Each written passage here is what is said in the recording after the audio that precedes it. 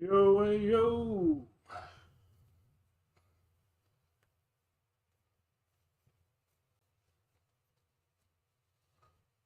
We're live. Take a bit of time to finish getting things set up here. Where did the headset go? There the headset went.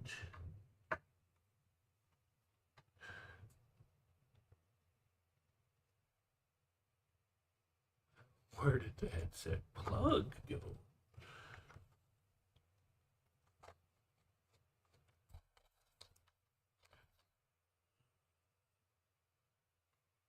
Legitimately, where did that go? There it is. Got so many cords, everything kind of blends in.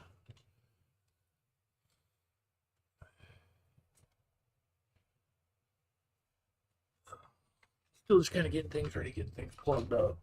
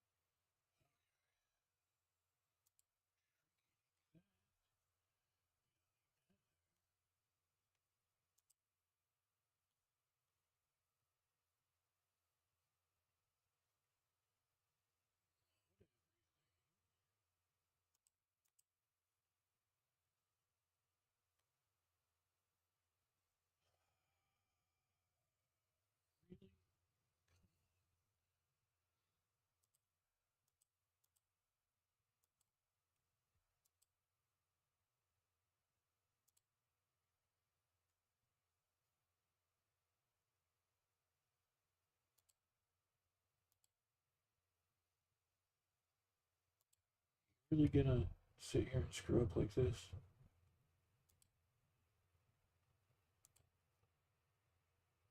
There we go.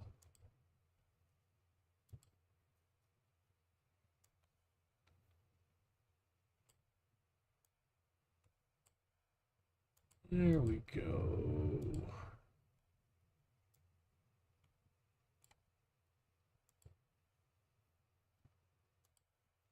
Let's make sure the bot is on.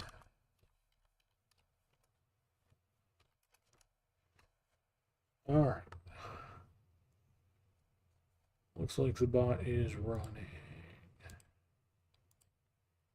First the triggers and the sound alerts and all that stuff, just to make sure.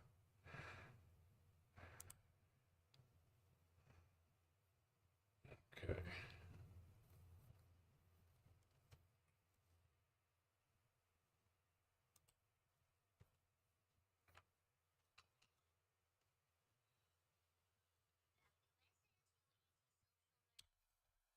Hey, at least my phone recognizes I'm on.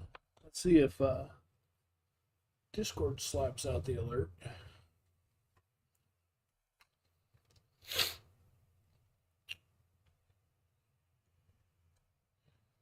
Where did the games go?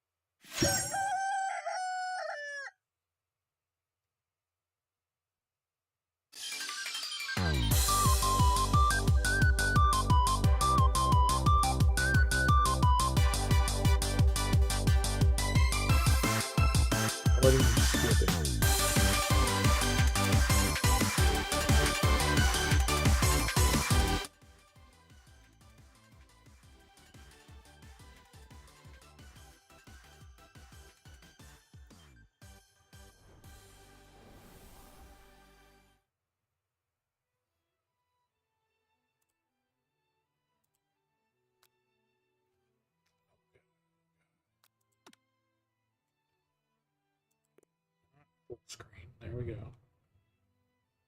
Master volume down to like there.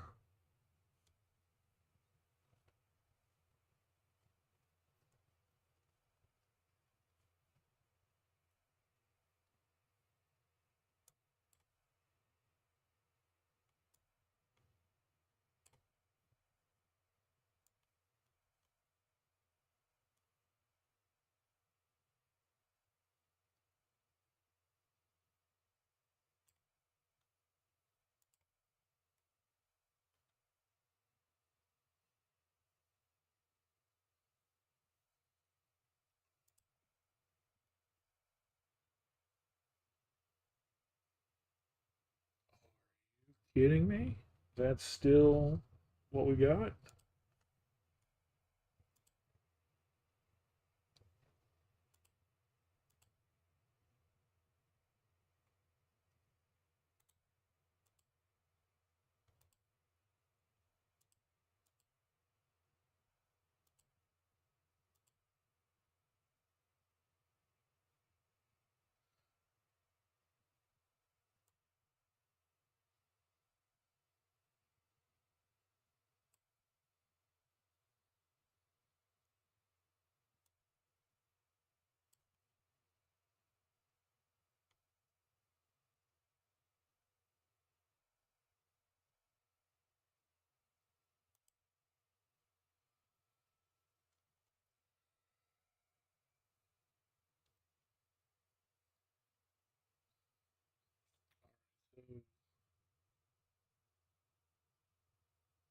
The game won't actually let me like change the size of it, so it literally takes up the entire fucking screen and won't let me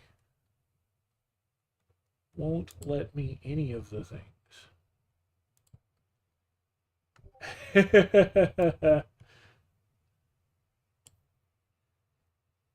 Yeah, no, I've seen the gameplay for it. I've watched the game. It came out a long time ago, so it's been a hot minute. Uh, it's full screen, and even when I choose to set it off of full screen, it doesn't let me change the aspect ratio, so it still takes up the entire screen. But yeah, this was the first reward in our uh, Subathon reward list.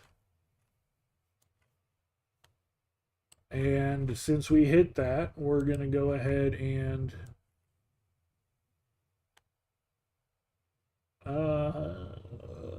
run this. Give time, give it a little bit of time for people to show up here.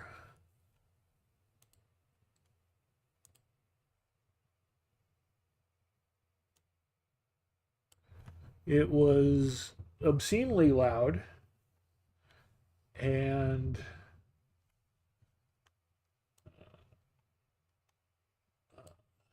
had to quickly turn that down. Let's see here.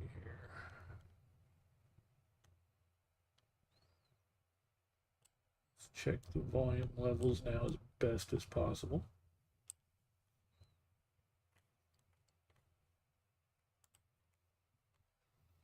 Okay, looks like there's more or less no audio now.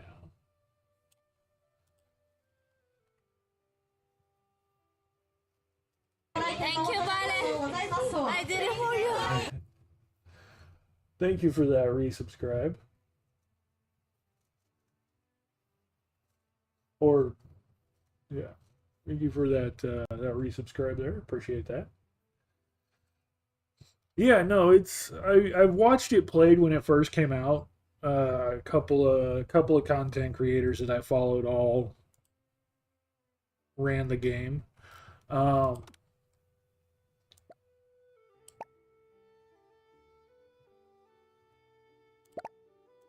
okay, that is pretty big. There we go.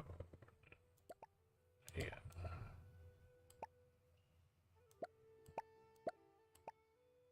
That there's probably good. Um, yeah, a bunch of content creators that I follow all played the game, so I saw it played. It's kind of fun, pretty fun.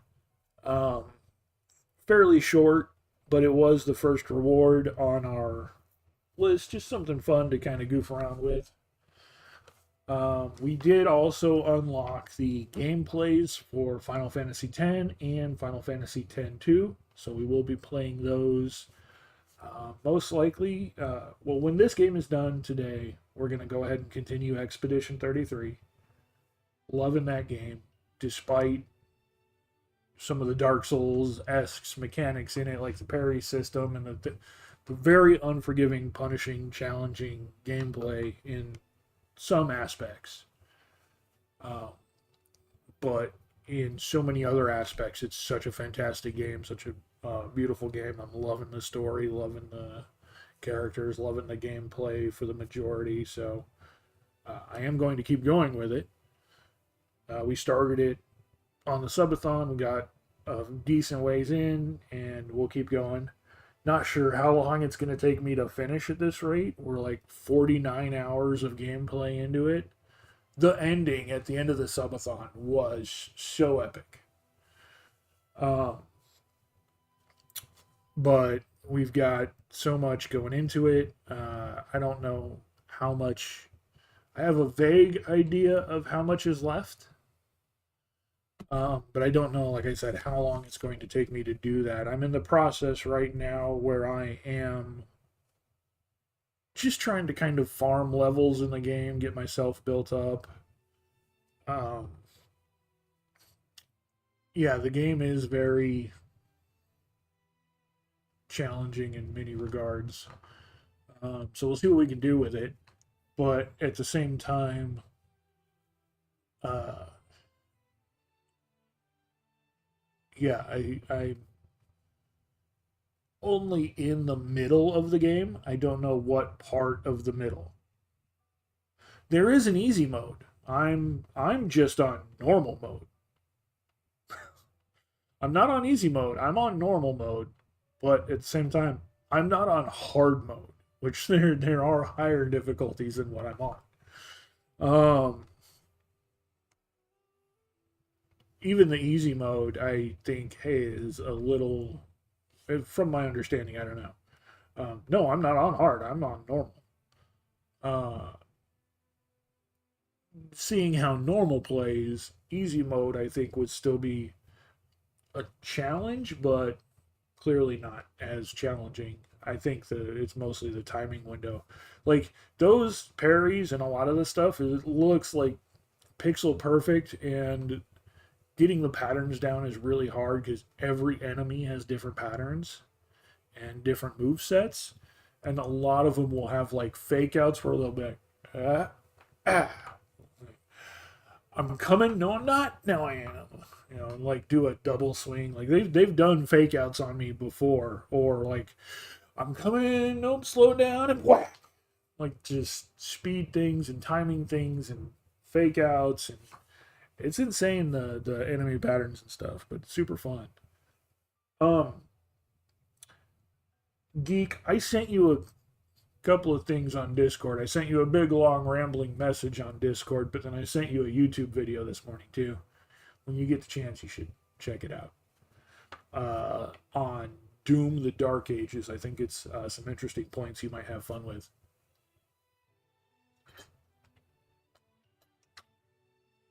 Um, yeah, I'm gonna try and do a review video as best as possible. I pulled down the footage from the subathon. See if I can't do some sort of like review explanation video on the game. Um, I don't know. I need to really want to get more into that stuff, but I've been really bad about it, like super super bad. I've got things I need to cut down and things I need to edit. Um, the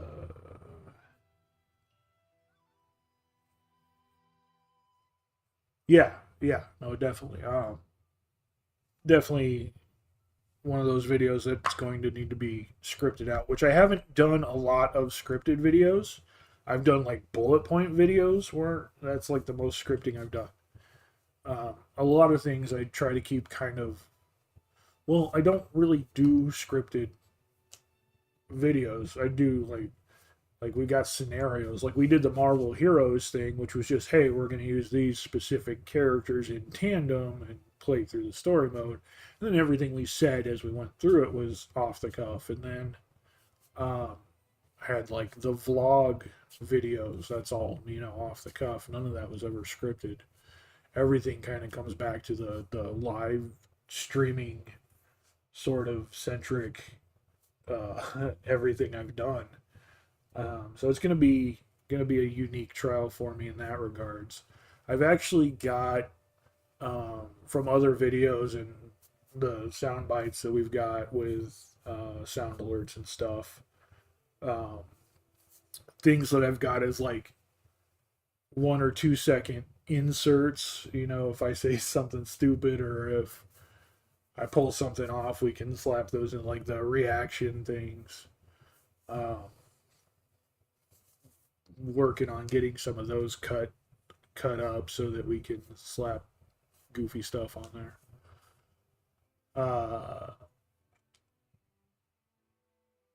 I don't know. We'll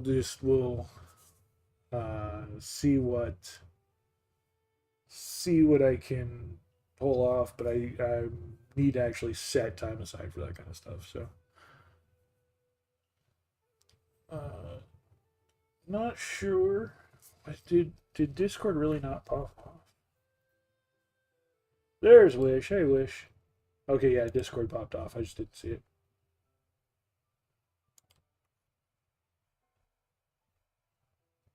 Love that screenshot on Discord too. Nice.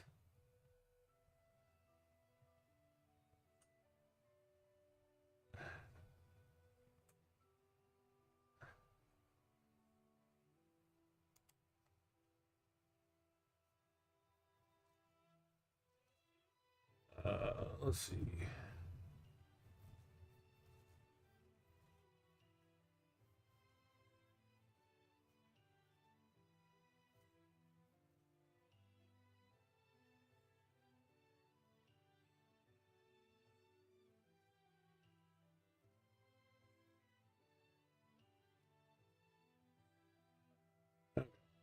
You're playing Expedition 33 now.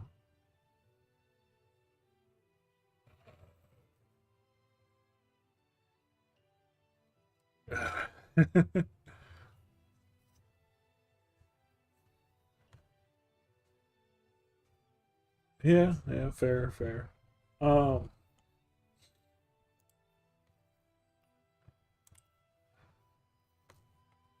how far are you into the game now?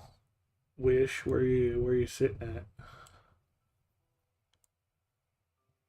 I'm gonna be playing that as soon as this is over. So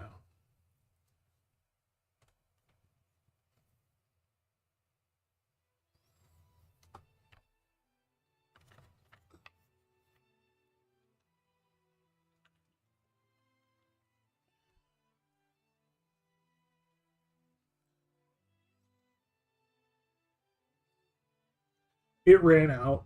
Random encounters a uh, isn't a prime channel, so the VODs run out after 2 weeks. I downloaded them, but yeah, all the VODs run out after 2 weeks because it doesn't have Prime membership.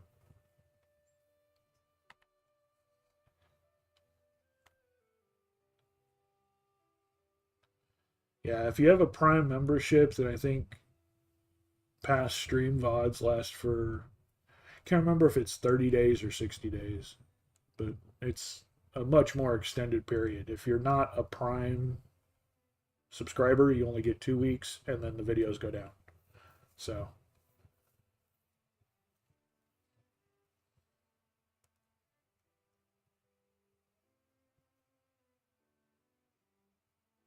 Okay, yeah, I'll do that. Yeah, no, I saw you mark that. For sure, yeah. I can send that to you. Um,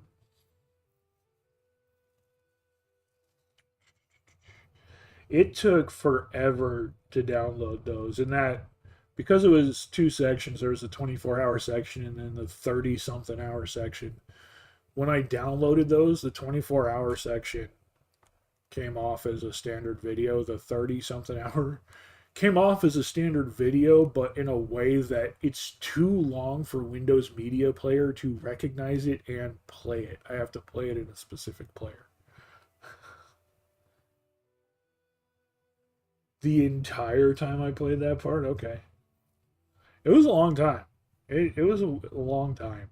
There was there was a lot of swearing. So you, you'll you'll need to use a liberal amount of the bleep, but you're more than welcome to have fun with that. Let's go ahead and get a game started here.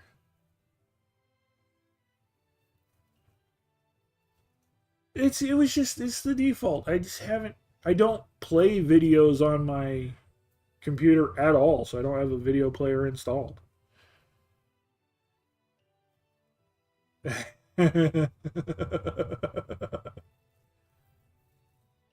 Necro. It's probably the same idea I have. Geek, probably the same idea I had. But yeah, I'll take it for sure. Um, yeah, no, literally, I don't I don't download video. I watch streaming stuff. I watch YouTube. That's it. The only time and the only time is when I record stuff or pull stuff down on my own, and even then I don't play it. I run it in the editing software and play it in the editing software. So I don't. Yeah. All right. Well, let's go ahead and give this game a start now that people have shown up. I wanted to give time. I want to sit and chat with you guys for a bit. Give time for people to get here. Let's go ahead and date Colonel Sanders. Um. So I will. This is your traditional dating sim in the sense that there's multiple characters. We don't have to target Colonel Sanders. There's other characters we can target. Valendro. But hey, Kev. But of course, since this is KFC, this is a I Love You, Colonel Sanders. We're probably going to go that route. Unless there's a character that you guys just resonate with and wanna see. So let's go ahead and get this started.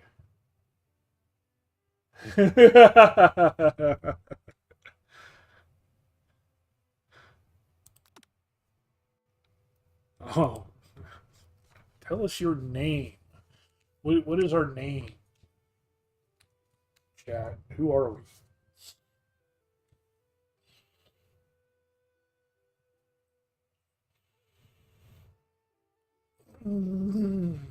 Because probably just Val, since that is kind of gender neutral, and just like spoiler for the next 30 seconds before I hit confirm. You do play as a female character. Herb, that's pretty good.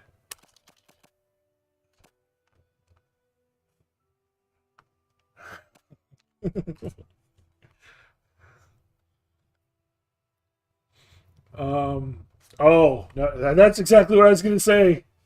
Celeste, that's exactly what I was going to say. Rosemary.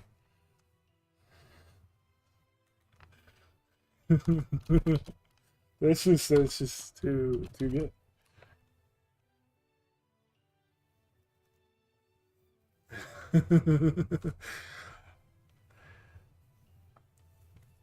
uh,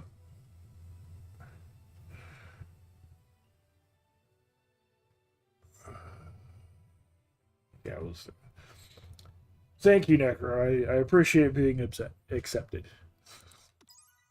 We are a safe space, a space of acceptance here.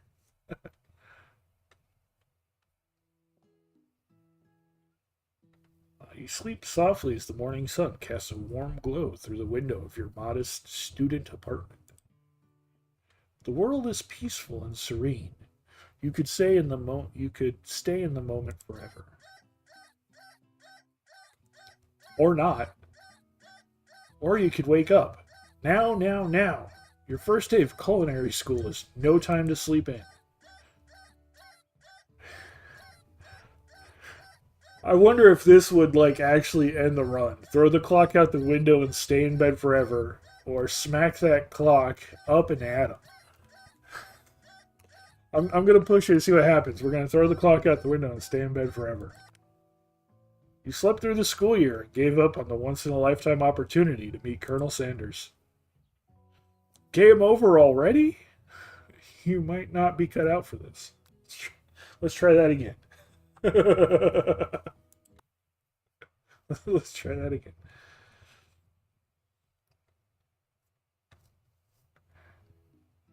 Okay. You sleep softly as the morning sun casts a warm glow through the window of your modest student apartment. The world is peaceful and serene. You could stay in the moment forever. Or you could wake up. Now, now, now. Your first day of culinary school is no time to sleep in. Smack that clock up and at 'em. No, not even an achievement. Chicken banana. Lying in bed, you stare at the ceiling, thinking about everything that awaits you at the prestigious University of Cooking School Academy for Learning.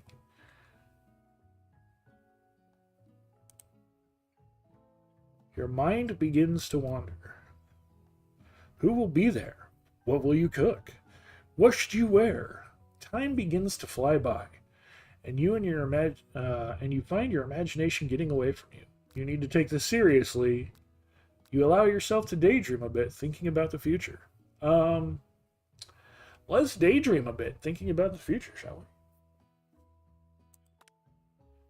we? It's here, finally. Your first day of culinary school. So many dishes to prepare, so many students to meet. Your mind is swimming with possibilities when you realize you're running late. You grab a biscuit and burst out the door in a hurry. Delicious. Just what you needed to wake up those taste buds. So what is this? Okay, that's just the menu button. How's the volume, guys? Not too loud? Can you hear what's going on? I see music in the background. Let me know if I need to spike it or lower it. Yikes, you're in such a hurry. In fact, you forgot to put on any deodorant before running out the door. You're sweating buckets as you rush to arrive on time. Uh-oh. Standing in the quad, you gaze upon the magnificent University of Cooking School Academy for Learning.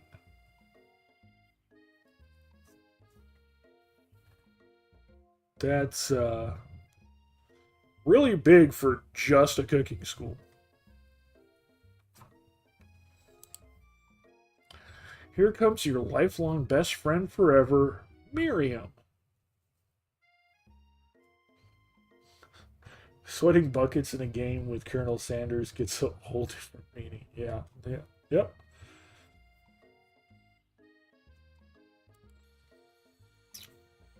She's the most adorably awkward person you've ever met, and you absolutely love her for it. Good morning, Rosemary. You excited for the first day of the rest of our lives?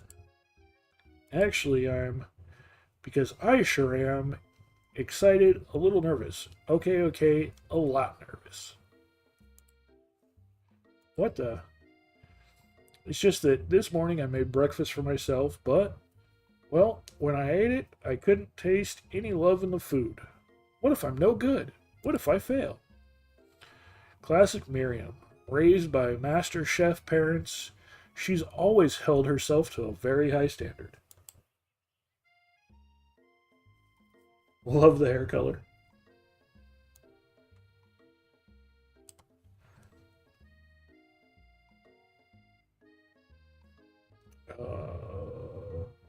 Let's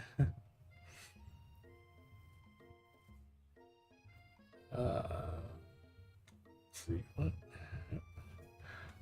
Ever since we were little babies playing together, you rescued me from that quicksand box.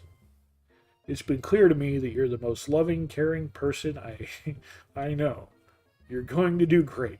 Quicksand box. What kind of childhood did these two have? But with the University of Cooking School Academy for Learning's famous 3-day only semesters, I'm afraid of being left behind and never catching up. This semester is only 3 days long, guys. I told you it was a short game. A sweet girl, Miriam has always had a flair for the dramatic. This summer, she got so nervous about her first kiss that she chipped a tooth practicing on a mannequin.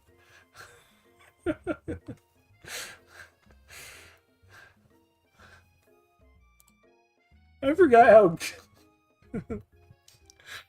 how... pep talk your best friend. Change the subject to school gossip. Should you pep talk her? Change the subject to give her some relief. Let's pep talk her. She's our best friend. We need to let her know that she's going to do awesome. Remember last month when we saw the fortune teller and had our tarot cards read? The lady with the mask who gave me nightmares? I've been trying to forget. I know she looked spooky, but she was so sweet. And she told you that you were destined for great things. Remember that card with the fancy-looking tower? And that other card featuring the handsome fellow in the red suit? I've been waiting for so long to meet a handsome fellow I could call my own. And I'm sure you will soon. In no time we'll be graduating and you'll be delighting the world with your heartfelt cooking in no time at all.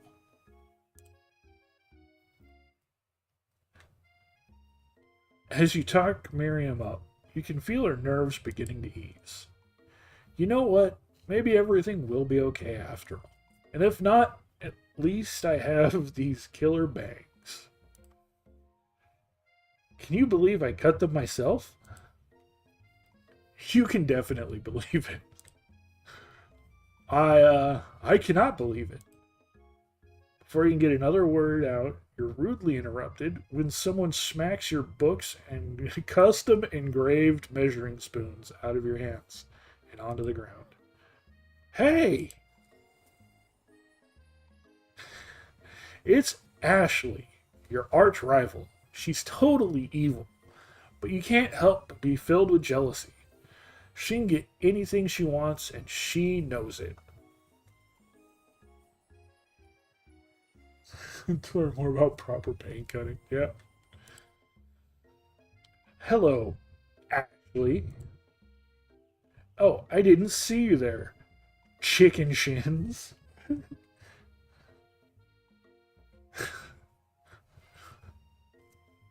Yep, with the heart window.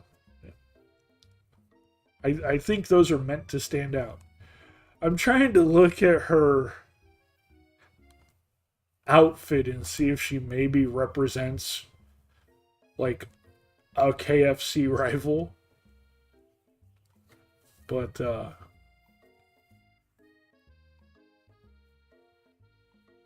it seems to be mostly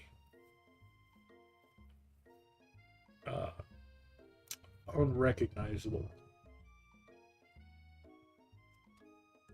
I don't know. That's what. Let's see. Yeah, she's got drumstick on the thigh stockings. No, I was just like looking to see if maybe it represented something, but I'm not noticing anything. Nothing's sticking out.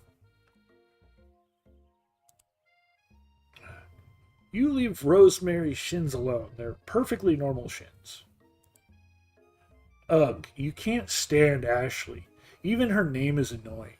You know for a fact that it's actually Ashley, but she has to add extra letters to make herself feel better than everyone.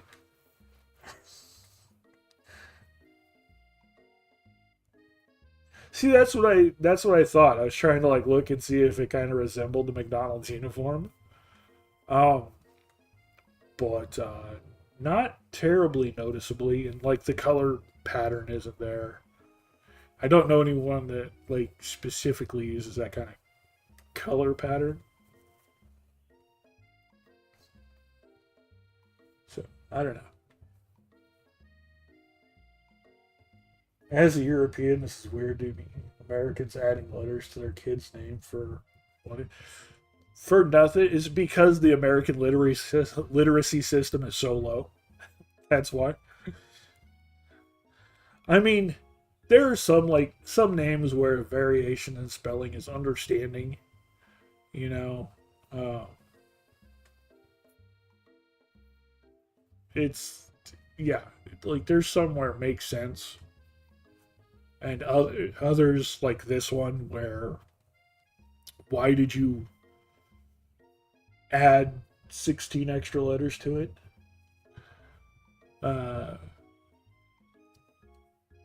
It's a lot of it is actually like I believe literacy issues. There's some of it that's like cultural stuff. It's just weird.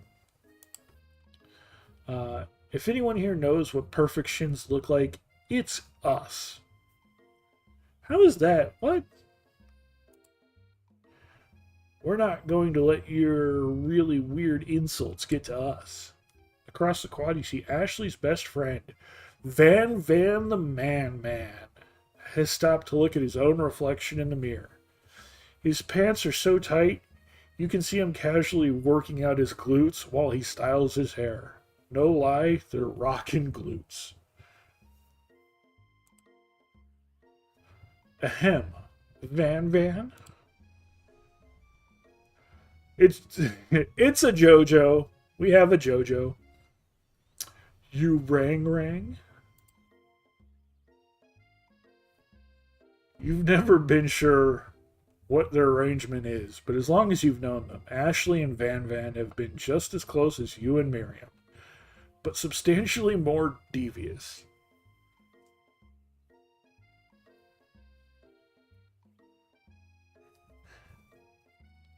Yeah, Dollar Tree JoJo, but a JoJo. It's a JoJo. It's not a Dollar Tree JoJo, it's a KFC JoJo, okay? I can't believe that University of Cooking School Academy for Learning would ever allow people like you to attend as students. I know, right? You'd think they'd just hand us our diplomas now.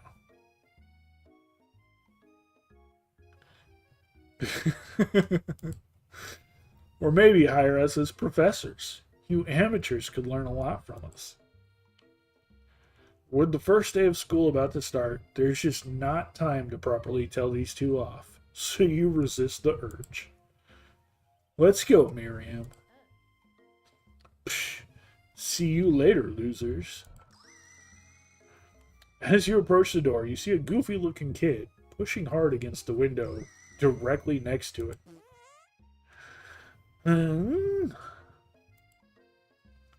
Oopsie. I think it's broken. You reach forward and easily pull the door open. That should do the trick. I love you. I think you mean thank you. My name is Pop. I was named after my Pop. He's old. Could someone like this also be a student at school? He must be one heck of a chef. Also, his name tag clearly says Bob, but I guess he's reading it upside down. Hi, Pop. I'm Rosemary. So, are you going to make me hold this door all day? Nope.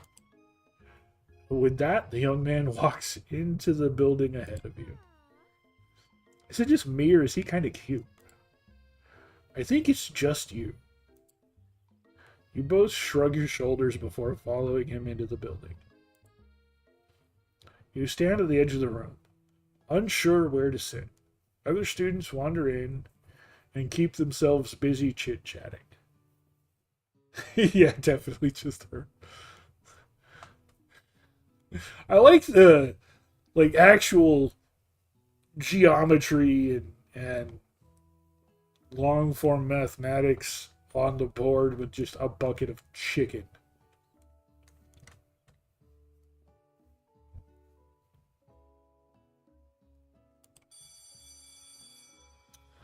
A scruffy looking pooch takes his place at a podium at the front of class. Adorable. That I don't know. I'd have to Google that face. It's probably like the current president of KFC or something. I don't know. Sprinkles. Now, everyone. Or now. Quiet down, everyone. Who is this unreasonably cute pup, and why is he in our culinary class? And what about why is he talking? You must be Sprinkles, head instructor and CEO of UCS AL. Please call me Professor Dog. I may be cute and little and fluffy, but I still demand respect. Woof. Yeah. Fair point, Necro. Fair point. Albeit for me to question something like this. What? A cute dog is our professor? This is the best school ever. I guess only a dog's nose is capable of picking up all the nuances of fine dining.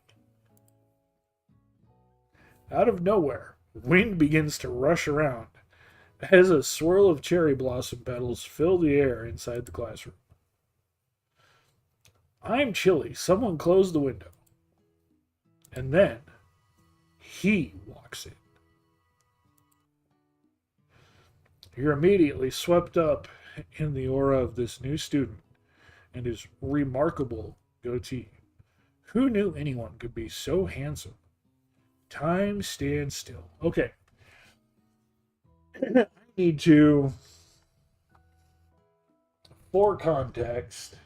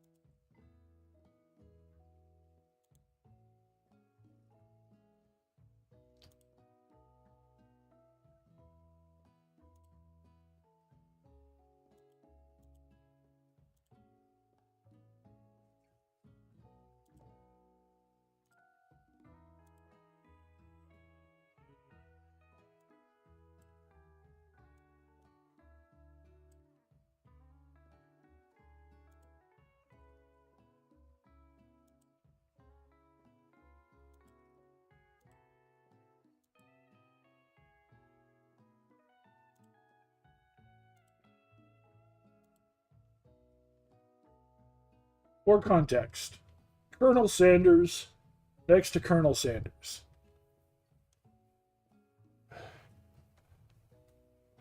We see the similarities, guys. Yeah, literally same picture. That's yeah, that's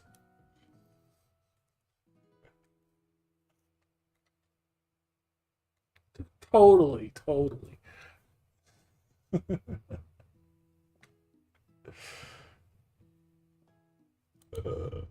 Okay.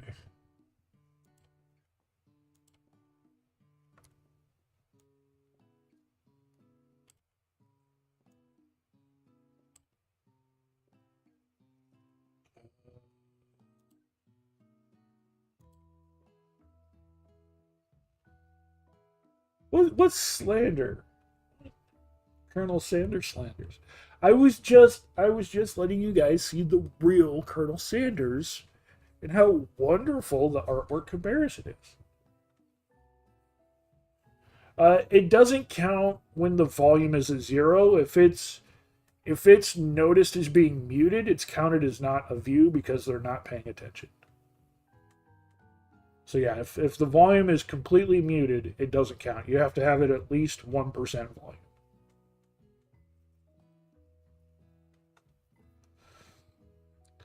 Uh, yeah. Yep. You're immediately swept up in the aura of this new student and his remarkable goatee. Who knew anyone could be so handsome? Time stands still. You've been not helping people. I'm sorry.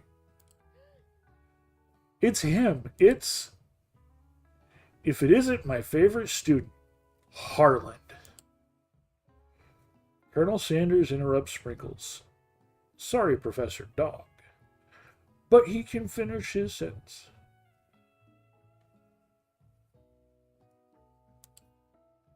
Please call me Colonel. Colonel Sanders. A hushed murmur rolls through the classrooms. Colonel Sanders walks down the aisle of desks. Suddenly, the room is sweltering.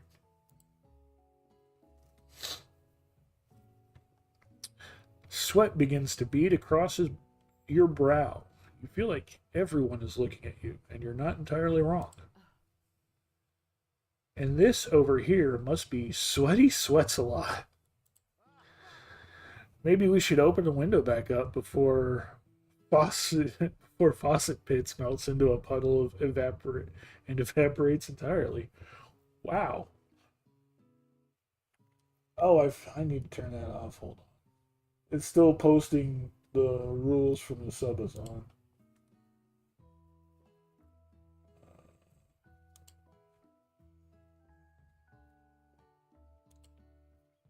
Timers, turn off.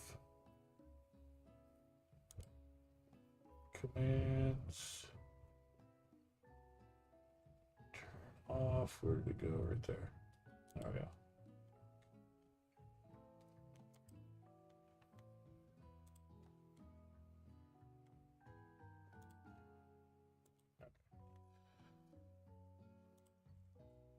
Hold on just a second. Nobody talks to my friend like that.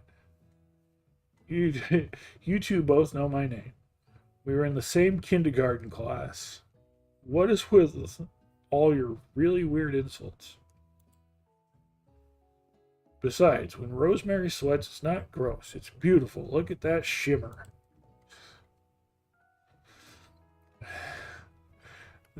You turn to find Colonel Sanders standing right in front of you.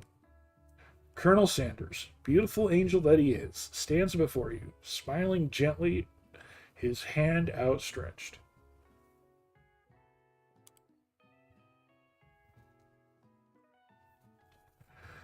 Boy, howdy, this classroom gets hotter than a Kentucky fryer. Please, use my handkerchief.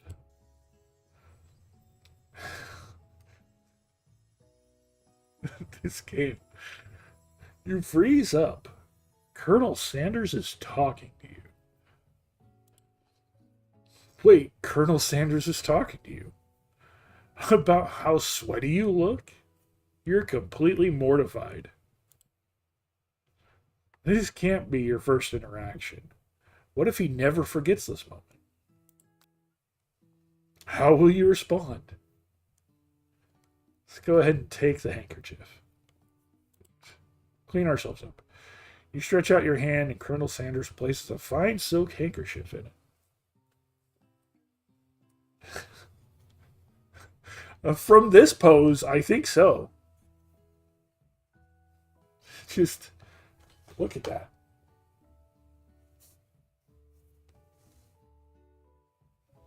If he's not a JoJo, then he's a Renaissance Michelangelo.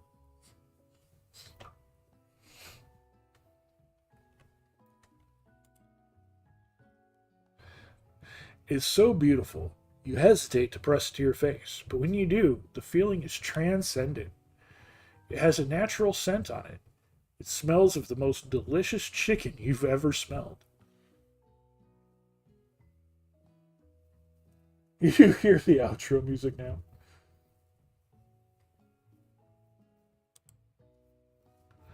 Professor Dog steps in to settle the class down and set some ground rules. Welcome to University of Cooking School, Academy for Learning, the greatest culinary academy in the world.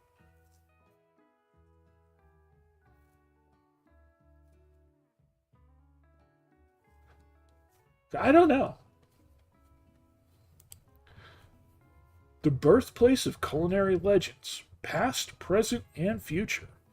Many challenges await you. There will be tears. There will be blood. There might even be really adorable tiny food. So, depending on how long this playthrough goes, granted, I am taking my time and stopping and talking between everything. We might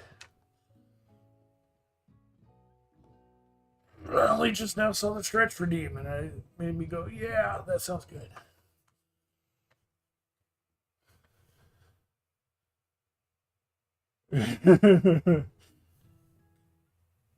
Cool, sounds good. Unfortunately, Necro, no. This is a free game from KFC, so it doesn't quite go that far. But no, I was gonna say what might do, depending on how long the playthrough lasts, it might do 2 playthroughs and see if we can just do a playthrough to maximize our relationship with the professor and see if we can pet the dog.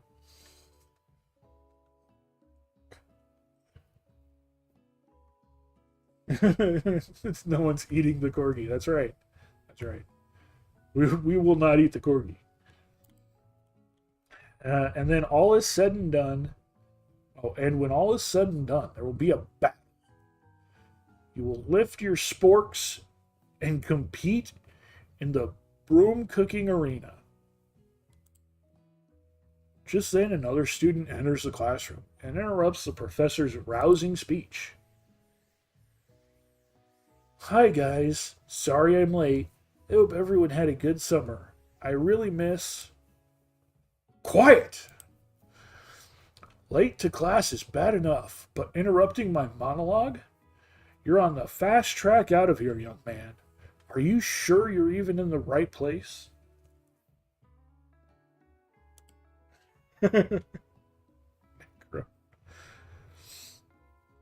Don't you recognize me? This is my 3rd year in this school with you as my teacher.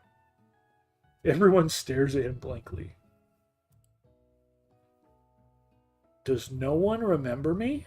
You're expelled if you utter one more word before I finish. Let that be a lesson to you, students. That tardiness is unacceptable. Even Clank made it here on time, rolling halfway across town on his tiny wheels. You turn to see the student Sprinkles is referencing, who appears to be some sort of industrial kitchen appliance. Bzz, whir. The class bursts into laughter. Oh, Clank, you rascal. Sprinkles walks in the classroom. Sprinkles walks in the classroom as everyone stands in silent obedience. When he gets to you, he lifts his nose into the air and takes a deep sniff. Your diet is lacking. Based on what I'm picking up here, you definitely need a multivitamin. You should be taking better care of yourself. You've never had a talking dog as a teacher before, but Sprinkles' reputation for being smart but tough is well known. You decide to try and butter him up by giving him a treat from your pocket. But what kind? I mean, it's KFC, right? We got to do the chicken snack. I mean, he's got to. Personally, I'd prefer the beef treat, but it's KFC. You reach beneath your apron and return with a chicken snack in your hand. Sprinkles' eyes go wide as he locks onto it. His favorite. I knew it. Well. I think there might be some competition for new star student. The furry professor immediately devours the snack, leaving your hand slick with a coating of warm doggy drool. You see the other students eyeing you jealously, but pay no mind to them. If they wanted to succeed in life, they should have learned the importance of carrying a range of dog treat flavors on them at all times. Settle down, young chefs. Take your seats and prepare to have your minds opened to the amazing possibilities of culinary creation. As everyone rushes to claim their favorite seats, you're left standing at the front of the room. Only two options remain. Hi, Rosemary, there's still a seat here. Seems no one has claimed the seat next to me. If you're interested. Two good options, but which will you choose?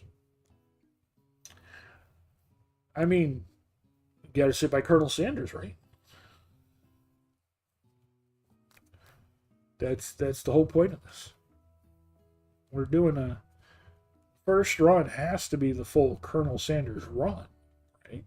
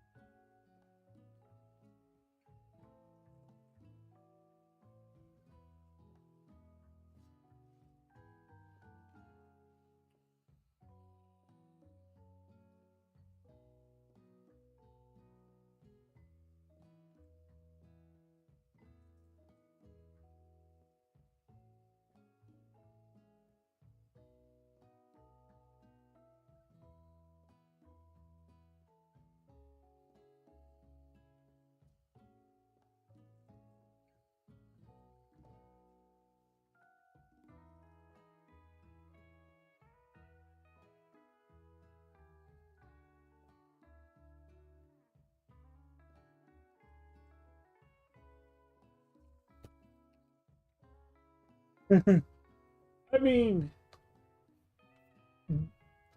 in real life, yes, but in the Colonel Sanders dating sim, is that a thing? I mean, again, we got to go the Colonel Sanders run. We will do that in the Sprinkles run.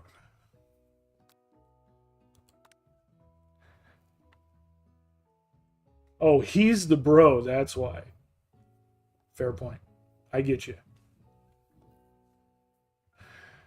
You move to take your seat by Colonel Sanders. It appears he brought no books, pens, or pencils. However, his perfect upright posture shows off a seriousness that makes you confident in his desire to learn. Thanks for offering me a seat. I've only, I've only had two rules. Do all you can and do it to the best you can. It's the only way it's the only way you ever get that feeling of accomplishing something. That's so inspiring.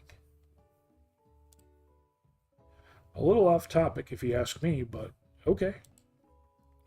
As soon as you've settled into your seat, the professor makes an announcement. Think fast. It's time for a pop quiz. Yay! A quiz about me!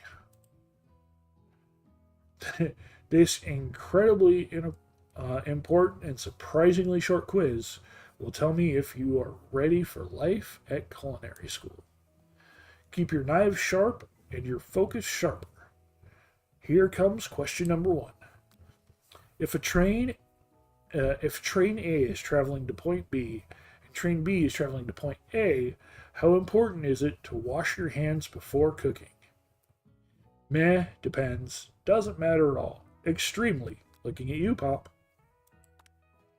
That's right. Forest is to tree as chicken is to bee. Yep. Forest is to tree as chicken is to feather. Night vision goggles, a slam dunk. Night vision. That doesn't even make sense, even for them. That's right. What is the most efficient eating utensil ever created? A comically oversized fork, a meat tenderizer, a spork.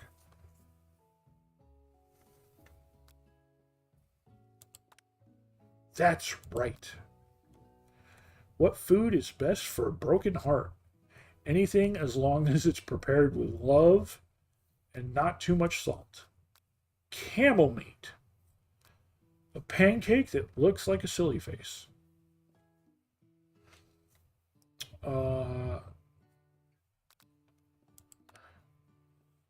Guessing it's anything. And that's right. Yeah, I know. That one was kind of a toughie.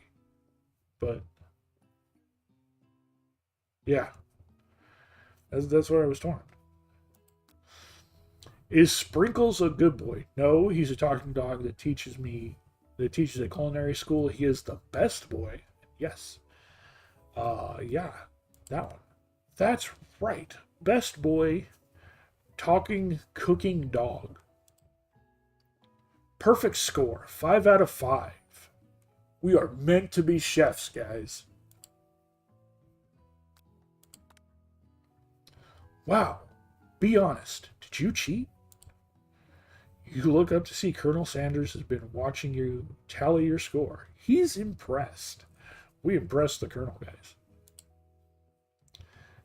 I know we just met, but I have to confess, I think you have a beautiful brain. Hot diggity, Rosemary. You just scored some major Colonel Sanders points with that performance.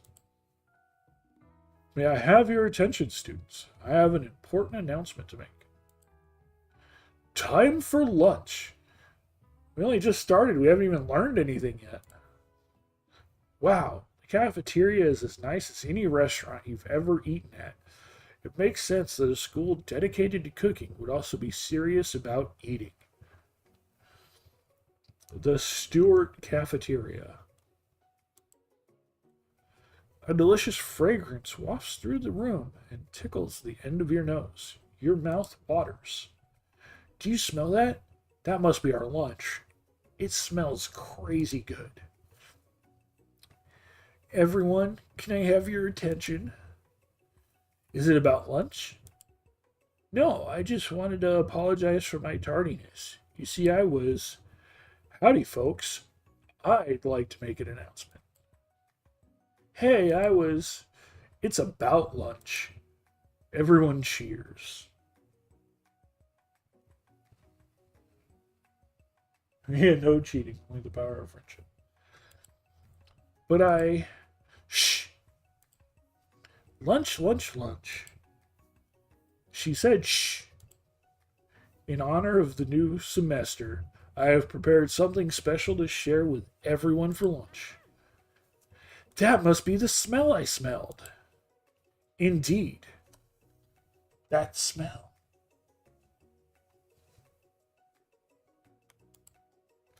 You hold your breath, waiting to see what food this mysterious student has created. You've heard that he's very talented, but were the rumors true? Is this? Colonel Sanders lifts a large bucket above his head. Its contents glimmer in the sunlight. Piled high are huge pieces of chicken, breaded and fried to a crispy golden finish. The aroma envelops you, and you begin to feel warm and safe. Colonel Sanders has filled a bucket with chicken? What a novel concept. Your stomach begins to grumble, as if to say, stop thinking and start eating. For years, I've been developing a secret recipe for the perfect fried chicken. By my calculation, nothing less than 11 herbs and spices are required to achieve the perfect balance of flavors. You look around and notice that every other student has a pen and paper and is scribbling notes as fast as they can. But that's all I'll say about that. What? You think we want your stupid secret recipe, dude? Pshaw. Nah, my dude. Nah. I'm just drafting a last will and testament in case one of those ingredients is poison. Got him.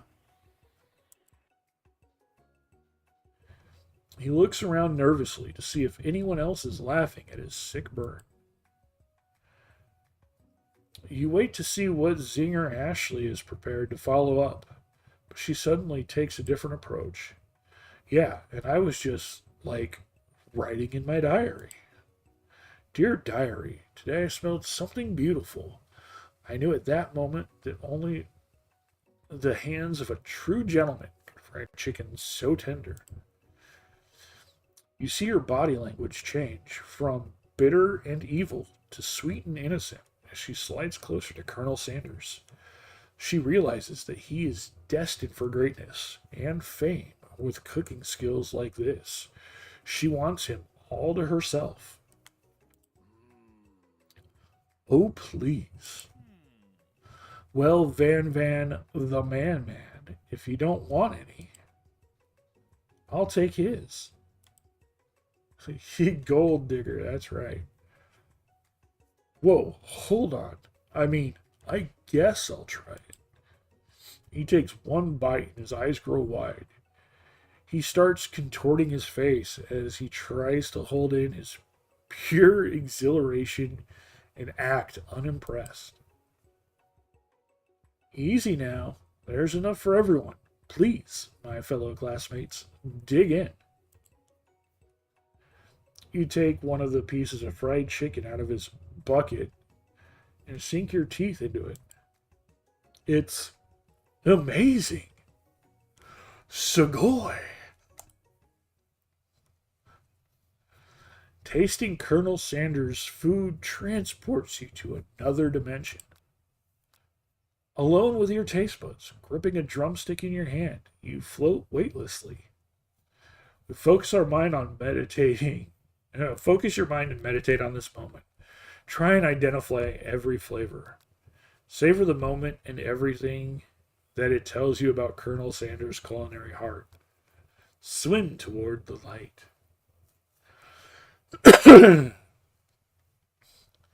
Should we savor the moment and everything about Colonel Sanders' culinary heart, or should we try and identify the flavors?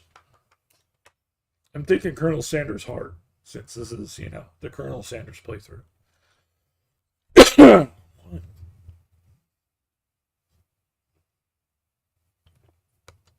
Yeah.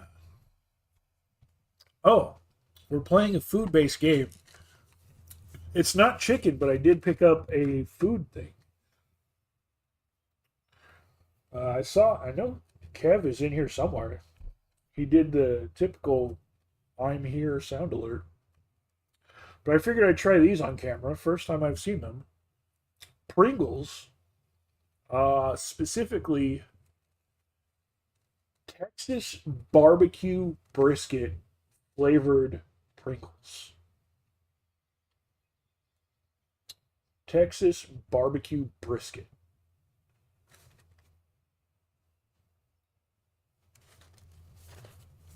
Swim towards light. Now we're gonna check out Colonel Sanders' culinary heart. Again, it's the Colonel Sanders run. We gotta whatever push us. The flavors in your mouth are beautiful, pure, heavenly. What a guy! Alone with the flavors, you feel something that can only be described as love. For a man? For a flavor? Are they the same? After tasting his food, you try to get some one-on-one time with Colonel Sanders. You approach Colonel Sanders. Colonel Sanders smiles ever so softly as you approach. He stops what he is doing and allows you to break the silence. Colonel, I wonder if I could talk to you for a second. Anything for a fellow chef. What exactly was on that chicken? Ha ha ha. How bold to come out and ask. Oh God, he just pulled out a chicken staff. It's an idea I had for a new combination of flavors that will make me my fortune and establish my legacy for all time as I open a chain of highly successful fried chicken restaurants. No big deal. It's just you and me here talking. I can keep a secret. In fact, I've got some of my own that I'd be willing to trade. What's the rush? The semester's only getting started. We've got 2 more whole days to get to know each other. He's clearly not going to give it up easily, but it doesn't hurt to be persistent. You know what they say about secrets, Colonel? Shouldn't learning be fun? You've got moxie, I'll give you that. Colonel Sanders looks both ways to make sure you're truly alone, and then leans in. You can feel his warm breath as he whispers, just one ingredient, but you can't tell. I use blank. It's something my great-grandmother taught me. Blank. Wow. You'd never have guessed that. In fact, you're not even sure where you'd get some of it if you searched. Giant white bar? Wow, you'd never have guessed that. What a seasoning ingredient. I use giant white bar. While you're wrapped up in the huge revelation, you notice that Colonel Sanders has disappeared, while everyone else is still in the cafeteria. You decide to look for him. You find Colonel Sanders outside, standing in the quad. Oh, it's you again. Howdy. Sometimes I like to come outside and look at the school buildings. I think about how my story will continue on after I've graduated. Sounds like you have big plans. I dare say the biggest. I will leave my mark on this world. You can bet on that.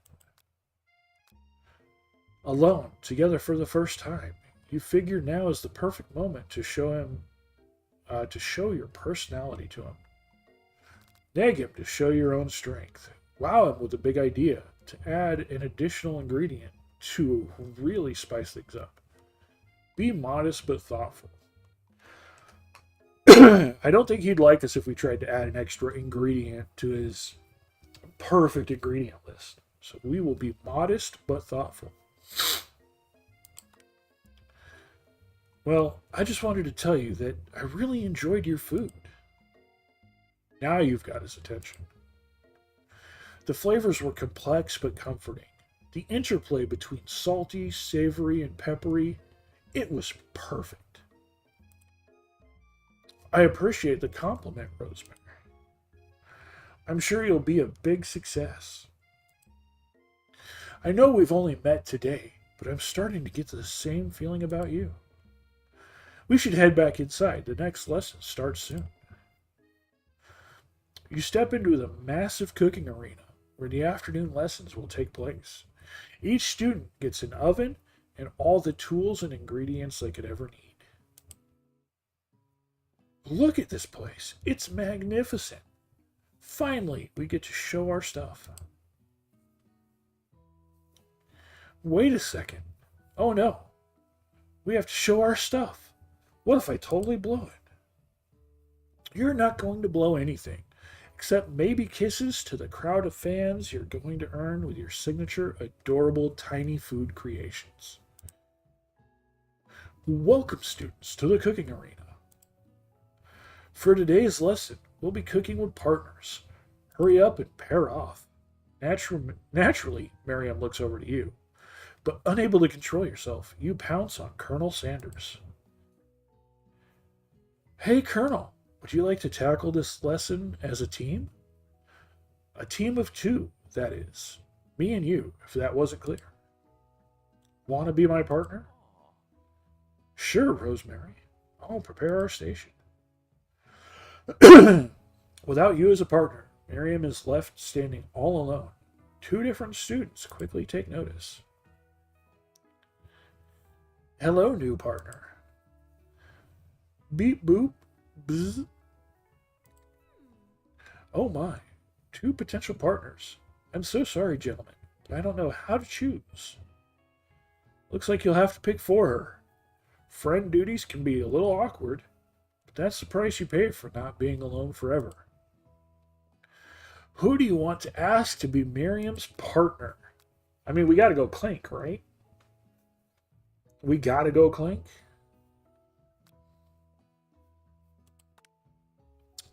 Sorry, Pop, but I think Miriam will be partnering with Clink today.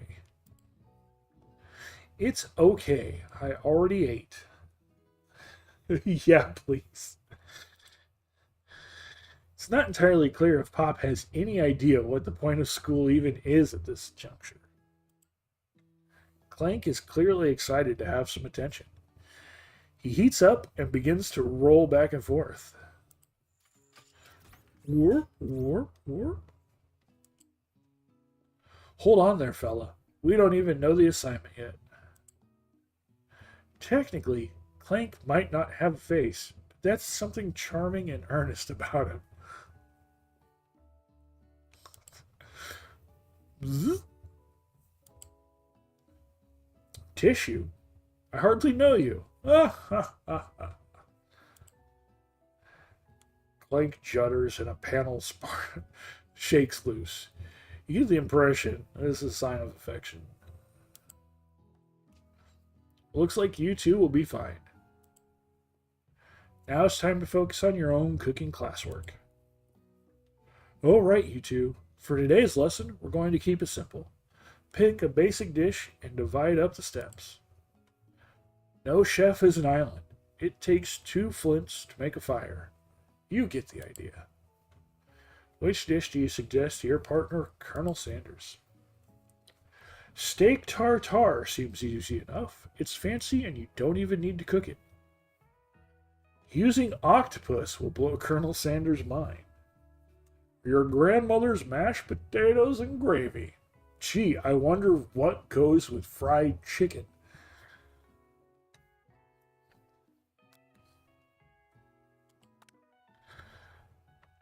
I've always been something of a down-home chef. I was thinking we could make something warm, inviting, comforting. Maybe mashed potatoes. And gravy? I couldn't imagine one without the other. Colonel Sanders casts a coy look at you, causing your whole face to go beet red. Embarrassed, you quickly turn away. I'll go get the potatoes. No, please, let me. Picking perfect produce is a passion of mine. Looks like things are getting pretty fresh around here. Does someone have a crush on Colonel Sanders? We're just cooking partners. Mind your own business. Sanders' heart is my business, and you'd better keep your fingers off my man. Did someone call for me? Ugh, no. Jeez, Van. While I'm over here crushing Rosemary's dreams, you're supposed to be taking care of our classwork. That was the deal, remember? Colonel Sanders returns, arms full of peeled potatoes. He tosses them into boiling water and turns his attention to you and your old friends. Oh, howdy there, Ashley. Van. Are we working in a quartet instead of a duet now? Actually, no. It looks like Rosemary was struggling, so we offered to give them a hand. You know how it is. These young amateur chefs need a lot of mentoring. I was going to say, Colonel Sanders, maybe I could also teach you a thing or two about fancy food. Maybe one day might be able to get up to my level. Ha! Doubt it. Don't be rude, Van. Personally, I have no doubts whatsoever about Colonel Sanders' ability to concoct creations worthy of admiration. After all, your fried chicken was quite spectacular. But, Colonel, if you ask me, I might make a better partner for you than this thing that has positioned itself at your station. Don't you feel deep down that we cast complementary shadows? We fit together like a thigh and a drumstick. It just makes sense. Nothing about this makes sense, but one thing is clear. She's coming for Colonel if you don't watch out.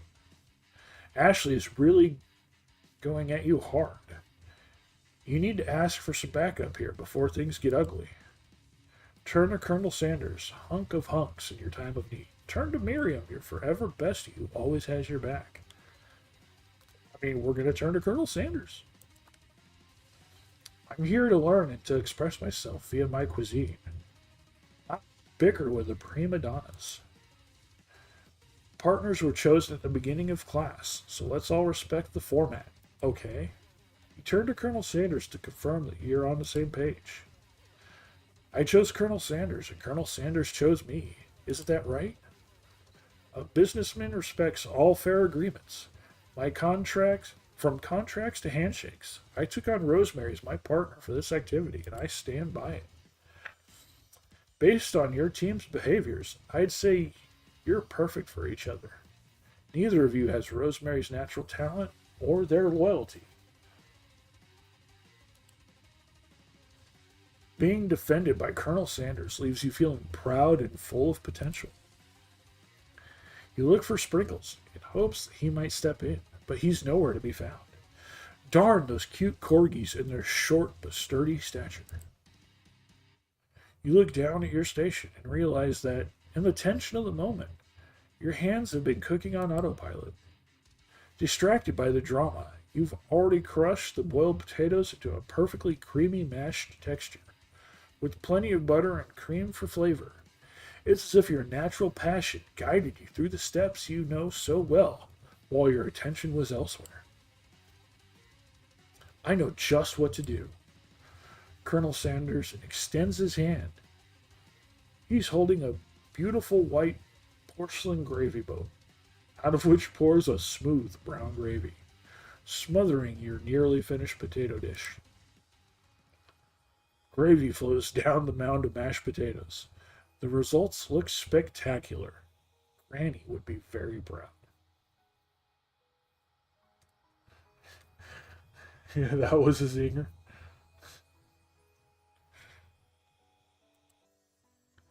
Colonel Sanders holds a spork out to you. You reach out and grab hold of it, but he doesn't immediately let go. The two of you stand, holding the same spork, and for that moment, all of the madness and pressure in this crazy world stops. Your eyes lock. The moment is electric. Time stands still. If you love something, set it free.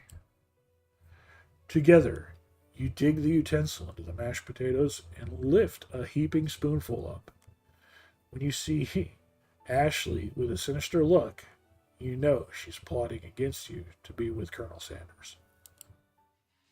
And then, filled with rage and without thinking, you fling the sporkful of mashed potatoes right into Ashley's stupid, beautiful face. Van, do something! Do something! Scooping up a fingerful, Van tastes the dripping mashed potatoes and gravy and realizes that it's delicious. Horrified by this revelation, he slinks away. Will he ever be able to cook something with so much love and integrity? Hold on right there, Rosemary. We do not waste food in the broom cooking arena. Colonel Sanders, I expect better from you. If you throw one more spoonful, you both better be prepared to eat it from wherever it lands. Can I has potatoes face? No, shut up. Van rushes back over, a covered dish in his hands.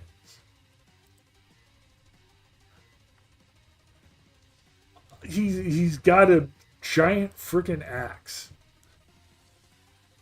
Mashed potatoes with gravy? Pathetic. In just a few minutes, I've prepared a full meal. Personally, would throw. Yeah, no, you're right. Yeah, right there. Right there with you. I've prepared a full meal. Gaze upon my specialty. Braised tentacle of octopus in my silky saltwater sauce, plated on a battle axe blade, forged by my supreme chef ancestors.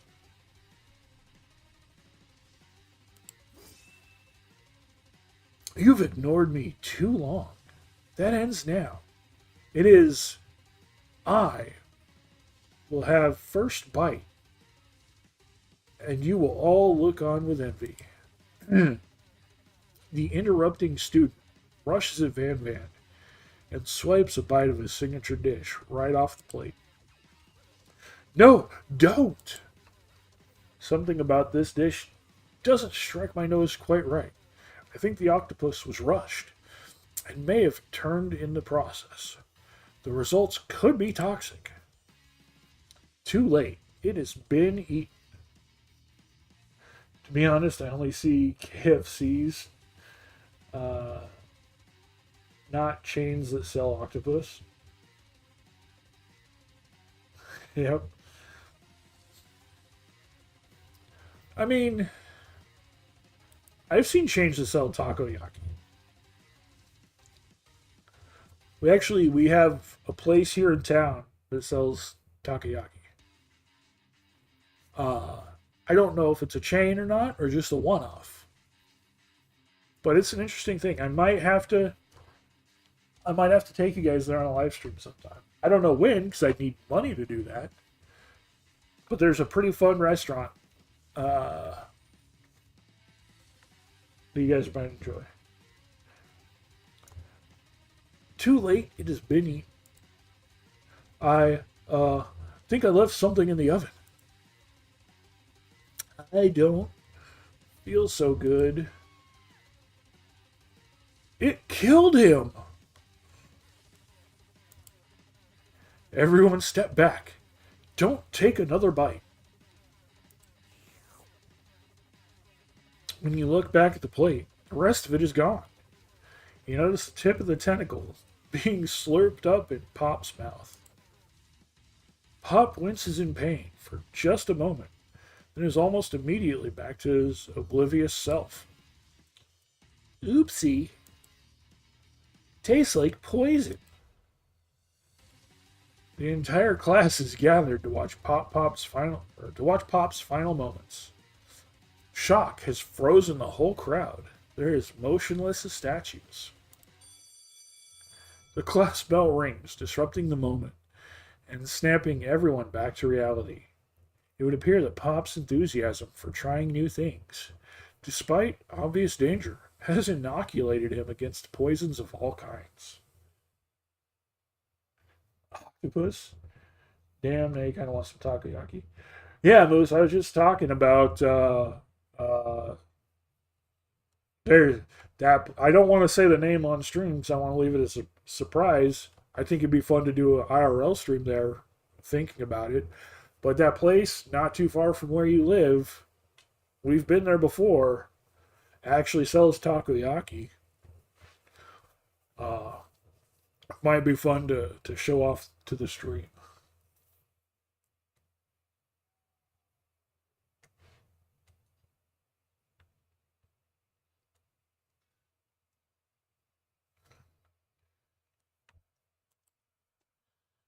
I'm not sure the professor here. I'm not sure the professors here make enough money. Ghost of student. Hello? I just turned into a ghost over here. Yeah, we had it before, bro. We went there. We went there with Ryan. Hold on, I'll send you on Discord.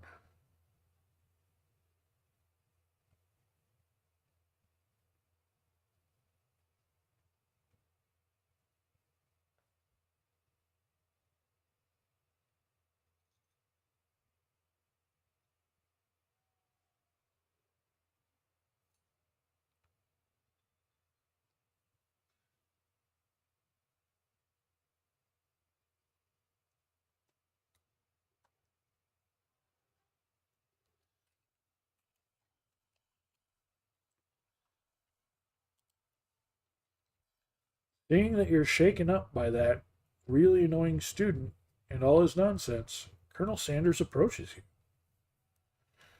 you. I'm sorry you had to go through that. Please, let me walk you home. What? Like, for real? Oh, come on. You follow Colonel Sanders out of the room. At night, the school building has taken on another vibe entirely. It's dark and more than a little spooky.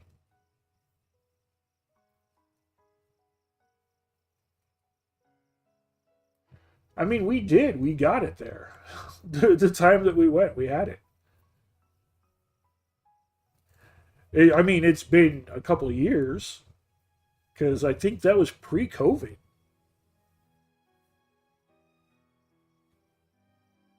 Yeah, that was pre-COVID. So, I mean, I don't. Yeah, we had it because that's exactly why I remember having that.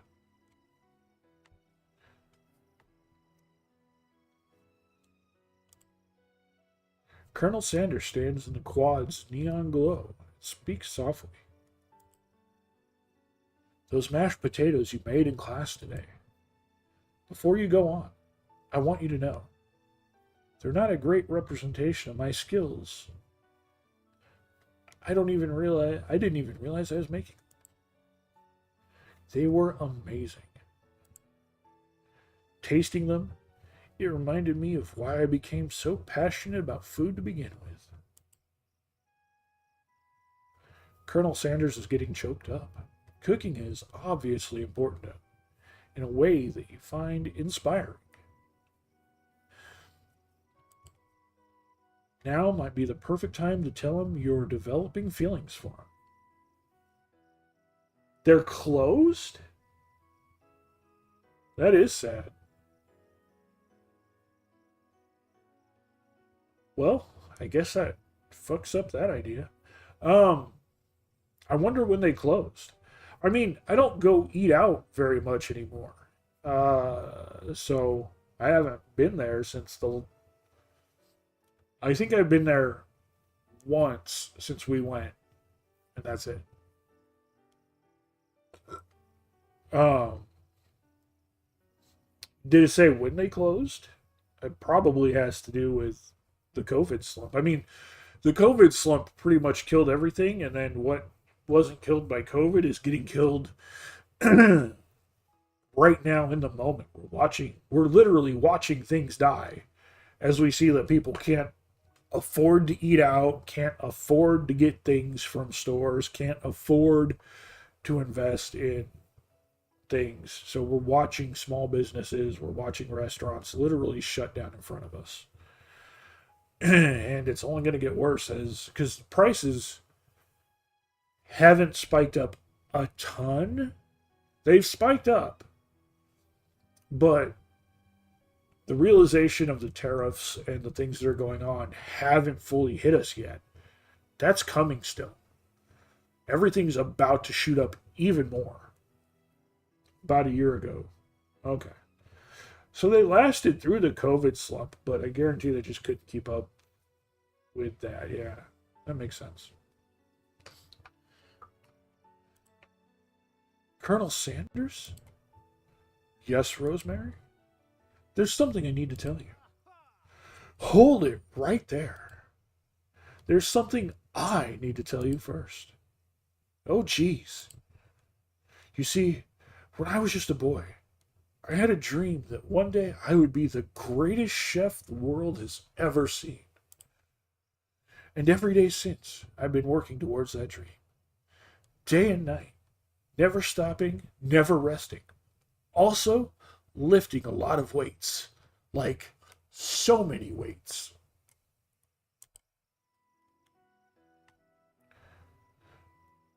We should follow our dreams with all our hearts. That our souls may grant them like wishes floating on a shooting star. Hey, no. You, shut up. I'm the one here to say inspirational stuff and be the star of the story. Are we forgetting that your cooking literally killed a guy? You can't prove that. I also saw you kill that guy. What was his name? Somewhere in the distance, you hear a long, sad sigh. Forget him. We're talking about me. Me, me, me, me, me. I'm the hero.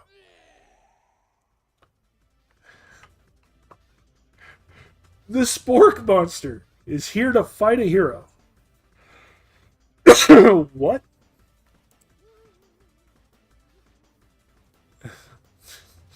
The Spork Monster? What? I think I left the fridge door open. Later, nerds. How dare you threaten me just as I was letting down my guard and connecting with another chef on an emotional level? Be afraid. Be very afraid of me because I'm a monster. See? Is he rhyming on purpose or is that just a coincidence? But before you can discuss syntax any further, it's a turn-based fight sequence. What will you do? Attack. You decide to go on the attack. Which attack will you use? Cook with Love. Cook with Love does 1 damage. It just got real. That attack really upset Spork Monster.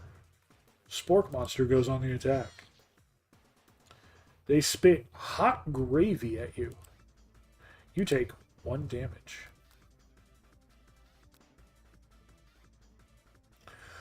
I don't see any HP or anything like that. Attack. You decide to go on the attack. It worked last time, right? Cook with Love. Cook with Love does 1 damage. Spork Monster won't forget this. Spork Monster is really feeling threatened by your attack. Spork Monster focus their mashed minds to draw in energy from Mother Earth itself. They grow larger and more intimidating. How will you respond? It has tiny plastic sporks for teeth. Amazing design. It is kind of interesting. Okay, he's powered up, so let's defend. You decide to defend. Which defense will you use? Trepidation. You hold your head between your hands and mutter, "This is not happening. This is not happening." Spork Monster is no quitter. Buffed up and ready to rumble, they go on the attack once again. Spork Monster uses utilitensils. You take 2 damage from the attack. If you take much more damage, you're not going to survive the battle. Defending didn't defend me. I thought I would block the damage. That's why I used it. You decide to go on the attack. Cook with Love. Cook with Love does 1 damage. Spork Monster is oozing cheese sauce onto the lawn of the quad. I wonder who's going to have to clean that up. Feeling vulnerable, Spork Monster prepares for his ultimate attack. Rounded Edge. Vile villain, your reign of terror stops here. Colonel Sanders summons the energy of 1,000 chickens. Pot Pie Power Punch! Pot Pie Power Punch does 10 damage. Spork Monster is defeated. You saved me. An injured Spork Monster spews steam into the night.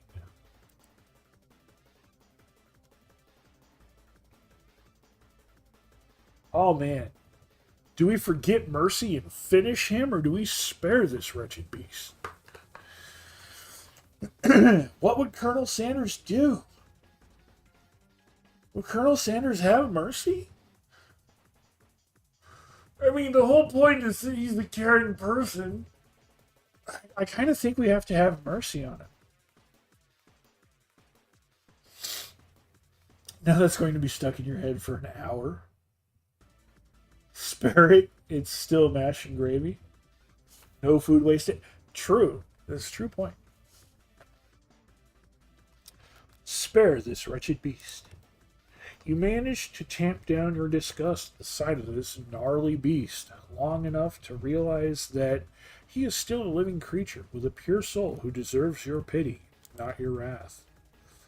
Be gone, beast, and don't you dare come back for a follow-up encounter tomorrow. I won't forget this, and I certainly won't be back, like you said. The spork monster scuttles off into the night.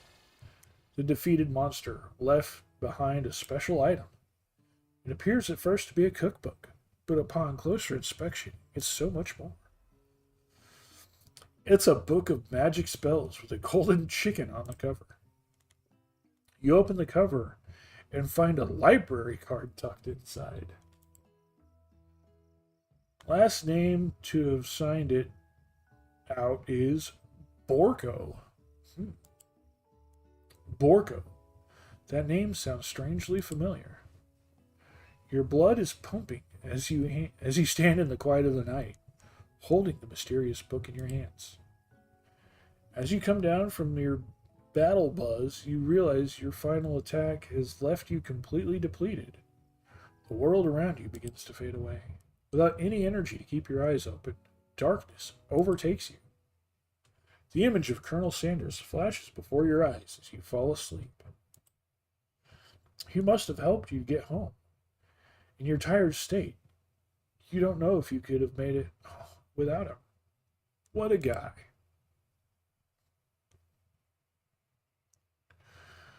You want to thank him, but you don't have the strength to utter a single word. You feel your covers being pulled up over you as you're tucked in tightly. Good night, my Colonel. In your dreams, you're together with Colonel Sanders. For some reason, Sprinkles is also there, instructing your love. Dreams are weird. Oh God, that's... I wish we could have slowed that down. That would have been fun.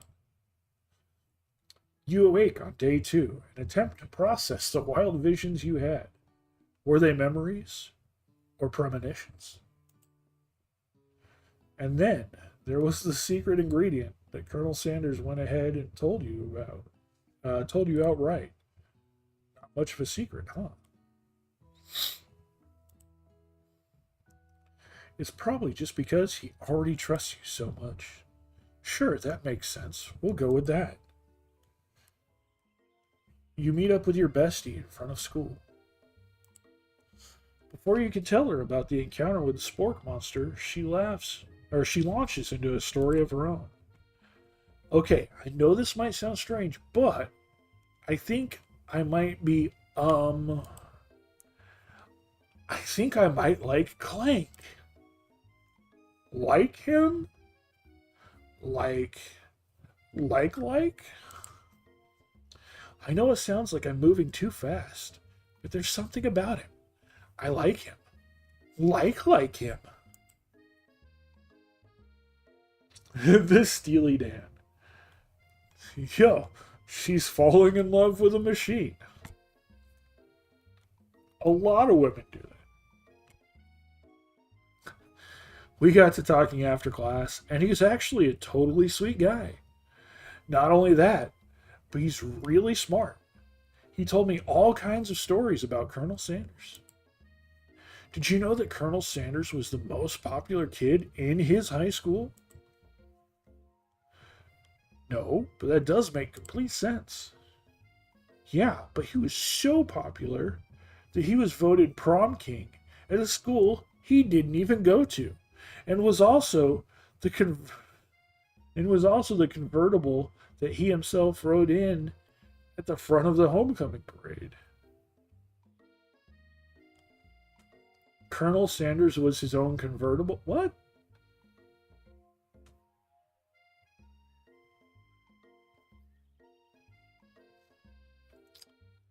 Prom school he didn't even go to, and was also the convertible that he himself rode in at the front of the home.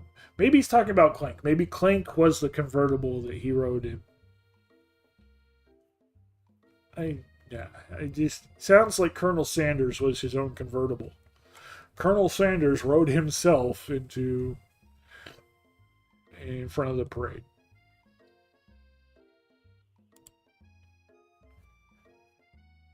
Damn, nobody got that? That was rigged. Come on, Pokemon community game, you're better than that. I'm thinking maybe something got lost in pressure cooker language translation there. See? I told you it sounded weird.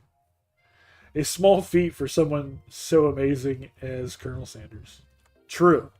True. I didn't stop to think about that fact. Either way, maybe it'd be best if you took it slowly. Dumb ways to die. So many dumb ways to die. Kev! Alright, we gotta change hats. Change hats. Kev, I got something to show you after I change hats.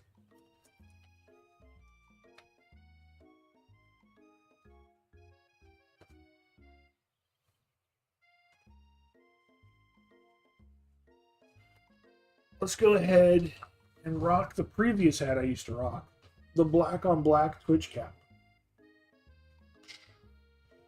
Got Twitch written out there in black. Does have the purple underbarrel.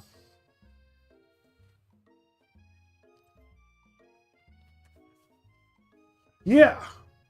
In the vein of trying all the foods on stream, you know, when we're done with this game, which we're like, you know, almost at the halfway point of the game. Wow, 2.5 hours. Maybe I won't wait for the game to end. No, because you're one of the ones kind of the proponent for me trying things on here, pushing like the Oreos and stuff. I picked up something to try on stream today. I figured you'd have fun with it. I picked up some Pringles, a flavor I haven't seen before at the store. Texas barbecue brisket Pringles. Not just barbecue, Texas barbecue brisket.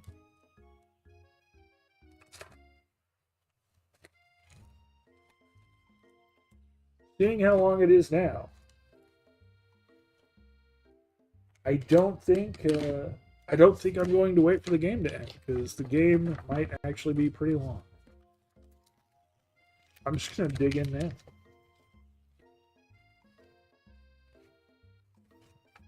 Yeah, give me a Pringle.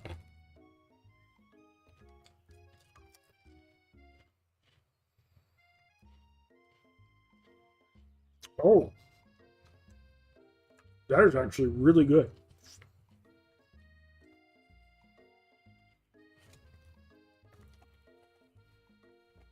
That is actually really good. It's not super strong on the barbecue flavor. It's actually pretty potent on the beef brisket flavor.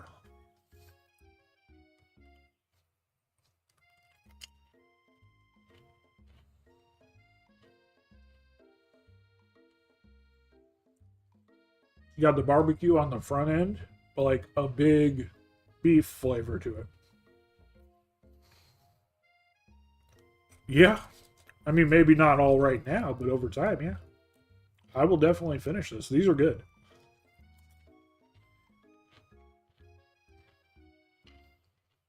They're not my favorite Pringles, but they're really good. It's a good change of pace. Actually tastes like... Actually got that.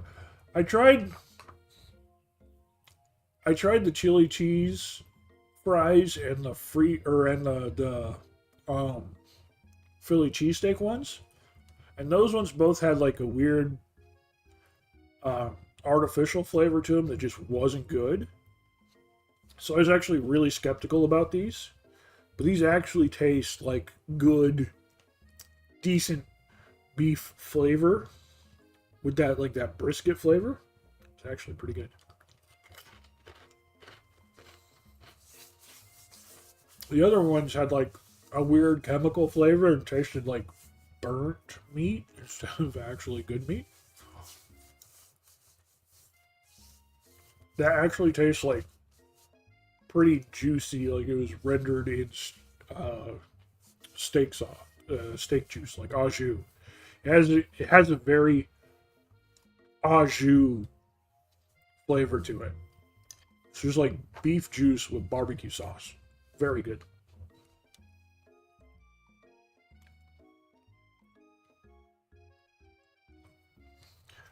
Either way, maybe it'd be best if you took it slow with this new boy, like I am with Colonel Sanders. You and Colonel Sanders, the coolest guy in school, the most famous student to ever attend University of Cooking School Academy for Learning? You're a thing now? We definitely connected yesterday. Sure you did. You're great. Why wouldn't he be into you, I guess? Laughing at the implication that you and Colonel Sanders might be a thing is definitely not cool. You are great. You have an idea about how to prove that your love is real. Well, if he's not into me, why did he tell me one of his secret ingredients?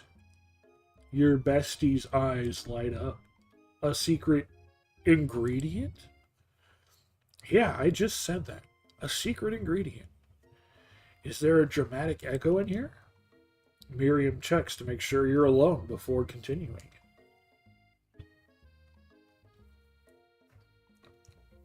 The beer brought flavor turned out to be pretty good too. Best one out of those Miller brand flavors. I have not been able to find any of the Miller brand flavors. I wanted to. Miriam checks to make sure you're alone before continuing. So this summer, while I was on vacation with my family, a lovely man approached me in the botanical garden where I was wandering. This can't be good. He told me all about his passion for spices.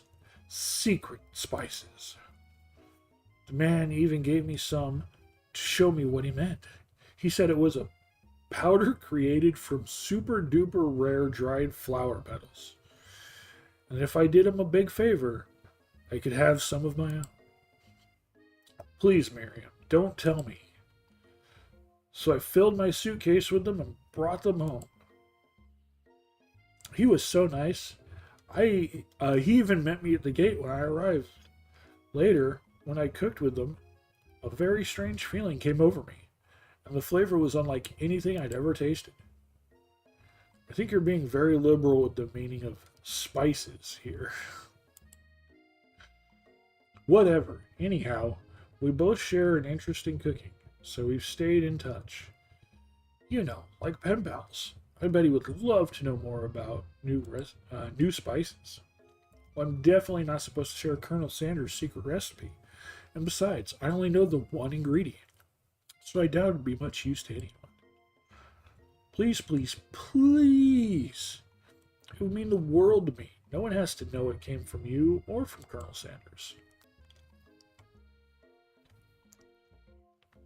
What do you think? Should you protect Colonel Sanders' secret? Share it with your bestie. I mean, of course we need to protect the secret. We're going to make up a fake ingredient. You quickly think of a fake ingredient name. I don't know, how about it was Eye of Newt? I know, sounds like some kind of witch's potion. But what can you do? Eye of Newt. Wow. Her eyes light up, imagining such a thing, and you figure that you've satisfied her curiosity and she'll move on. However, she immediately turns around and does some thumb typing on her phone that you can't quite see. That's probably not good. Before you can ask her to confirm that she was definitely not texting secrets to other people, you're interrupted. A wind rushes in. Cherry blossom petals fill the air. It's Colonel Sanders. He's arriving at school.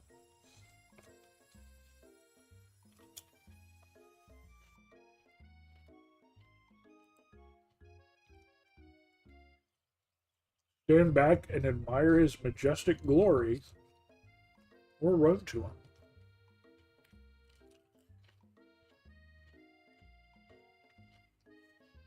We need to run to him. If we just stand back and admire, then Ashley's gonna, I bet. And we don't want that. You decide the best way to show Miriam how serious you and Colonel Sanders are will be to run to him. Surely he'll sweep you up onto the back of his stallion and you'll ride away together. That'll show her good. Oh, Colonel, my Colonel. However, your sudden movement surprised the horse and it rears up, kicking you directly in the face. The force of the blow completely knocks you out cold. In the darkness, you see a vision. Oh, Rosemary, I am here to deliver you a message. Not this guy. It's important that you remember this exactly as I say it. If you forget, the world could end. So you know, it's serious. I have been trapped in a realm beyond, but a great prophecy relies on my return. Only you can save me. All you need to do is repeat my name 3 times, and that name is... But before you continue, you suddenly awake. Aw, jeez. You awake to find Colonel Sanders tending to you. He roused you back to life with a satchel of secret spices. Or is that just his natural seasoned musk?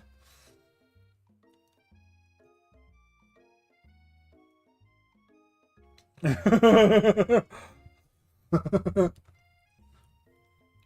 you're not wrong, Moose. You're not wrong.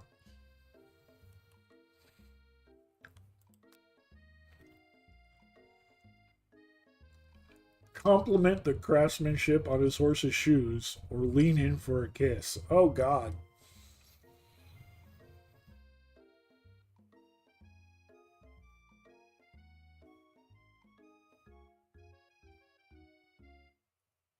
I mean, is that too soon to try and kiss the Colonel now? I mean, we're chasing Colonel Sanders. Do we just do it?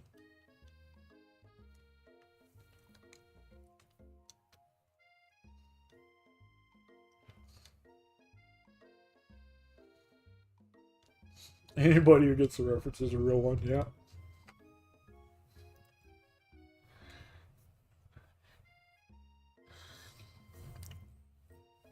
One of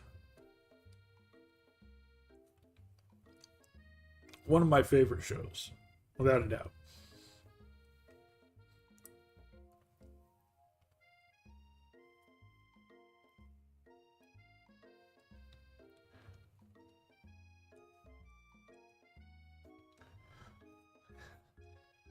Statistically speaking, has not slapping a bitch been working for you?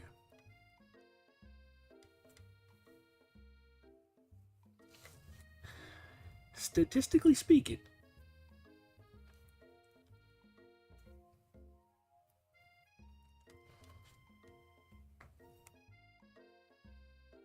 Let's lean in for... yeah, we'll do it. Whoa, whoa, whoa. You've known him for a day. Are you really sure? I guess you must be. You put your arms around Colonel Sanders' neck and pull him in for a kiss. But he turns his face, and you awkwardly kiss his ear. You can feel him shudder. I knew. I had a feeling. Too soon. You clearly mistook his compassion for love. Your soul crawls inside of itself, and you instantly die of embarrassment. Okay, try again.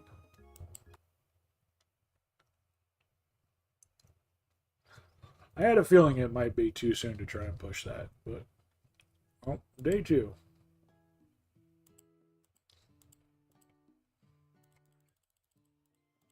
Let's get back to the horseshoe to the face.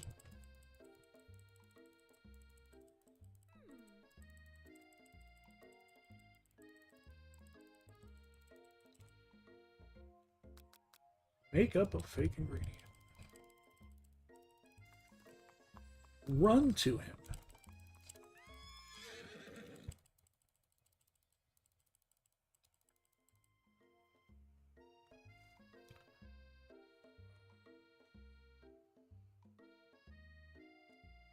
Yeah, I didn't think it would game over us, but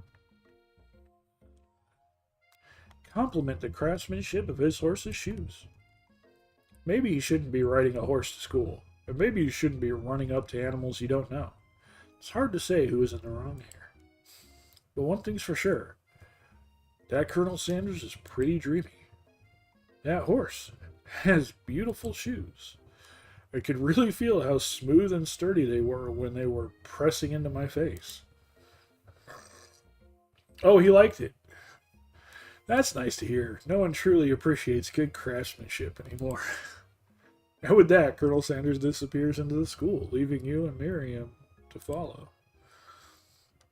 When you enter the classroom, you can see your two rivals, Ashley and Van Van, are doing something bad. By the way they're hiding, you know it must be really bad. Like counterfeiting recipes bad, experimenting with restricted ingredients bad, summoning a demon bad. You try to get a peek over Van Van's hulking shoulder, but he sees you coming. Whoa there, little one. I'm not sure you're ready to handle this. Why don't you make like a bee and mind your own wax, honey? Tell them to stop acting immature. Act like you're not interested in them, but really try to get a closer look. We're going to act like we're not interested. You sit near the rivals, but leave your back turned to them. You even hear Van Van mutter something that sounds a bit like a magic spell. However, he notices you eavesdropping. You try and cover your tracks and improvise an excuse. Ahem, it's time for class, and you're distracting the rest of us who want to learn. Now you've upset them. Oh, and you're the emperor of cooking, are you? You make the rules? I'm not sure you know a good meal if it ate you. Being the best chef in the world takes more than just culinary skills. It takes creativity. It takes panache. And it doesn't hurt to use a little evil. You finally get a look at what it was they were hiding, and you instantly recognize it. It's a book, just like the one you found after your encounter with the spork monster. That's the same book that I found last night in the quad. Ashley immediately elbows Van Van, who hides the book behind his back. I don't know what you're talking about. That book is a family heirloom, and its contents are secret. You notice that they haven't just been studying the book. They've got Pop pinned to the wall, and they're tossing potato skins at him as he tries to catch them in his mouth. We're playing! Hee hee hee. Before you can dig in any further, you're interrupted by the arrival of more students. It's almost time for class. Beep, beep. Plank must be running late. He's in such a hurry that he rolls right over Van Van's meaty foot. Hey, watch it, you bucket of bolts. You watch how they talk to him.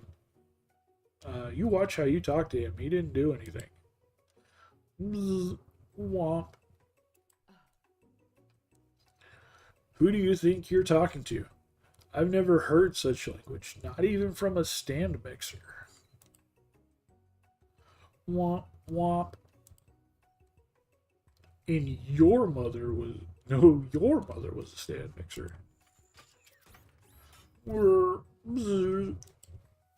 Van Van jumps to attack Clank, but Clank shocks Van Van, sending him flying across the room. Protect me, Colonel Sanders. These crazed men are about to come to blows. I think it must be over me, but I'm not interested in either of them. Ashley's tone is completely changed in an instant. She bats her eyelashes at Colonel Sanders. Surely, he must know that this is a ruse, right?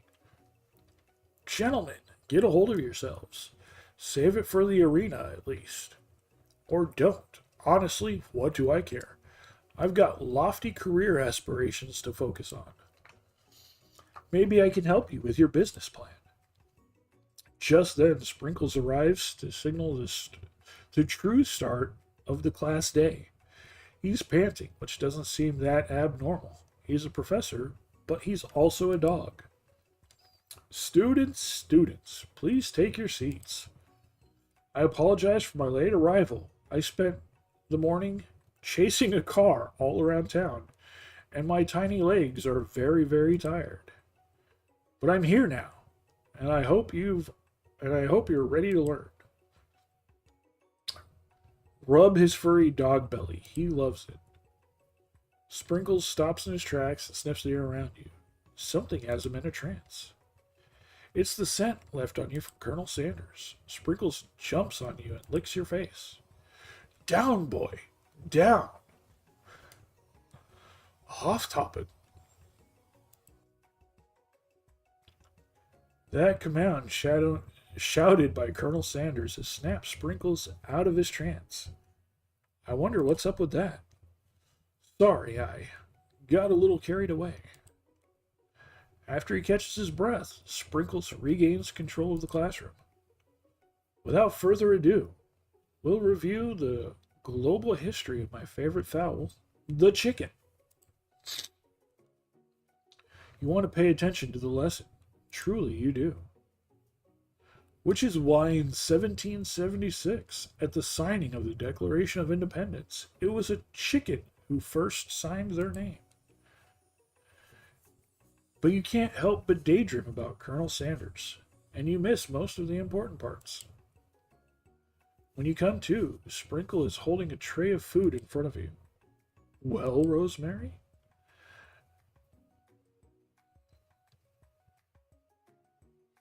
I know, right? The ending of Act 1 just...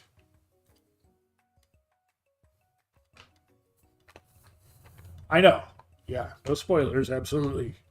That's, like, I mean, people who watch my stream saw it, but I'm not going to shout things out for people who haven't seen it or people who don't want to be spoiled by it. But yeah, that Act 1 ending, bro.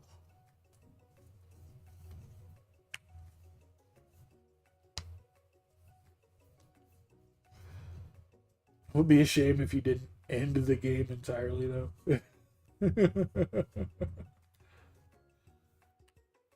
Naturally, this appears to be a sample platter. Which item do you want to sample? A glass of water, a shimmering pepper, a dog biscuit. Oh, I mean, a pepper.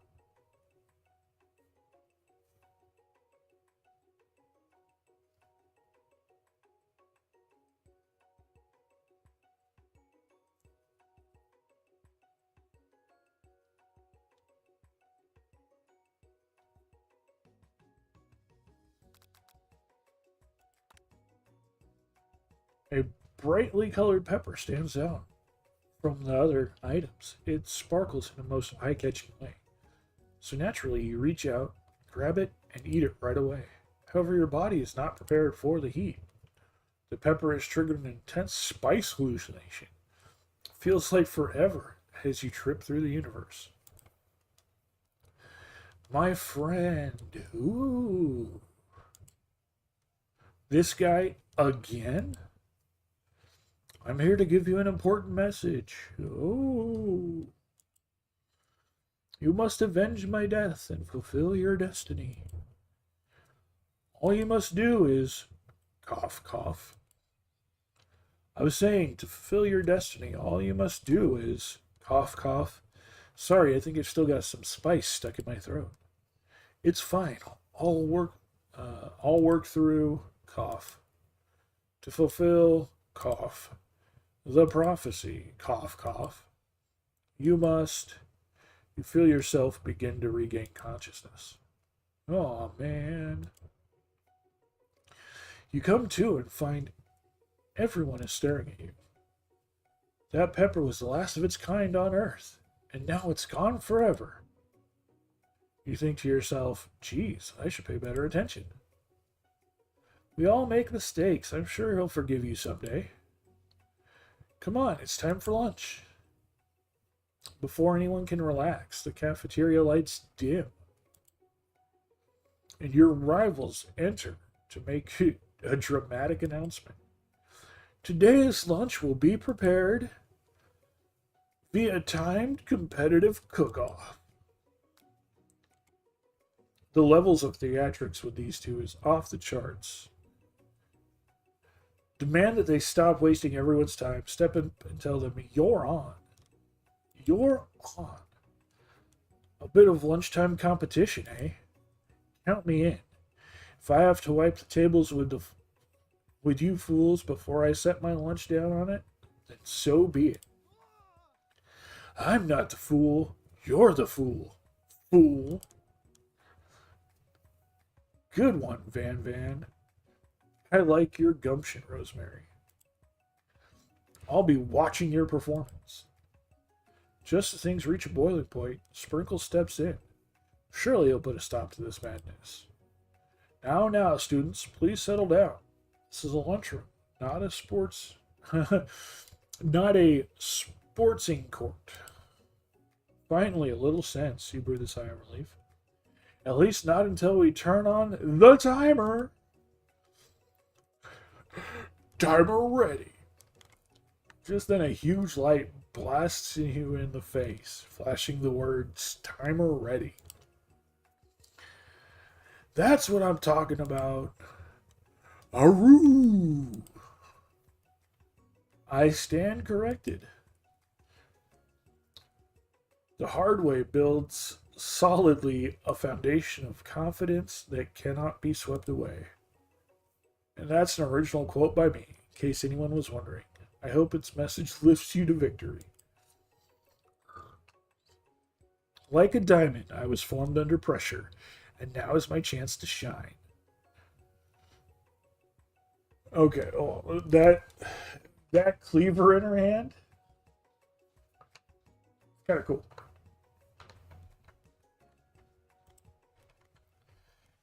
I will defeat you myself. You had his chicken, and you made him mashed potatoes and gravy on day one. And you're feeling like you can really impress him again here. It's time to boil some water for the potatoes. Think fast. If the timer runs down, you'll be forced to pick randomly. What temperature does water boil at?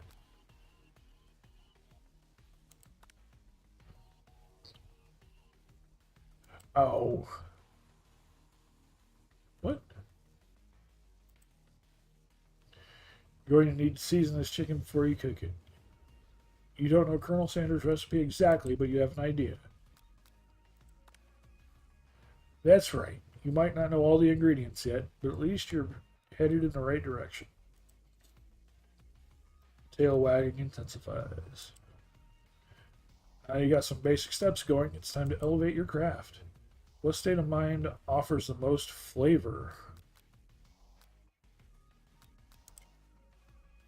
There's actually a timer on it. I thought love was supposed to be the answer, but it wasn't up there. I was about to click trust.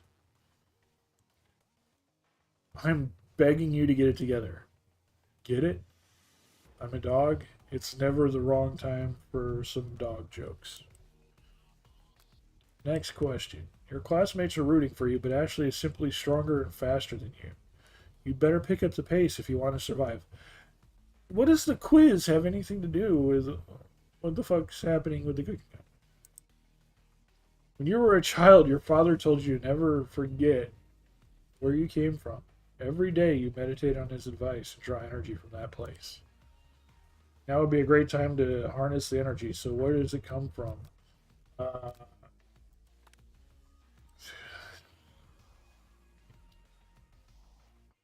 I just clicked a button there. I didn't even get a chance to read it. They don't give you enough time to sit and read what the fucking options are.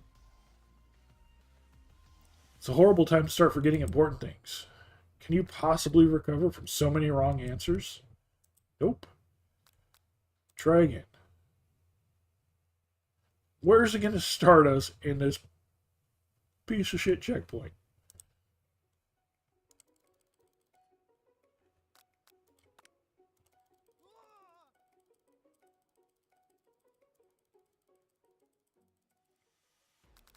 fine 100 Celsius. That's right. But how would you have even gotten to this school without knowing that?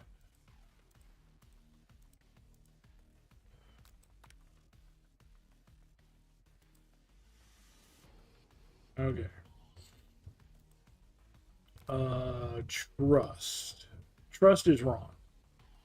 Okay, I guess gratitude, maybe? I don't. Diligence?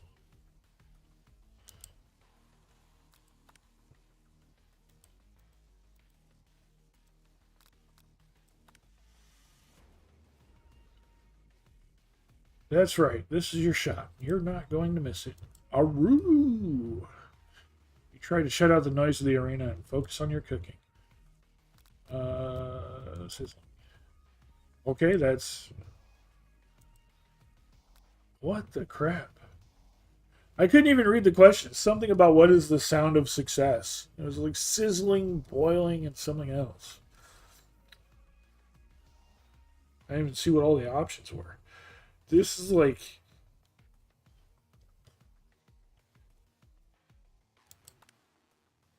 Notice Colonel Sanders out of the corner of your eye. I believe in you, Rosemary. He's actually cheering you on, which would be awesome, except knowing he's watching is making you totally forget what you were doing. Now all you can think about is Colonel Sanders. How many spoonfuls of gravy did... What? Grrr. You are stranded on a desert island with only one dessert cookbook. Which do you take? What a hunk. I know, right? You know what? Shouldn't you be focused on the challenge? You're falling behind.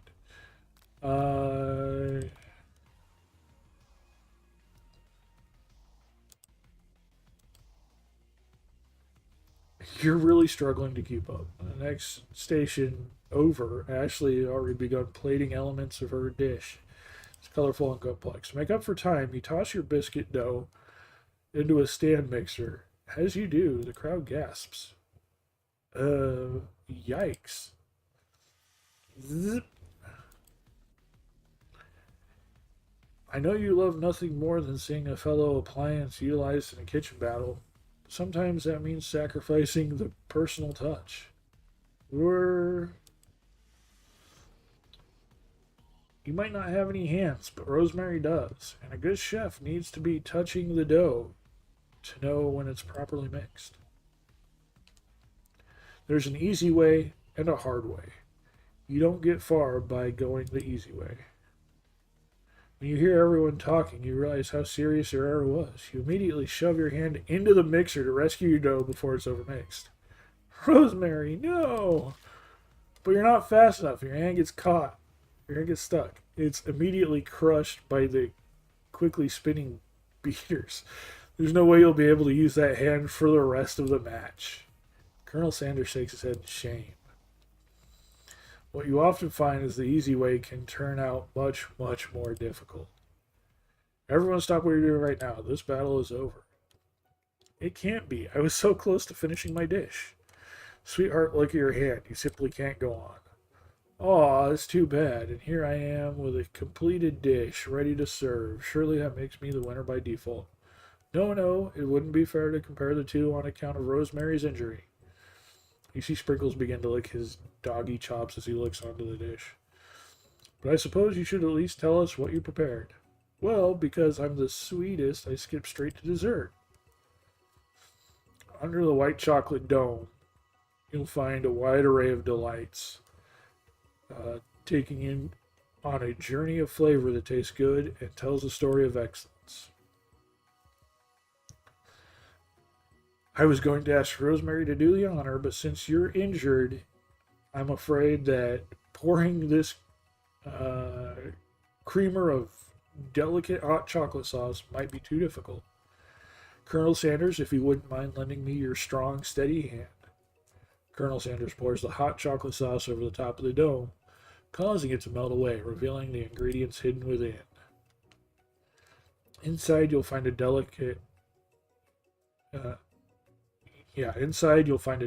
fried cheese croquette, atop a slice of honeycomb, ice cream, 2 ways, tender nougat, and pearls of blueberry jelly.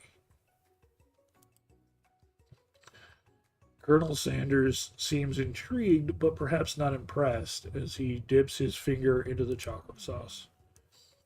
Simplicity isn't your strong suit, is it, Ashley? Oh, you. As he places the sauce-covered fingers to his lips, Ashley leans over and whispers something into his ear. A dab of sauce sticks to his mustache. Let's put ourselves between. You reach out with your apron to wipe the sauce off his glistening face. Colonel Sanders recoils and brushes you back. This goatee isn't just a fashion statement. It's also functional. I was saving that flavor for later. God, really?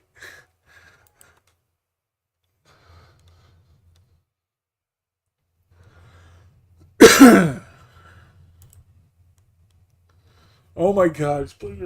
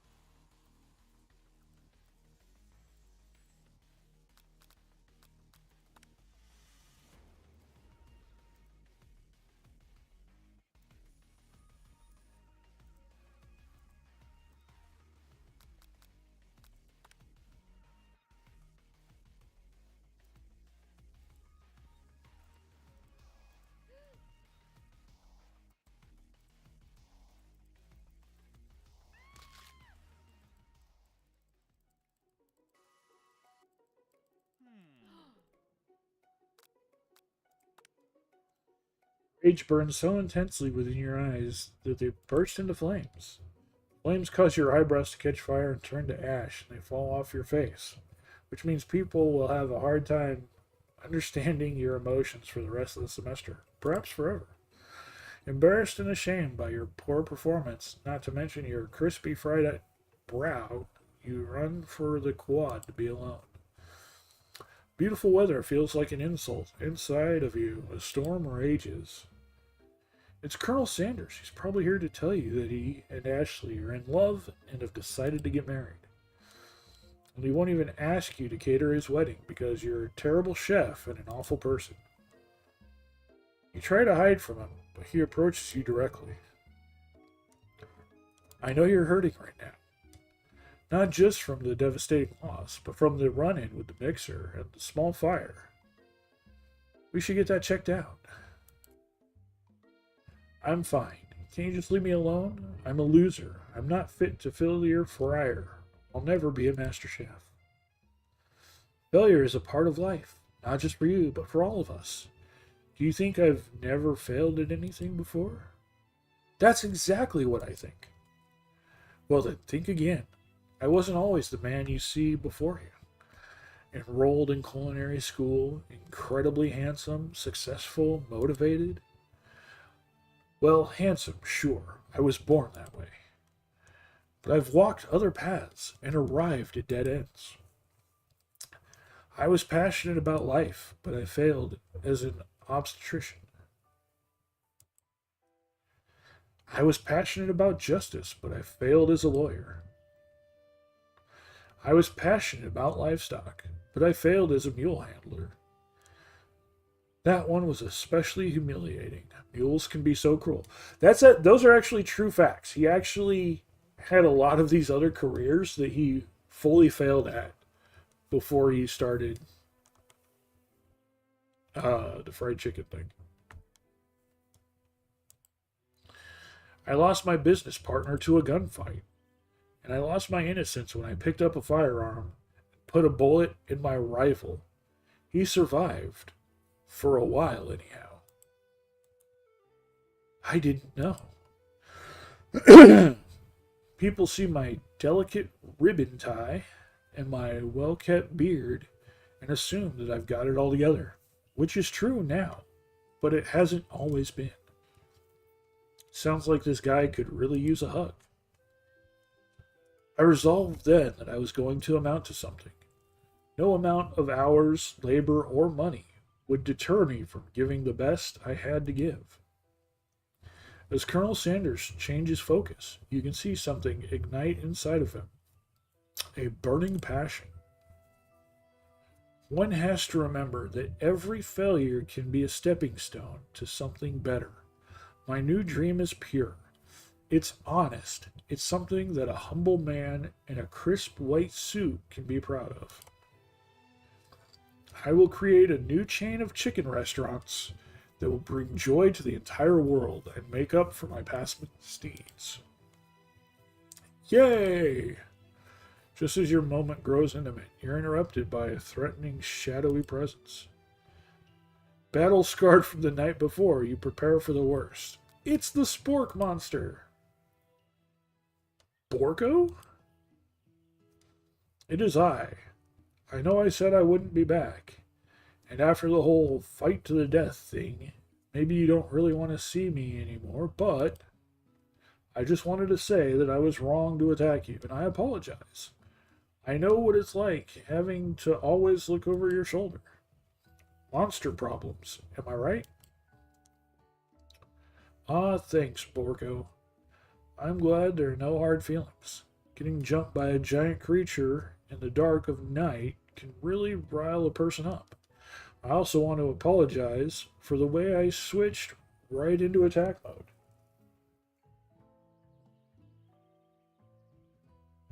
And it seems the right thing was to not dispose of it, yes. We made the right choice, guys.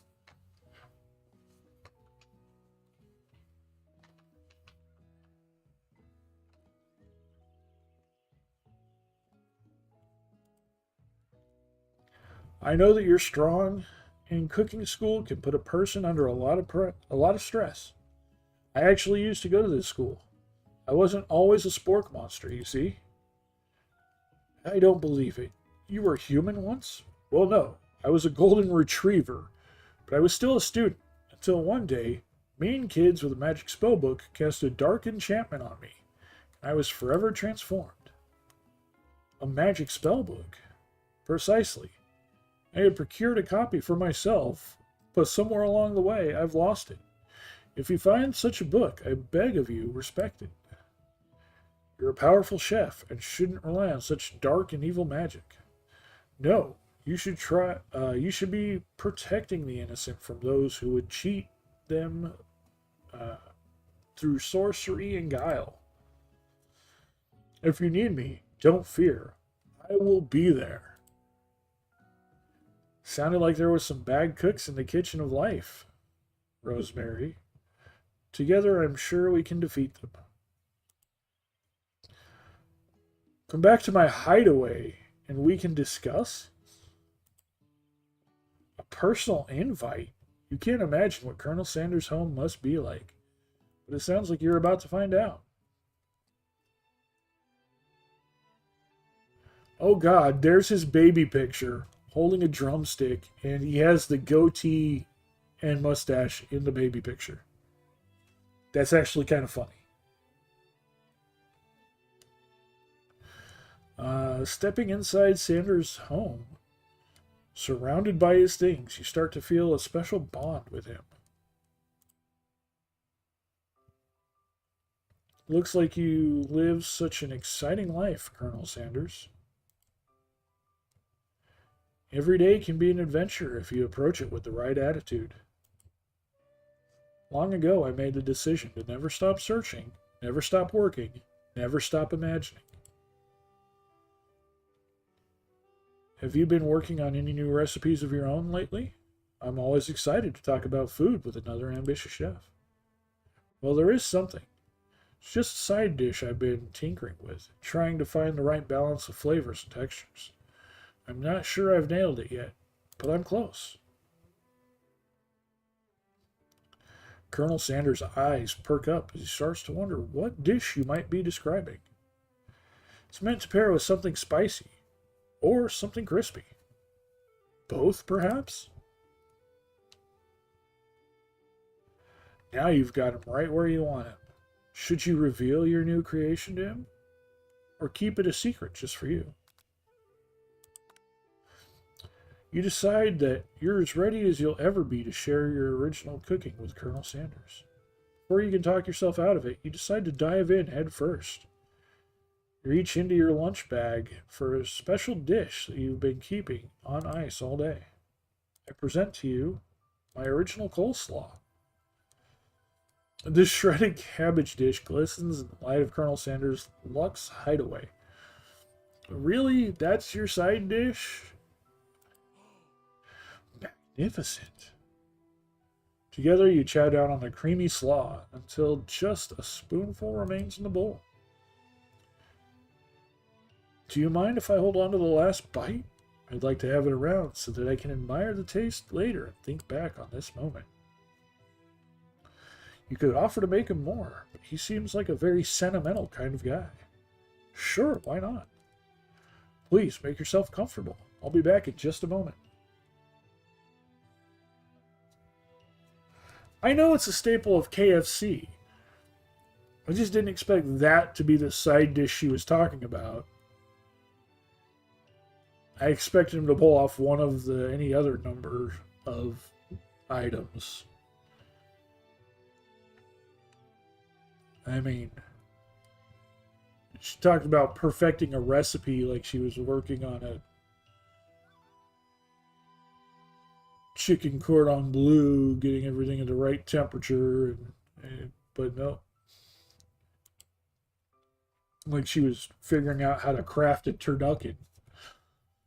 But nope, coleslaw. You realize that now would be the perfect time to do some snooping. Around the room are various items you can look at closer. Each item seems to radiate memories and emotions. Tap on an item to discover more about the Colonel.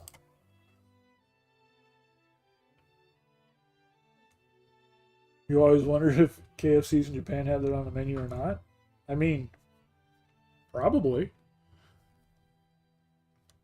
It is, again, a rather simple dish. This is... I can't even see what this is against the wall over here.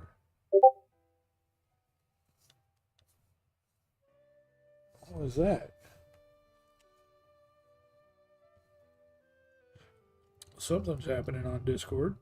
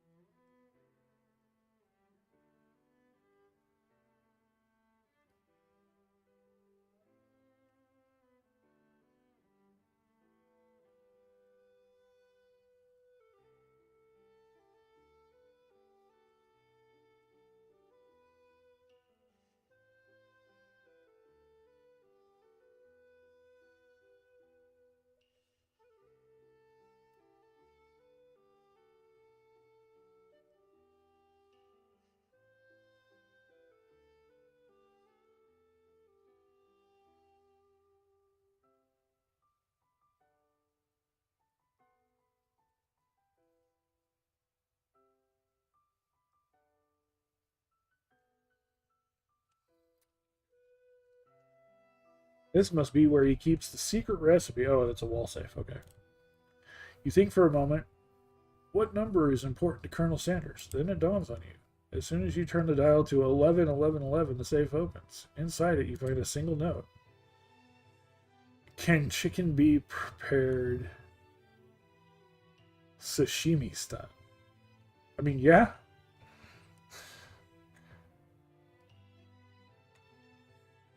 Oh, not just around the holiday time there. Yeah, no, KFC is always popular there. I was there in the summer. I had KFC. Uh, they have some interesting chicken sandos. The every place there, KFC, McDonald's, Burger King, they all do like specialty things.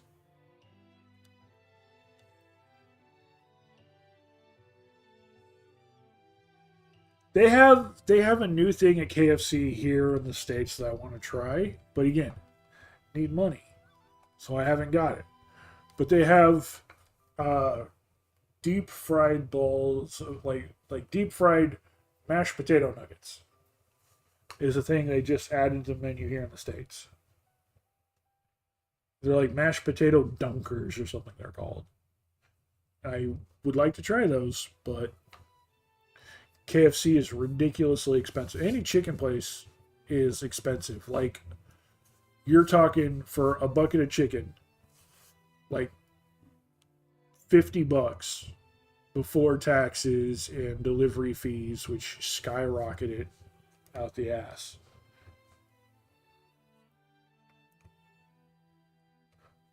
Well, you got to remember, Moose, in Japan, they eat everything sashimi style. And there are places I think that do like not necessarily like sashimi, but like they do really I like sashimi everything else. And they eat raw egg over there. And I mean, no salmonella because of how clean they keep everything. Yeah, post DoorDash clarity is serious. I mean, like the just like a thing of chicken strips. You're talking like 8 chicken strips is like $30.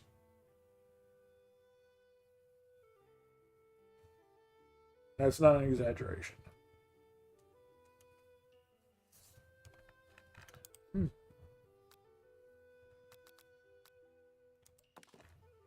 There's the baby photo. We get a good up close picture of the baby photo. An adorable little baby boy crawls across the floor. From the goatee and mustache combo he sports, you figure this must be Colonel Sanders himself.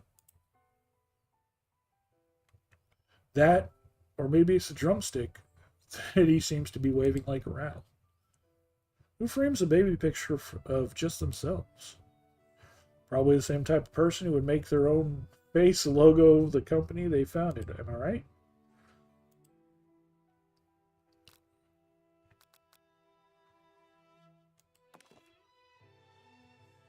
The photo appears to be Colonel Sanders, except he's an old man visiting the pyramids of Egypt.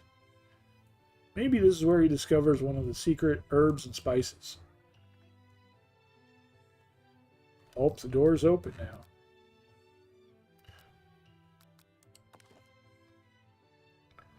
One of the framed photos shows an old man who looks a bit like Colonel Sanders standing with a friend. They hold fried chicken drumsticks and appear to be cheersing them. No, they don't. That's not what it appears at all. You look closely and see that there's a short inscription. I wonder who my friend Pete is. Take a closer look at the large urn sitting on a nearby pedestal. There's a plaque on it. It's dusty, but when you wipe it off, you can read the inscription. It says, "Here lie the ashes of all my past careers and business failures." Poor guy. There's raw duck and chicken in Japan, but the trick is that they really, really briefly steam it, so a huge portion of the risk is gone. In addition to that, just the overall cleanliness and guidelines for the food handling are really good too. Yeah, I didn't want to say anything because I couldn't remember, but I thought I heard about raw chicken being a thing there. But I know raw egg is. Raw egg goes on just about, every dish. Most restaurants have a dish that has raw egg as an ingredient. And in fact, there was an entire YouTube documentary that someone made about the life of a worker in a factory that does egg production, and just the level of standards and cleanliness that they have in those factories, and the fact that, here, uh, outside of Japan, it we don't have the same standards that they do, and so we have those things on there. Hey, don't do this. It could have that. It could have, like, we bleach the eggs. We do all the stuff. Whereas over there, everything is cleaned. Everything is, and from the factory processing to the cooking in the restaurant and the food handling itself, there's no opportunity for salmonella to arise. So, um, in fact, when I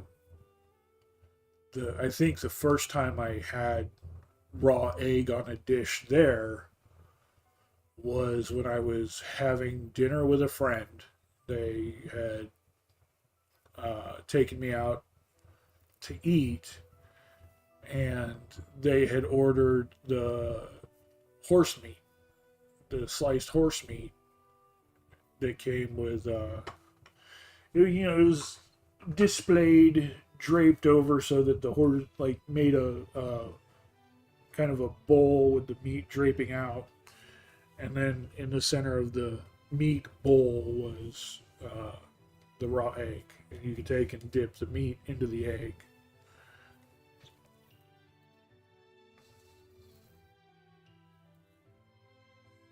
Yeah, I don't know. I I don't think I don't know if the horse meat was raw or not. Yeah, I don't think the horse meat I had was raw. I think it was just slightly cooked.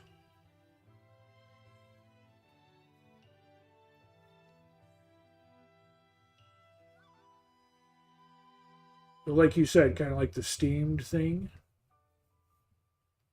And it wasn't bad. I didn't have a problem with it. Okay, let's see what this thing on the table is. I've been curious about this. What is this? Oh, it's a comb. A lock of silver hair is woven through the teeth of the comb. Upon further inspection, you realize the hair therein isn't just silver in color. It's actually made of spun silver. The chicken scented candle. Oh. Scented candle. A scented candle. You pick it up and try to identify the smell. Power tool. Freshly starched collar. A piece of wood floating in a lake. Summer of '69. No, it's one of the secret recipe ingredients. It's even longer white bar.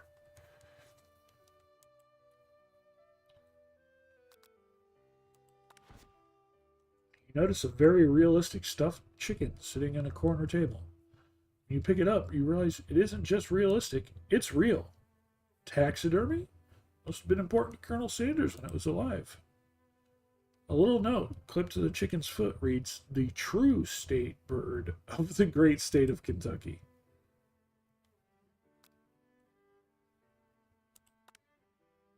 You gaze out the window across the vast lake, mountain range, and the mountain range beyond. Just then, the ghost of Student pops up. Necro. Possibly. Are you thinking about heading out into the world on a quest to avenge my death? Wait, what? You never even learned your name. Why would I avenge you? I could just tell you my name right now. Can't you see I'm in the middle of something? You open the window crack and the ghost of Student is swept out with a breeze. Okay, so the only thing left is the door. You open the door to Colonel Sanders' closet and find a row of his signature white suits hanging within. You take one off the hanger and try it on. Jacket is too big for you, but it's soft and comfortable. You give yourself a deep hug, breathing in his scent. Then say that home is where the heart is. Oh, they say that home is where the heart is. Is this what they meant? Before you can look any further, you hear Colonel Sanders returning. He has a new dish that he's been working on, and he wants you to taste it. You try to act casual until he asks why you're wearing his jacket. I usually don't loan those out, but I must say, it does look good on you. Oh crap, the jacket. You forgot to take it off. You say now is the moment to make your big move. You tell him you're cold. You fess up, I think fess up and tell the truth. I think if we make a big move, again, it's going to be too early and it's going to game over us. You confess. I think I've developed feelings for you. Ooh, we got hearts. Yep. I might be developing feelings for you too, but I'm concerned. I can't let anything get in the way of my dreams. Overwhelmed, you take off the jacket and run for the door. The thought of leaving Colonel in the midst of such an emotional breakthrough gives you pause. You stop yourself. Colonel? Yes, Rosemary? I honestly think this may be the beginning of something wonderful. I think you're right. We should take things slow. You talk late into the night and drift off into a slumber. Dream sequence.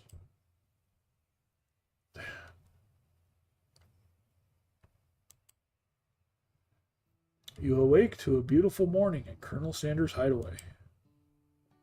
Did you make the right decision on how to respond to Colonel Sanders? Only time will truly tell. Today is a day that could change the rest of your life. You think about the new secret ingredient you just learned about. Even longer white bar. Some jurisdictions, even longer white bar isn't even legal. But if the recipe is a secret, how will they know? Your thoughts are interrupted when Colonel Sanders emerges from the room. He's holding a gorgeously plated breakfast, and your mouth waters at the sight of it. Is it chicken and waffles? Here's a simple breakfast I just whipped up. Chicken and biscuits. It's meticulous. You taste Colonel Sanders' food, and it takes you on a journey. When you return, he's waiting to ask you an important question. So, would you say that we're the perfect match? How presumptuous. My cuisine and your taste buds, that is.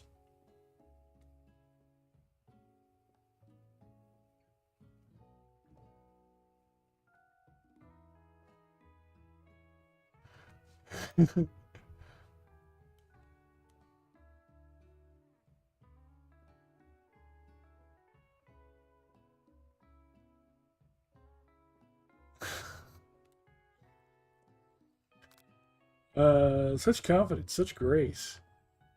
Could he be the world's greatest gift to cookery? I mean, we definitely got to flatter him, right?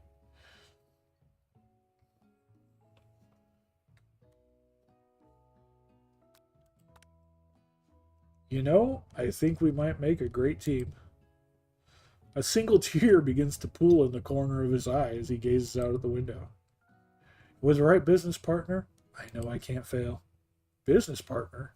He be talking to you? It's all happening so quickly. Overcome with emotion and confused by your feelings, you're on the verge of tears. Unable to speak, the only answer you can find is to run out the door and get home. There's still one more day of school, after all. The University of Cooking School Academy for Learning waits for no one. You get home to find something very surprising. Your best friend is there waiting for you.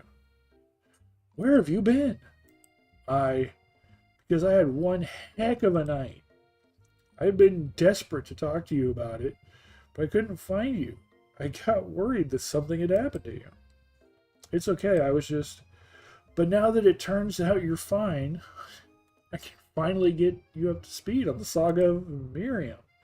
Sure, but you will not believe what happened to me after school yesterday. I went on a date I think I can believe that. Since I've been partnered up with Clank, he asked me to go out with him. Of course, I told him, you'd better keep your dials turned to polite and respectful. I'm not that kind of girl. But he was just interested in spending some one-on-one time together and getting to know me. So I said, yeah, sure. I can get to know the little metallic guy. Long story short, he took me skydiving with his friends, but things quickly spiraled out of control. Did she just say skydiving as if that's a typical first date to go on with a talking pressure cooker? And now I'm not really sure where we stand. You don't give Miriam time to tell her whole story, however. Bottling up the details of your own night is just too much to bear. And I went on a date too, back to Colonel Sanders' house, where I spent the night with him. You what? Nothing happened but the emotional connection. Wowzers. Miriam tells you to move on from this whole Colonel Sanders obsession and focus on school.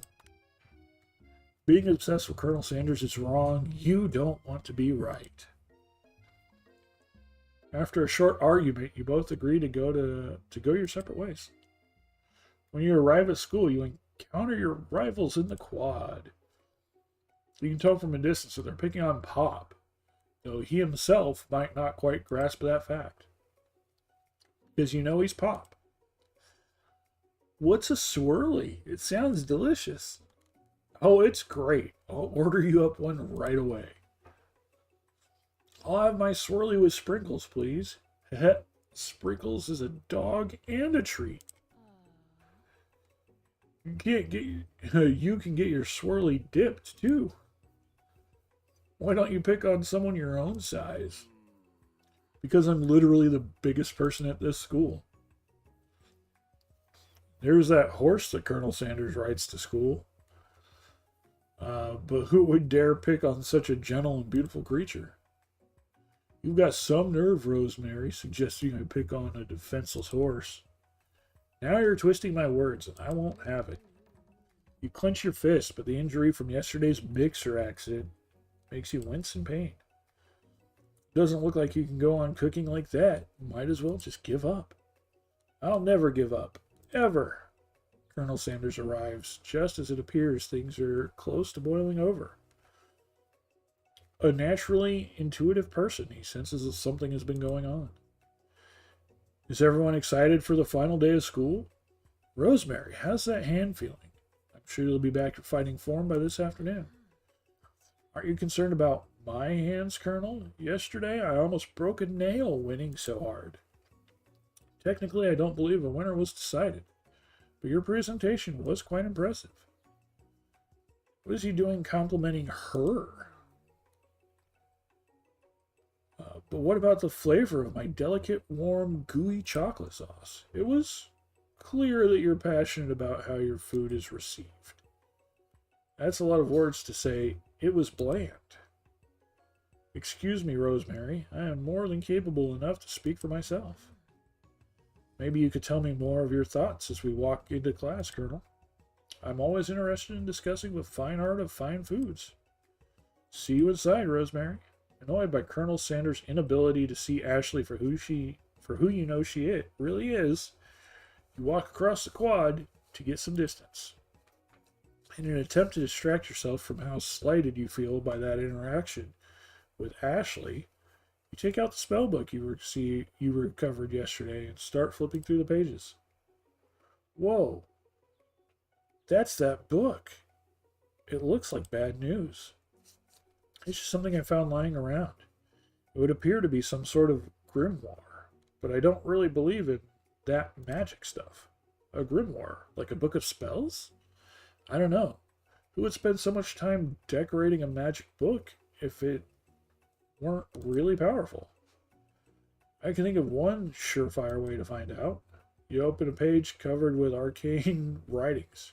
Cast only in case of extreme emergency, it says around the edges of the page. I could use this spell here that says it will erase anyone I choose from all of my memories. If I scrub out Colonel Sanders, it It will probably help me focus better on the upcoming final exam. That is way drastic. Couldn't you do something else? Like anything else? Not rooted in dark magic? Maybe tie a string around your finger? Okay, fine, it is drastic. But desperate times call for desperate measures. You've got a memory erasing spell sitting right in front of you, and a pretty good excuse to try it out. Cast the forbidden spell. Don't do it after all. You take your friend's advice and put the book away. It's almost time for class. Sprinkles is already in the room, waiting for the students to arrive. Yeah, no, we don't. We don't.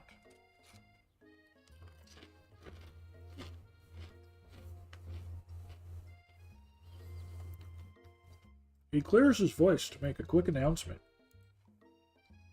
I want you all to know, I feel something of a dog moment coming on. But I assure you, it's nothing to be afraid of. His cute little nose scrunches up, and he begins to breathe quickly.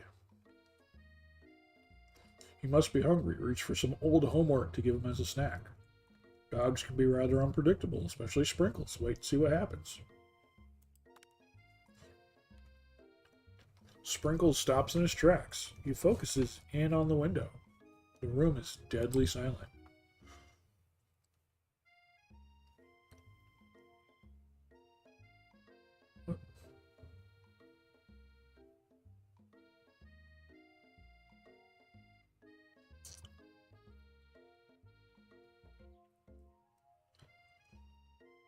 Okay, not sure what that was for. When you follow his gaze, you see a tiny orange squirrel perched on the cherry tree outside. Sprinkles turns feral and runs to the window of the classroom. He begins barking uncontrollably at the squirrel outside. Terrence! I told you never to come back here! Terrence! I will destroy you, Terrence! Sprinkles is barking ferociously, drool flying off of his face. The squirrel looks over, but he doesn't say anything back. You wonder, is that even a talking squirrel? Who named him Terrence? You better not show your chubby cheeks around here ever again. After Sprinkles is satisfied that his presence has been felt by not only Terrence, but any other squirrel in hearing distance, he returns to his professional tone. Ahem. I apologize for the outburst. This actually brings up an important point. Thank you, Rosemary, for reminding me to dole out this indispensable bit of wisdom. You see, but before you go any further, Miriam's love drama spills over into the class. Sprinkles is interrupted by whirs and sparks coming from the back of the room. I told you to save it for after class. Bzz. Bzz. You think I wanted to be thrown from a plane strapped to a stranger? Miriam and Clink appear to be arguing, but you still haven't learned to speak Clink's language of mechanical noises. But no, you had to show off to your cool kid friends, Jeff and Joan. J&J forever. Watch form a triangle in midair as we descend. Triangles are the strongest shape, don't you know? Bzz, bzz. Yeah, well, it doesn't make it a great date. Beep, whir. Man, Miriam has some issues. And take Jeff and Joan with you. You can all hold hands as you pedal down the mountain. Or off a cliff for all I care. Sad beep. Link begins to shudder. Steam pours out of the gaps in his panel, and then a loud ding stops him in his tracks. That face, what? Beep. Bzz. No amount of seasoning is going to make me want to eat that. Clink.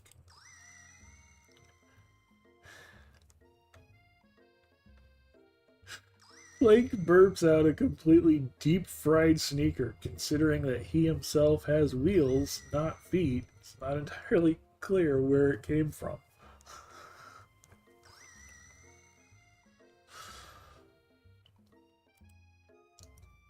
In terms of deep, deep friend, deep friend footwear, I guess it looks okay.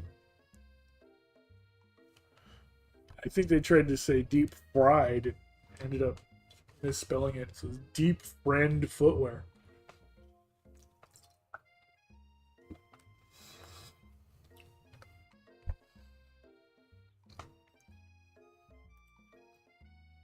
Clink slowly rolls out of the room to be alone with his shoe. Everyone tries to pretend like they didn't see that entire thing go down.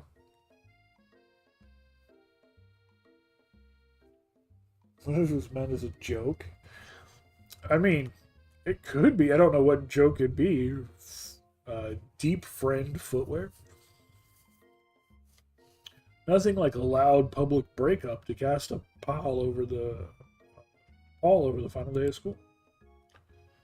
Well, that was unfortunate.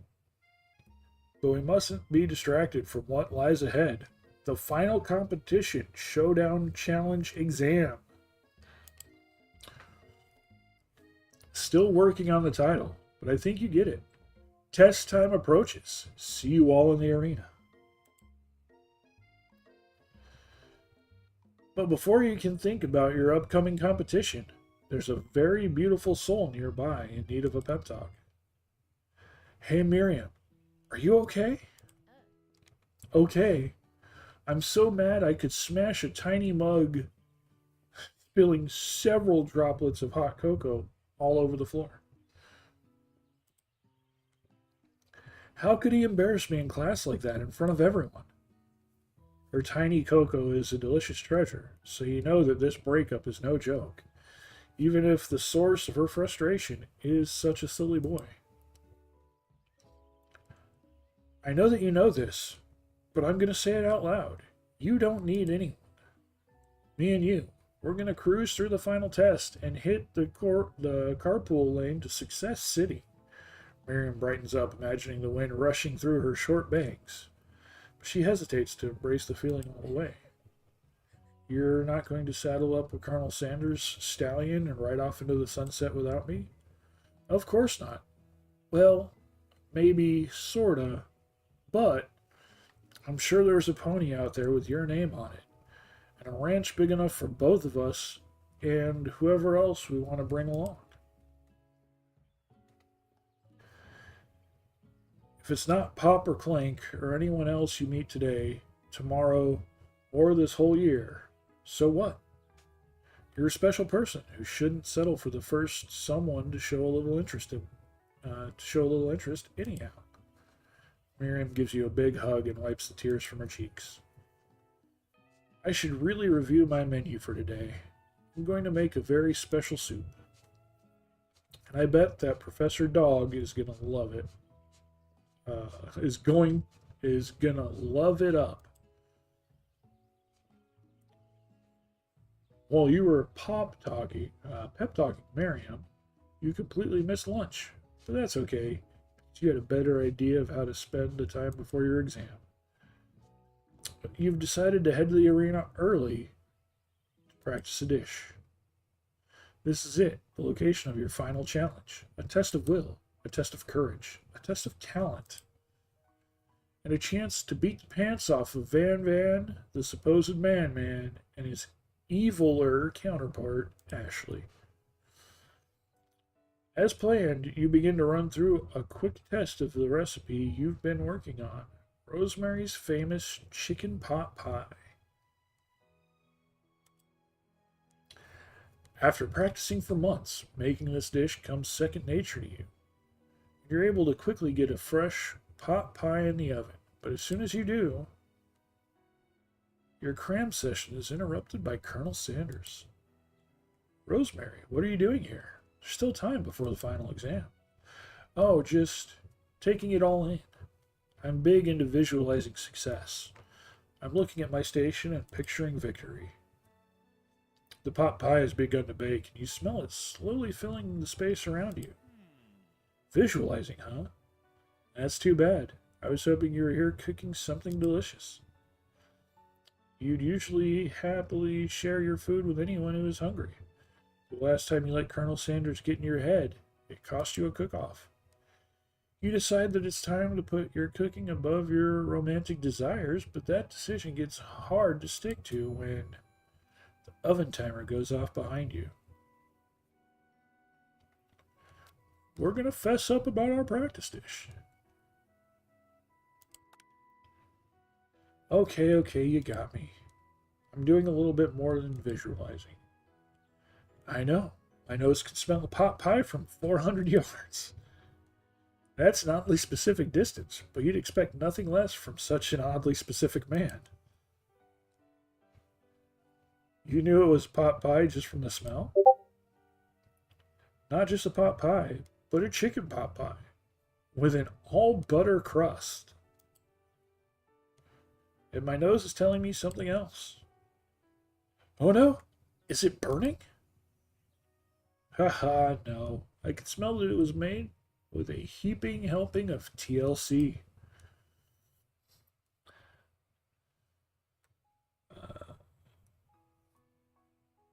But it's probably starting, but it'll probably start burning any second if you don't pull it out.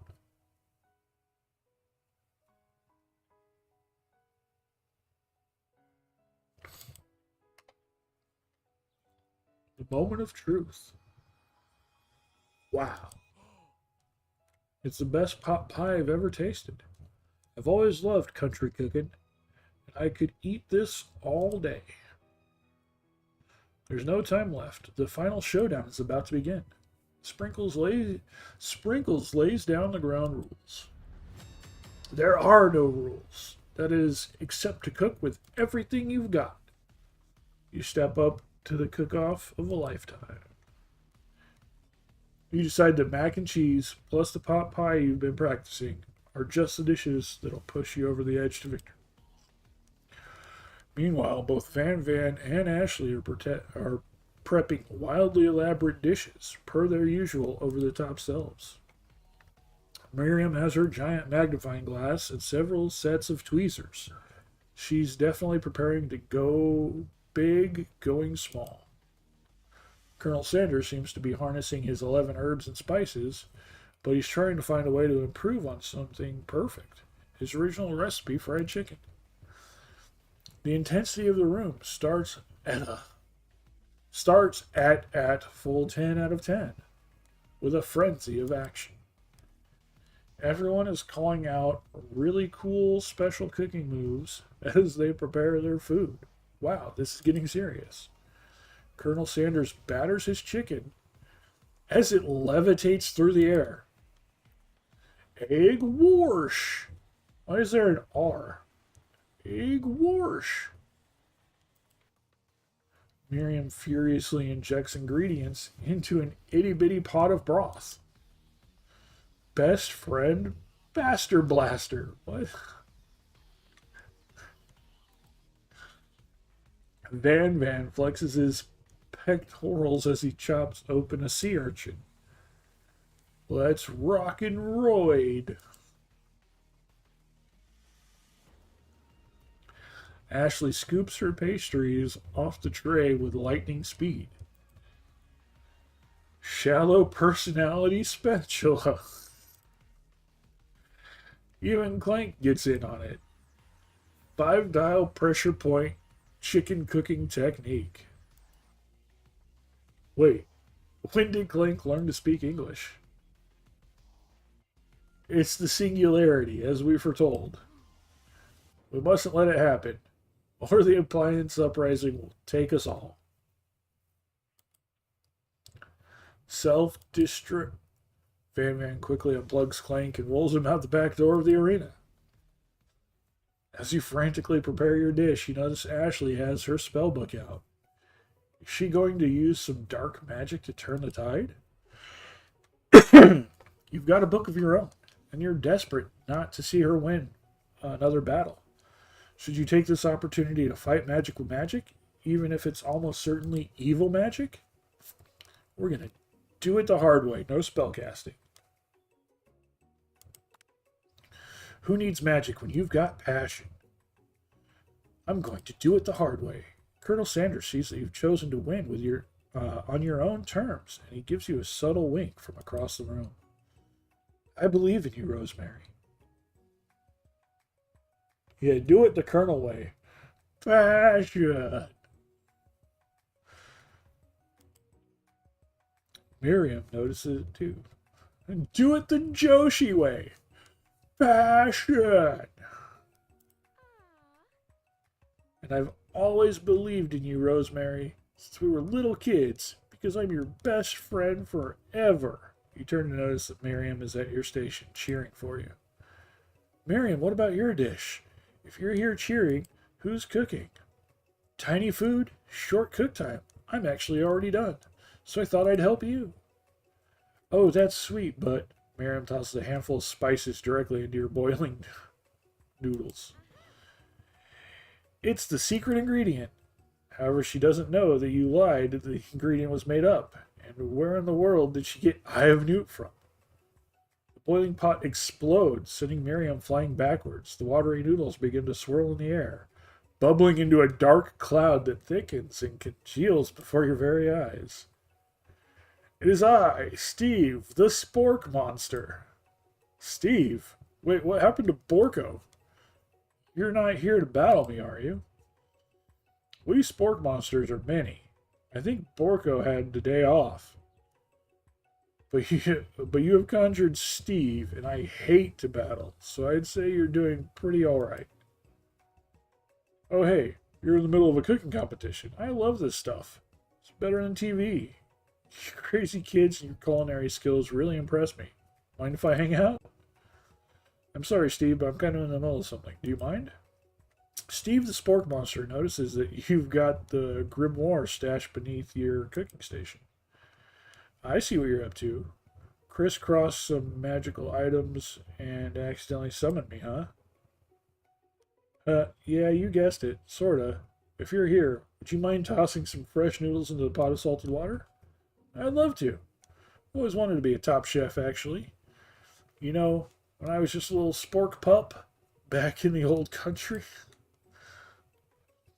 You can feel Spork Monster winding up to tell you a very long and involved story. You don't know exactly where they came from, but it seems like it was probably lonely there. Actually, you know what? Maybe you should just watch from the stands. I really need to focus on the competition. I understand. It's kind of like that time in monster school when I had fallen asleep during during scare tactics class. And when I woke up, you toss a serious stare to Steve, and he takes the hint. Never mind. I'll tell you later. Good luck. Having suffered this huge setback, you don't know how you could ever win. We can give up and drop out of culinary school right now. Summon the extra power from deep within yourself. I can do this. I have what it takes. I came here to win. Your hair turns mac and cheese orange as culinary energy flows through your body.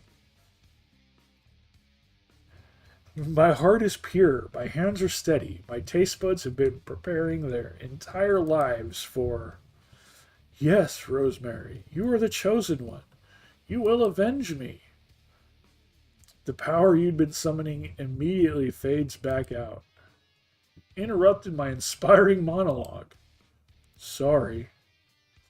My heart is pure, my hands are steady, my taste buds have been preparing their entire lives for this moment. I will show the world my cookery. You begin to levitate off the ground. Energy courses through your body. You know that with this power you can do anything, except turn back time, which would be super useful because while you were powering up, your chicken pot pie overcooked in the oven and can't be served. But don't worry, dear Rosemary. You may have suffered some setbacks, but all is not lost. Impressed with your fortitude, Colonel Sanders decides that you have earned his support. I've been watching you today, and I must say, I'm truly impressed. You've been thinking on your feet and rolling with the punches. He steps up to your station and stands right beside you. I'm here to help. All you managed to make is mac and cheese, and time is almost up, so you're going to need it. But Colonel Sanders, what about the test? What will happen to you? What about the rules? Following the rules has never really been my thing. I follow my heart. What a guy. Colonel Sanders unfolds a delicate white towel to reveal the most delicious fried chicken tenders you've ever laid your eyes on. And besides, sometimes unexpected combinations can have surprising effects that surpass their individual efforts. Are you suggesting if we combine forces, we can form the perfect food union? Time's up, students. With time expired, it's the moment everyone has been waiting for. You must now prepare to present your dishes. A handful of students stand tall, but the class seems incomplete. Seems we're missing some students. Pop? Clank? Off screen, you hear a pure and innocent giggle that can only come from one student. Heh. I'm flying. Sounds like he's coming from that broom closet over there. Miriam, would you mind? Inside the closet, you see Pop hanging on a broom hook by the elastic of his underpants. Pop, get down from there right now. Let me guess. Did Van have something to do with this? When someone asks for a wedgie, who am I to refuse? I thought a wedgie was a salad. It looks like Pop is eliminated from the challenge, seeing how he didn't cook anything. I can't feel my legs. May I be excused? Sure. You kids and your pranks. I must say, I'm not the worst prank. I must say, it's not the worst prank in UCS AL history. But it's not exactly your book material. Wait a second. Pranks. Clank! Where did the pressure cooker roll off to? You wait to hear a signature word, beep, or other onomatopoeia, but there's none. Somehow he must have gotten unplugged, I guess. We'll have to figure it out later. That leaves only 4 remaining students. Please collect your final projects. Yes, it has been a long semester. Wow, 3 whole days long. But after days of hard work, the time has come. Time for me to eat. Miriam, please step forward. Now describe your dish.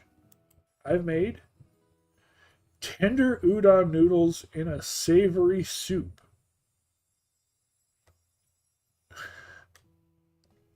Wow. I know they said tiny food, but my word, it is so delicate. Is that a teeny tiny Narutomaki I spy afloat in its tiny bitsy in this itsy bitsy bowl? Yes, chef. Please call me Sprinkles. Chef is my father's name. Yes, Sprinkles. Damn French cuisine. And some green tea made from baby tea leaves that I picked myself. Sprinkles carefully sniffs around the dish before opening his mouth and letting just the tip of his pink dog tongue dip into the bowl. Sublime. Would anyone else like a taste? Oh, come on. I'm not one of those dogs who doesn't floss. I even have a really cute electric toothbrush for dogs. Fine. I'll enjoy it all by myself. In a flash, the entire meal has been devoured. Not that it took much. It was less than a thimble's worth of soup. A+. Rarely do I taste a dish with as much love poured into it as yours. Miriam is overjoyed. She gives you a huge hug. Thank you, Rosemary, for helping me believe in myself. Van, you're up. Now, describe your dish. I made uni over smooth egg custard with an axe-hewn urchin shell topped with caviar.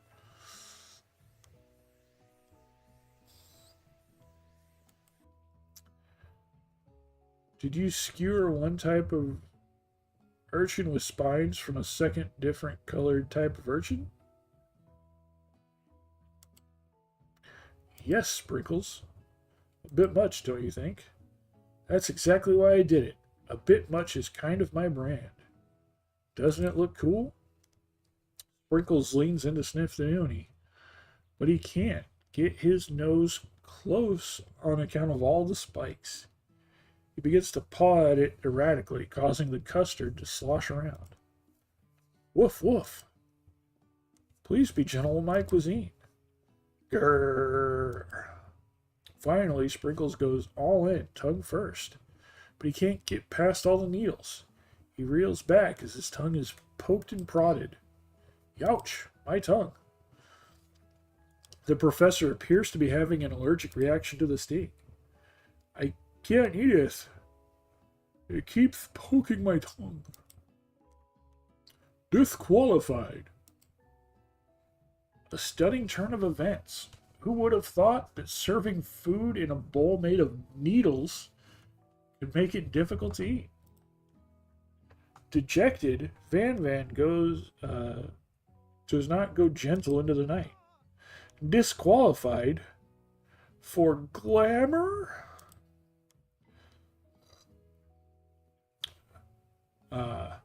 Don't discount simplicity. This isn't the last you've heard of me. Before forcing us to endure his swollen tongue for another moment, Sprinkles graciously laps up a bowl of milk. I know. Yeah, I'm a dog and I drink milk. Get over it. Sometimes it helps calm my agitated tongue. Next student.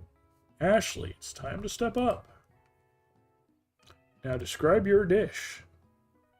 I made orange blossom Turkish delight and light rosewater syrup topped with French meringue and connected by sugar glass. Actually, that does sound pretty fucking good. That does sound kind of delicious.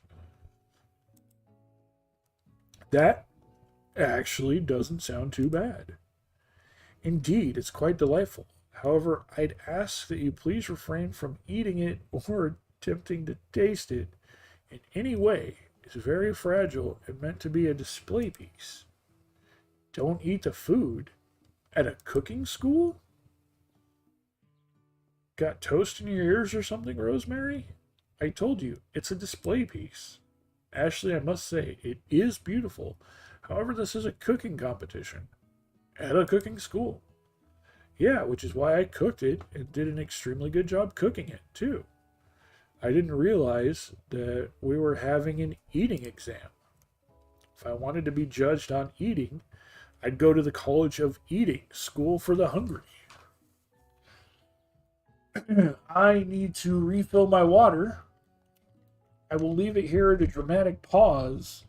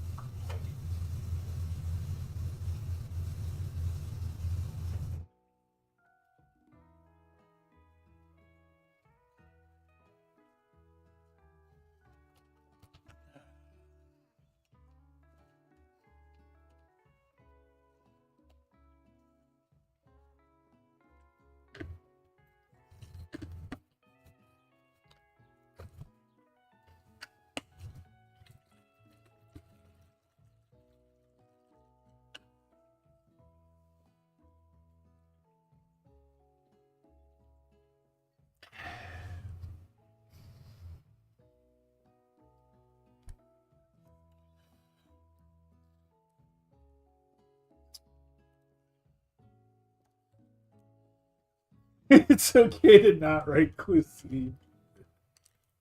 Background.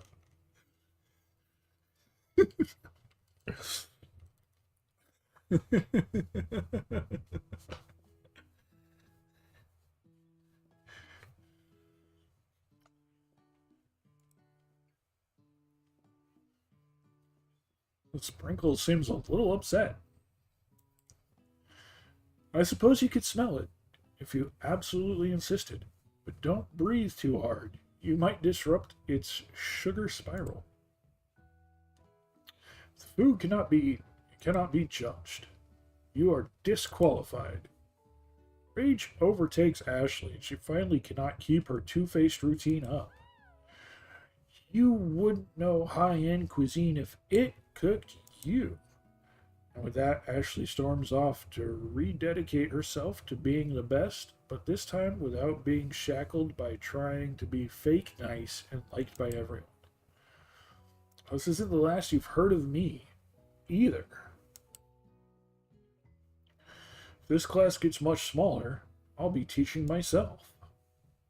You and Colonel Sanders, the final cooks, step up together. 2 chefs? What began as a bowl of delicious mac and cheese has become something else. He examines it closely, sniffing and eyeing the bowl. I forgot that's like half the reason this came out. Or, well, not like the reason, but like half the point of when it came out. Oh. Uh-oh. I don't have a good feeling about this. From somewhere in the room, a literal drum roll plays. Just then, just when I thought I've seen everything in this kitchen, you give me this thing, and completely blow me away. In my 49 dog years of life, I've never tasted anything so delicious and perfectly balanced. It's so delicious, in fact, that everyone passes the class. You pass, and you pass, and you get a pass. Everyone gathers around and partakes of the mac and cheese bowl. They all seem to transcend this reality into another dimension. You win. Together, you and Colonel Sanders have made a new menu item. The new menu item is so impressive, even the Van and Ashley are drawn back in by its magnetic fragrance. When they gaze upon the mac and cheese bowl, they admit that you are indeed an excellent chef. Sprinkles declares that you have passed. Everyone has passed. There were supposed to be more battles, but come on, how could they do better than this one? Now that the school year is complete and everyone has graduated, the students return for one last assignment, to get their groove on. The cafeteria has been completely redecorated in order to serve as the site of the school's graduation dance. Compared to the massive high-tech cooking arena, the humble decor seems downright cute and cozy. DJ Dog is in the house. Ow, woo. You knew that Sprinkles was a master chef, but also a world-renowned turntablist? Who says you can't teach an old dog new tricks? Van and Ashley tell everyone that they're committed themselves to righting the wrongs they did while they were the villains. For a moment, you actually believe them. Not another haunting. No ghosts allowed at graduation. It's clearly written in the school's bylaws. I was never actually a ghost. It was all a trick to get you to finally notice me. Oh, amusing. And now that everyone is together, it's the Spork Monster. He is totally mellowed out. Everyone, the Spork Monster is no more. From here out, I prefer that everyone refer to me by my new name, Party Monster. Student tries to finish what he had to say, but everyone is too wrapped up talking to Party Monster. Dejected, student walks off. Maybe things didn't work out for Miriam romantically, but she found the love in her cooking, and you know she's gonna do great. A red carpet rolls out across the floor of the ballroom, like a Hollywood movie premiere. Who could command such an entrance? It's Pop. He's arrived late to the dance, but apparently for good reason. Walking the carpet, you see perched atop his dirty chef's hat a crown? Welcome back, Pop. I know you weren't able to complete the final exam and accept your diploma, so we had it mailed directly to your father. We figured it was the least we could do for the school's dean. Oh, now I get it. And we get a new wing of the school, not to mention the honor of educating the son of the chancellor of such and such. The music of the dance is interrupted by the sound of sparking and electrical hissing. It's Clank, who has arrived late to the dance. Now that I have graduated, I can reveal my truth. Whoa, he's still doing the talking thing. I am Clank, and I am not of this earth. Actually from a faraway planet in another dimension. What? What? I actually feel like I knew that this whole time. Now that I have learned the ways of your kind, I must return. Miriam, will you come with me? I don't know what to say. Besides, no, obviously. I've just begun to learn who I really am. This isn't the time for me to devote my life to figuring out who you are, Clank. You're blown away by Miriam's maturity. It's pretty clear she's managed to surpass you in that regard. I understand. Kind of. Humans are weird. Portal opens up and Clank disappears through it. Finally, Colonel Sanders arrives. Howdy, classmates. Just like the first day you met him, he has come prepared to feed the entire class. However, it's not enough to just give him a bucket of chicken. This time, it's a full meal. I didn't get to be the most famous chicken man in the history of chicken and man, but by not reminding people to go out and buy my chicken. The end? Question mark? I mean, I'm pretty sure that's the end. No, it's not the end. As everyone feasts on their delicious chicken dinner, Colonel Sanders finds you sitting at the edge of the dance floor. Colonel Sanders? Yes, Rosemary? I couldn't help but wonder.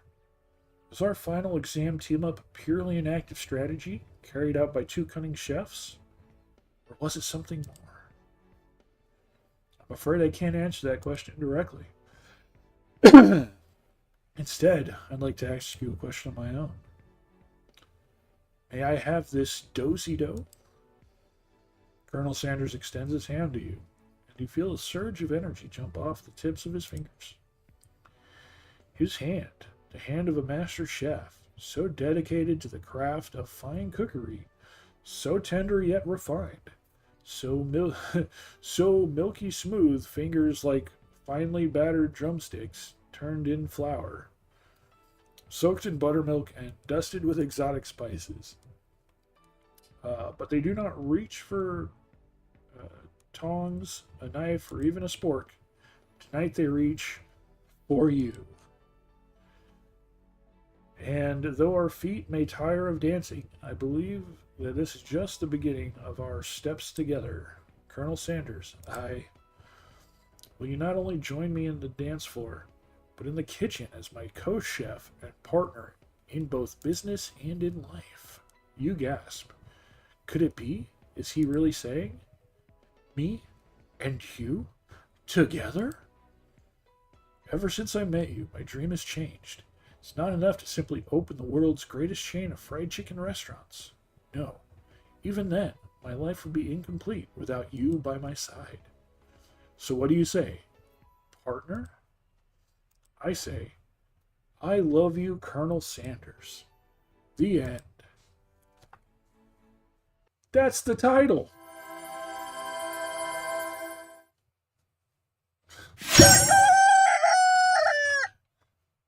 That's loud.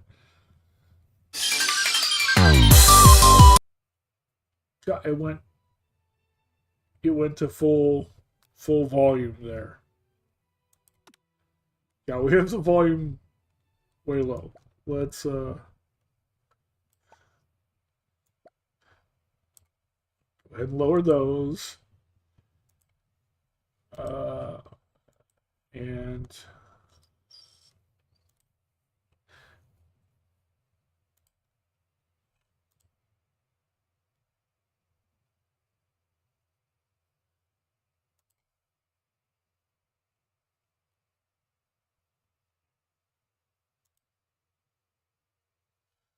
okay, so okay.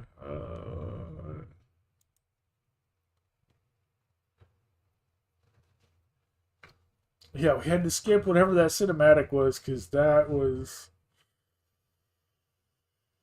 a big no. That was ear shattering, but it was going right back into the uh, just whatever that starting load screen was. Yeah, so there it is. There's I Love You, Colonel Sanders, the KFC dating sim.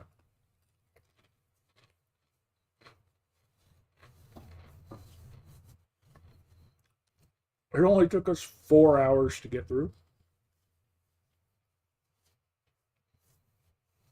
No, to be fair, I did take about 40 minutes hanging out. It only took us 3 hours to get through.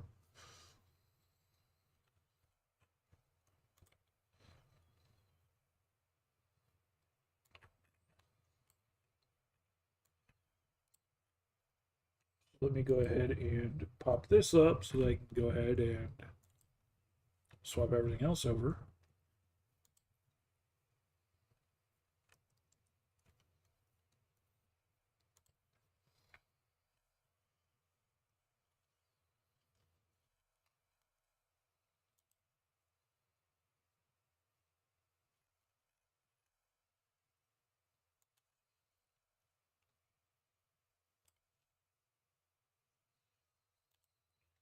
Yeah, no, it was. When it came out, it was made clear that it was very short. It's literally a free game.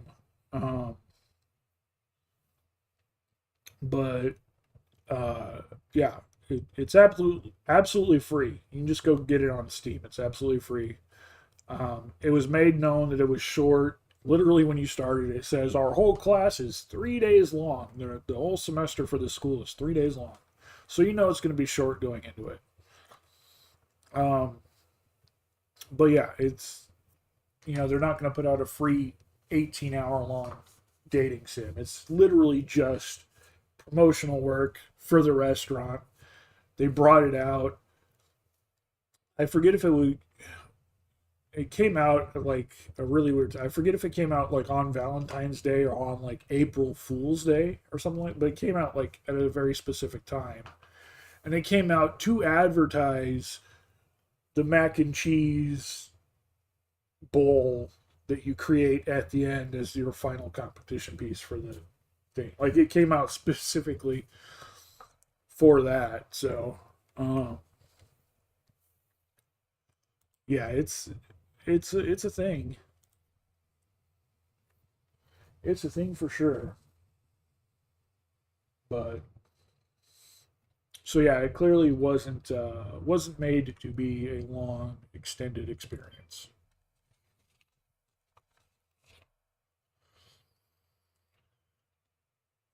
So we got some time left. So let's go ahead and like I said, we will get right back into Expedition 33. Play some more of that. And we'll kind of swap back and forth between that and uh, other games throughout the week. Um, there should be plenty of streams this week. I know Monday we're going to go back to Marvel Heroes, try and finish out that storyline, play some more of that, have fun. Um, Wednesday and Thursday, I'm not sure what we're doing. I think Friday, I know what we're doing. I'm just waiting to hear back.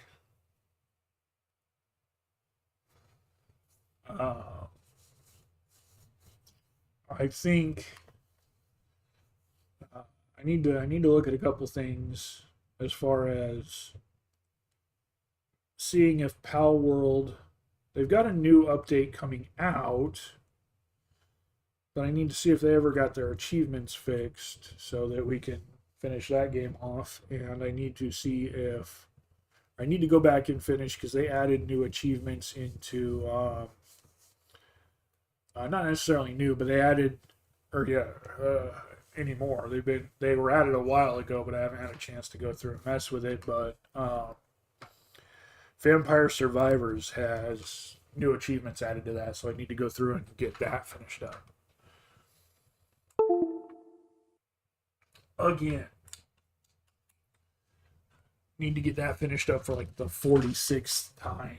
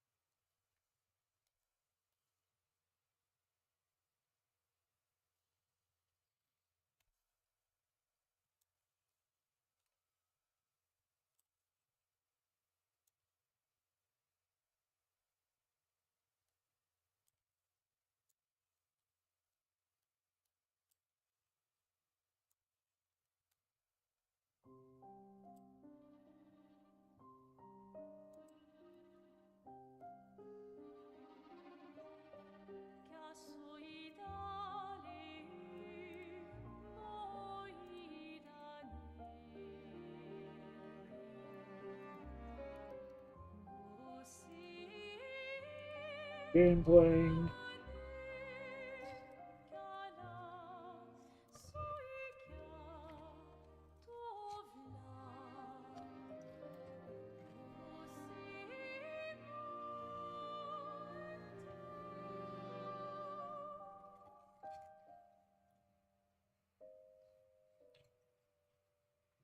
So yeah, not a super long game, but again, it was never meant to be. It's just a fun little thing they did. And I thought it'd be fun to go through for a stream.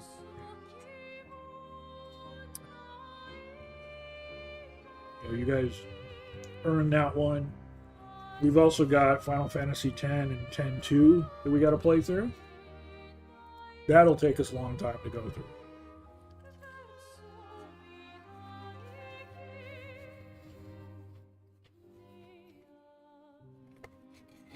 We'll definitely need to set up special streams for those.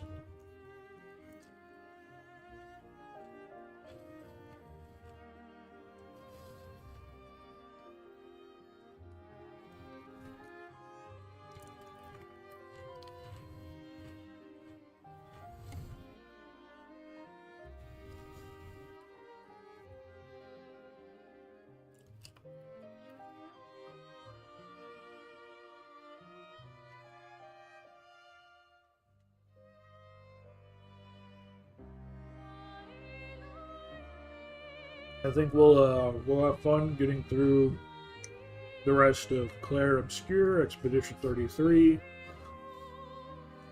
I mean, not all on this stream, obviously, but we'll continue to stream this one until we're done with it. And when we're done with this is when we will go ahead and start Final Fantasy X. And then when Final Fantasy X is done, we'll do 10-2. Of course, we're not going to run them together. That would be ridiculous.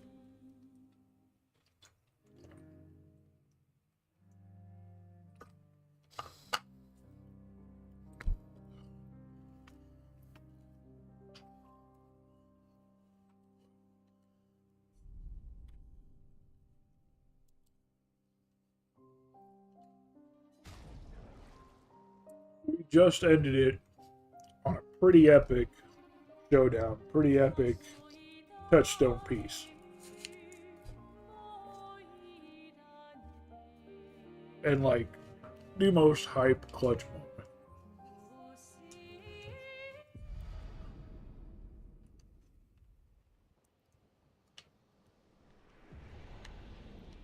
moment. We had found this clearly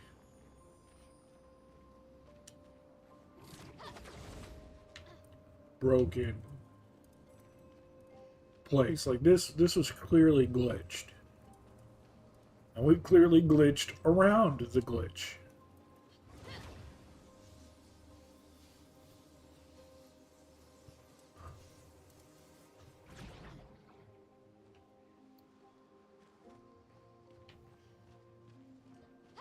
Yep, that's a wall, I figured.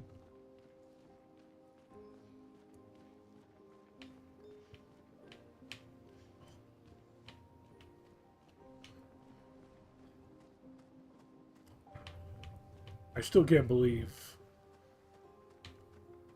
how that ended. It was insane in all the best ways.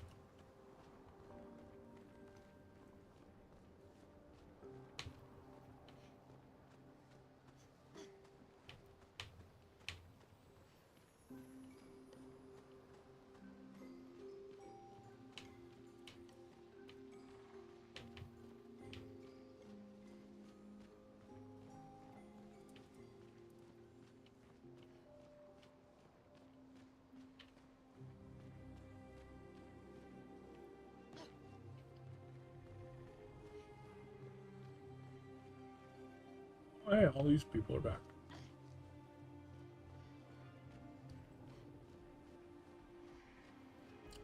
So yeah, we found this. It's refusing to highlight it on either side of the door. Like, it clearly looks like that's on the other side of the door. It might be inside the door. But yeah, it refuses to let us inside in any fashion.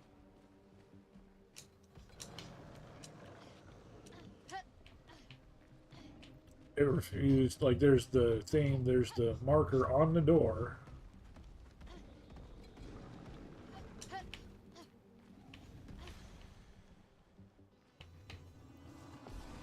Okay, that's weird.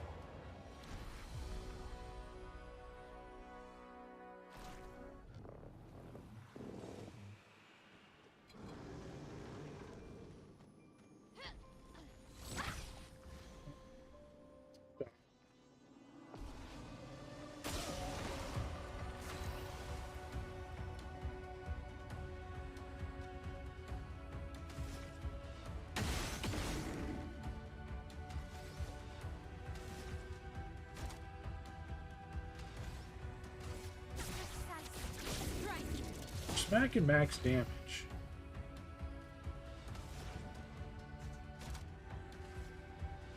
Brilliant light. I need to find a way to break You don't get damage. to die yet.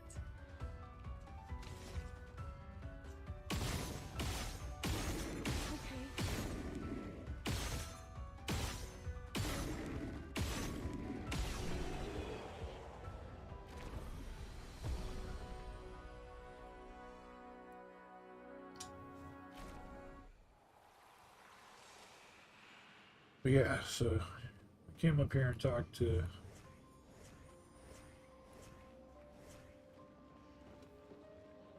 please find her and ask her why she kills them all. We will. But yeah, the door is clearly this side, but yeah, it won't highlight. It refuses to let you, like... In fact, it's still highlighting the child there. So, it won't let you into that door because it marks the NPC instead of the door itself. So we were able to glitch ourselves up the side of that cliff and get up there.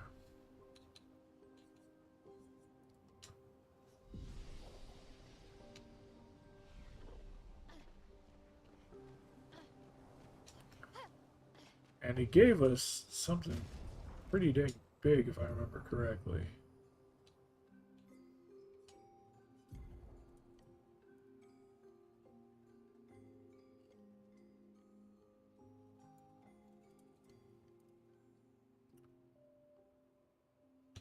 I think it just might have leveled up what we already had. Yeah. I think it just gave us a higher level of something we already had.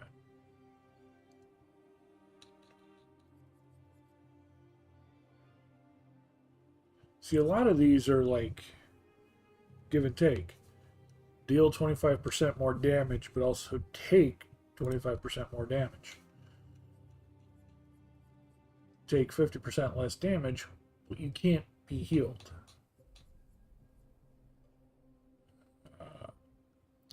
Increase damage, but can't be healed.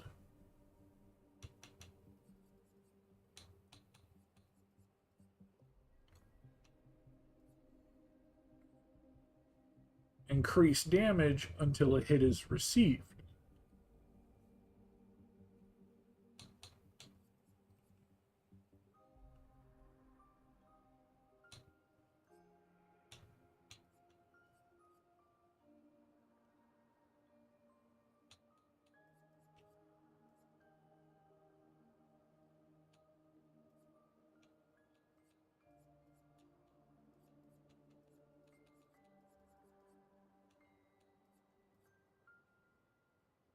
Plus 1 AP when you parry, but damage received is doubled.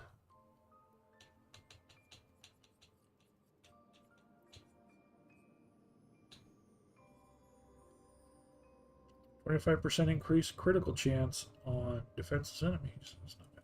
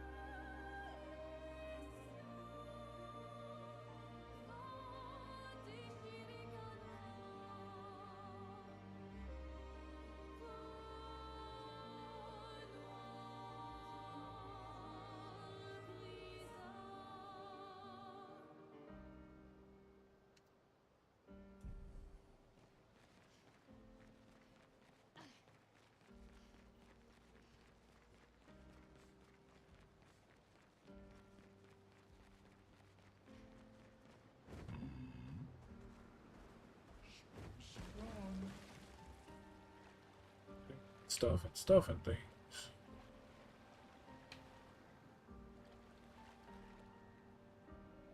Now we've already beaten them before.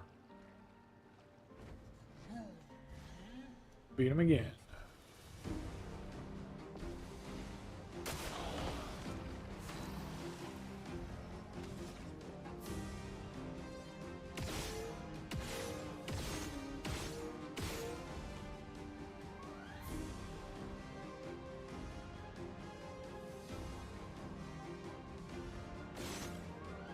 His hammer is not his weak point.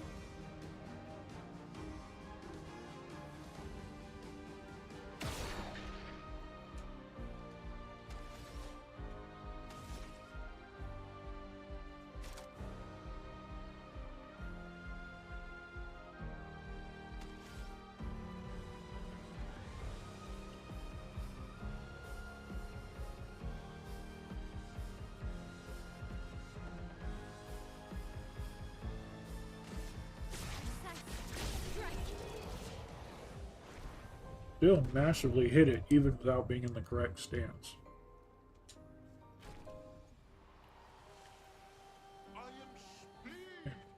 Pretty sure this guy just had like a hairstyle or something stupid that we picked up. Yeah. Hairstyles.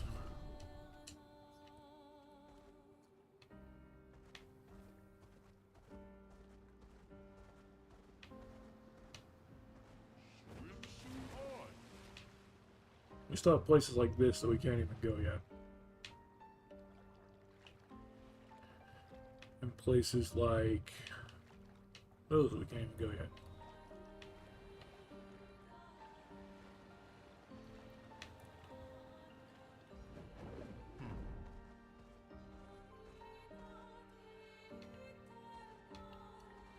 Yeah, we killed you already.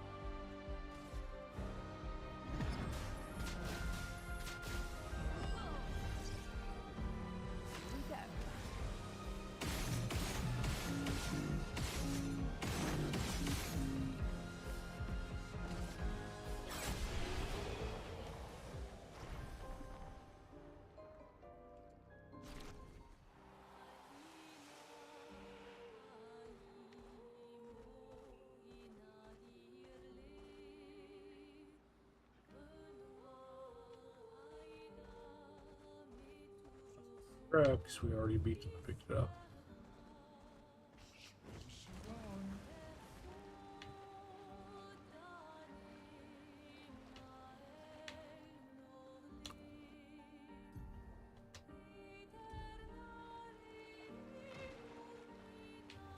Still that one guy we haven't even figured out how we're supposed to get to him. I think I can only guess that we need to pick up flying before we do that.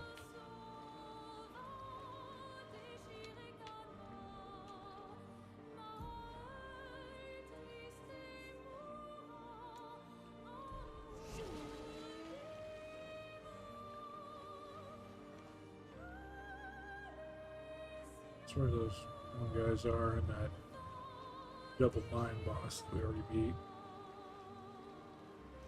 This is where, yeah, that's where that other guy was wandering around that we beat.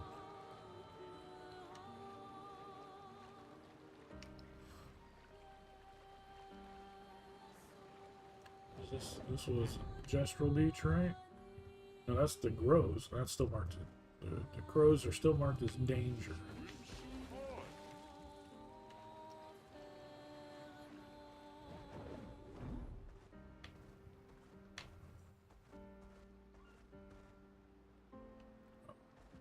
It's right there. I thought that was maybe something to do with that structure. Maybe we were climbing up someplace.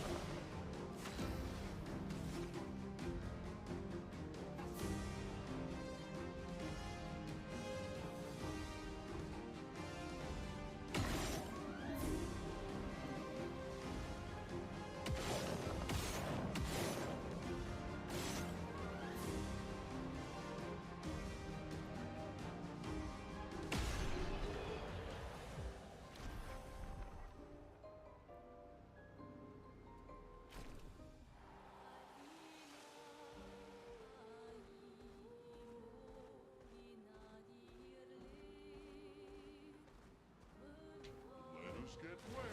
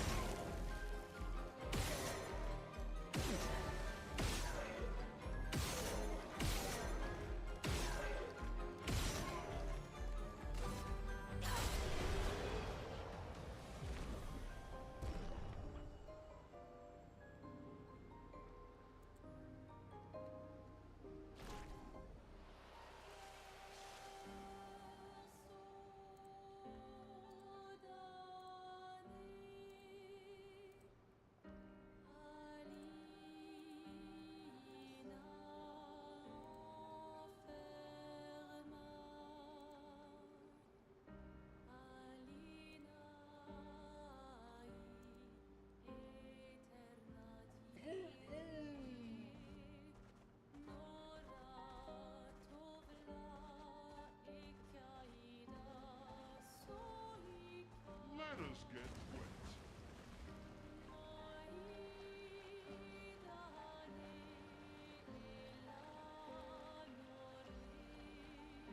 Suppose we need to just continue on with the story.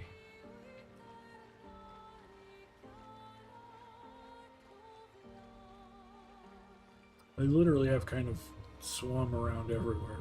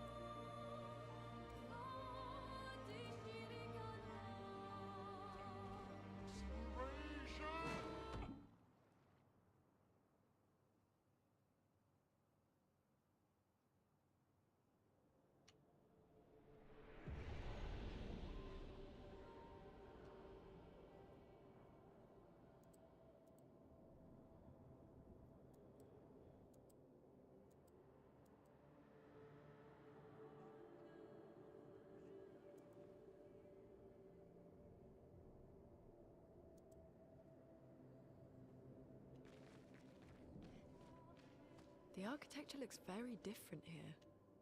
This kind of place never existed before the fracture. It's beautiful. Feels surreal.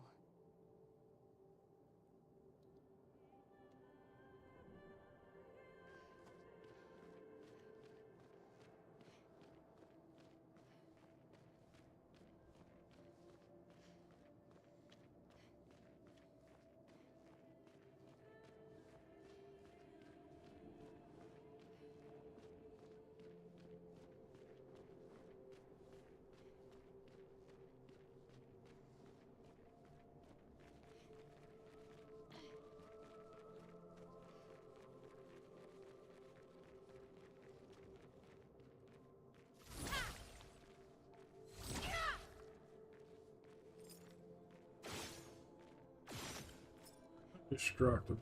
Like, a lot of barrels and boxes and stuff will be destructible.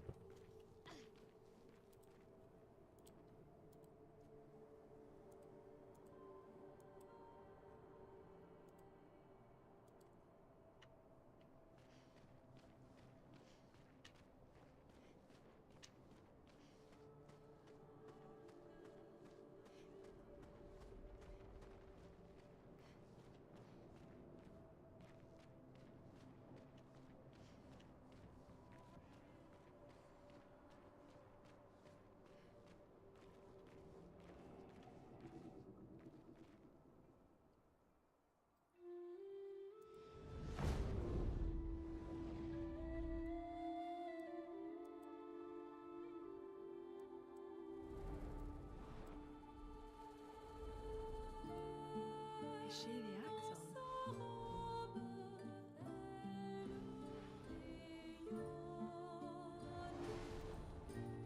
Sylvain, she who plays with wonder.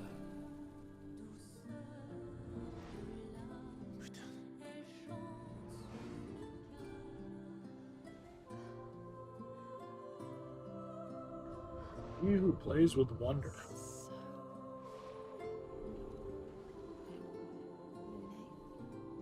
What's going on? I don't know. She's manipulating your emotions. You have to focus. Why you're here.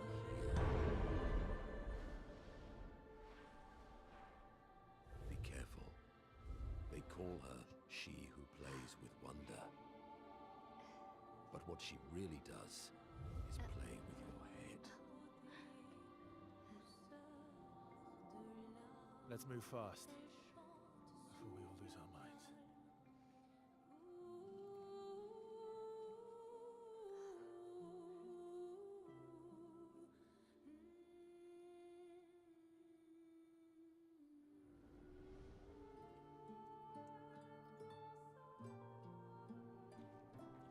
Okay then.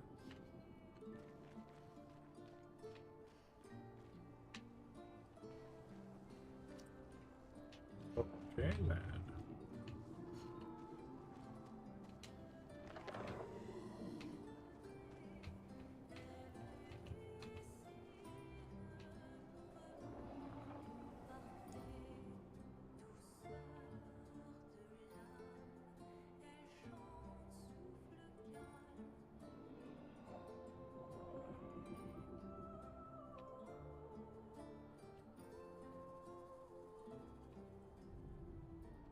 Weird way to design a moving platform. Let's make the moving platform a person.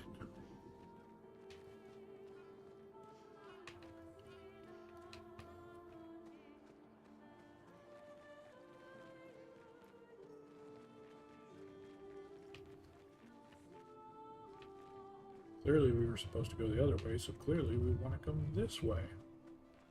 Look what we find when we do. Useful.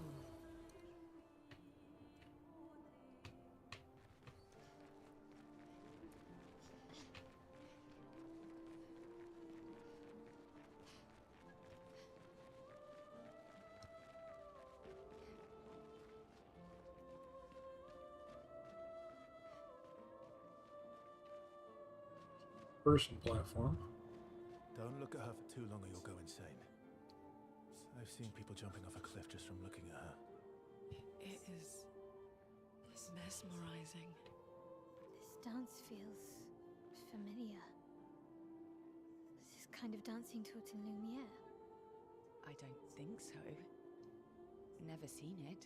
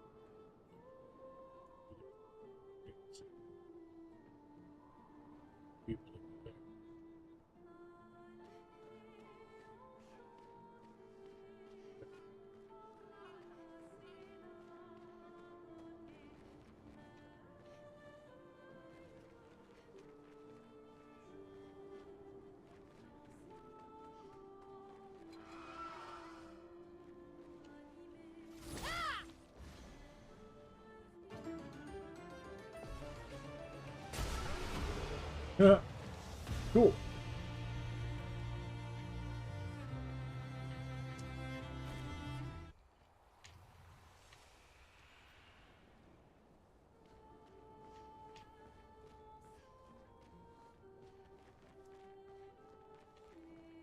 Oh, did that take all of them out?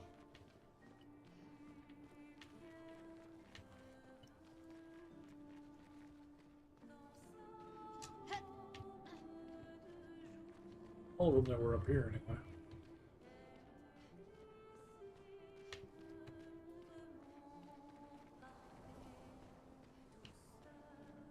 There's some more out there dancing.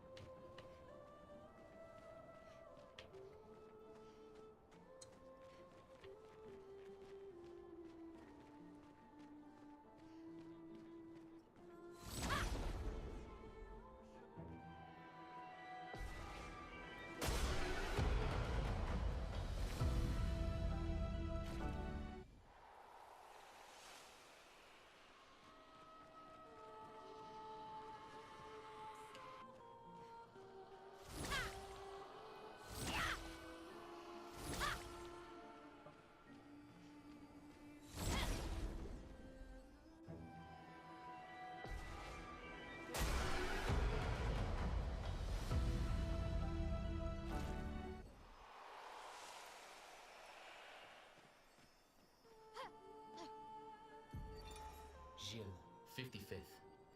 I don't understand. The weaponry worked brilliantly up to now. Augmenting pictos with music was a stroke of genius. But the sonics have no effect on the nephrons here. It's as if they can't even hear our music. They just keep dancing to their own. We're running out of ideas. I miss my girls so much it kills me. It hurts thinking that I could have been home right now playing music while they dance. Rochelle would have given birth by now. I could be holding my first grandchild. Instead, I'm here. No. No. There's still a chance, and someone has to fight for them. I can't let them down. Drums, maybe that'll work. They can't hear our music, but perhaps they will feel it.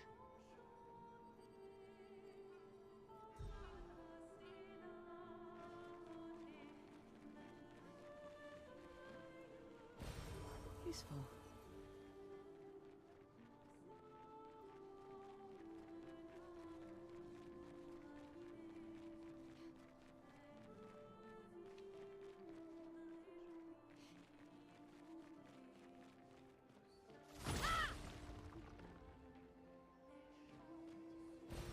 Good stuff.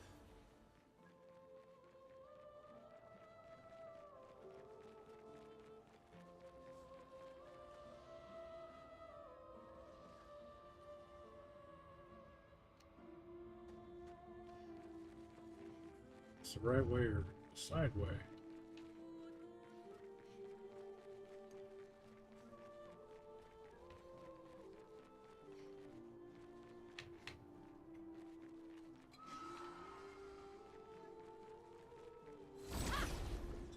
Hard to tell. I think that might actually be the right way.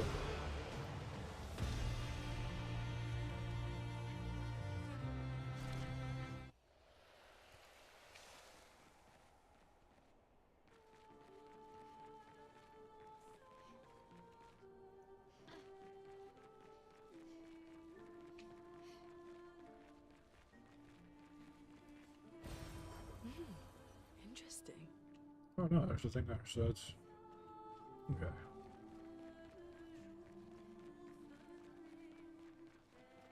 Yeah, so there should be a hidden side path here then.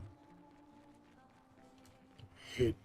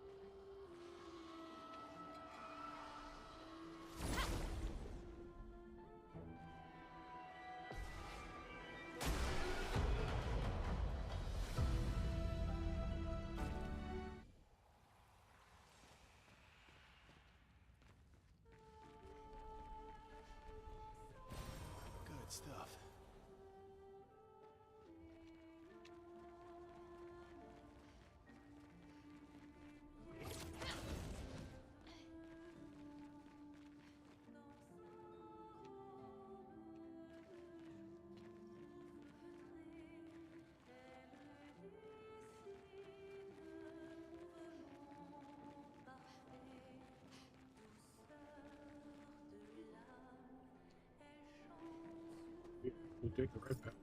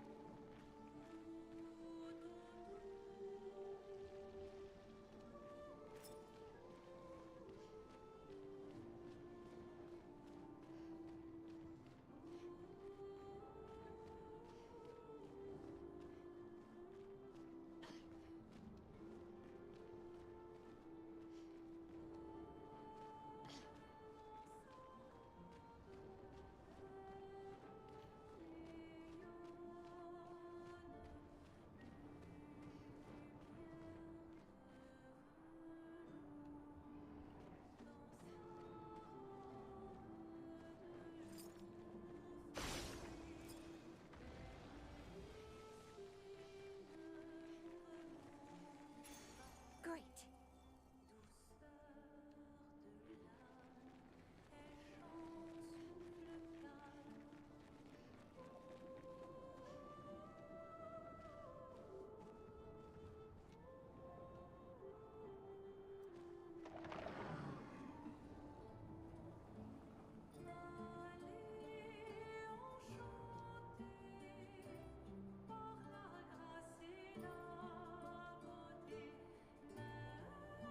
Really, you should just take me back up to where we left. That does not seem to be the case, though.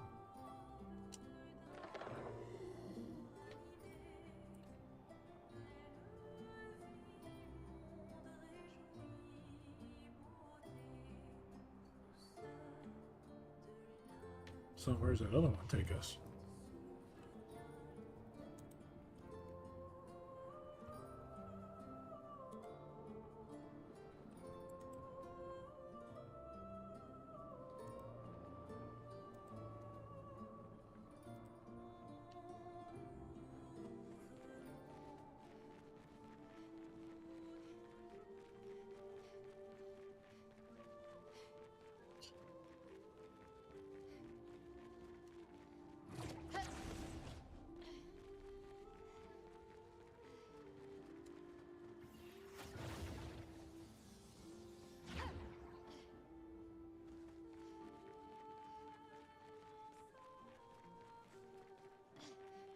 It's the right path, then what's this one over here?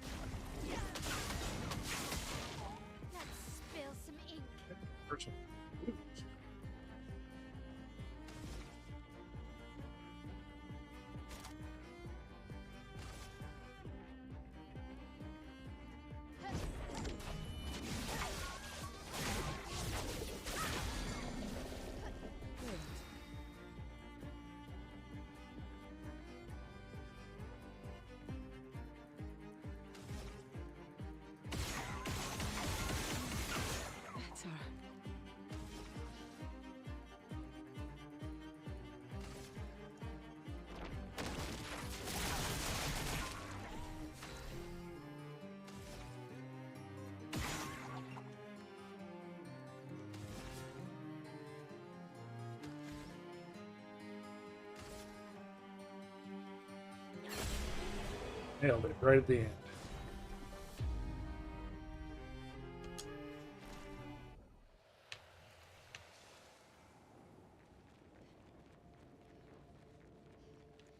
I don't think this was just a treasure room, though.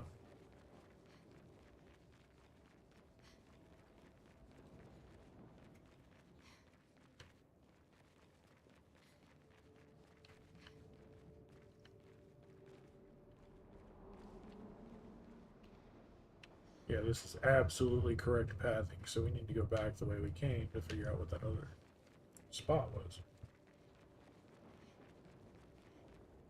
This isn't the first map to do this to me, but it is very rare that it throws me off the beaten path this much.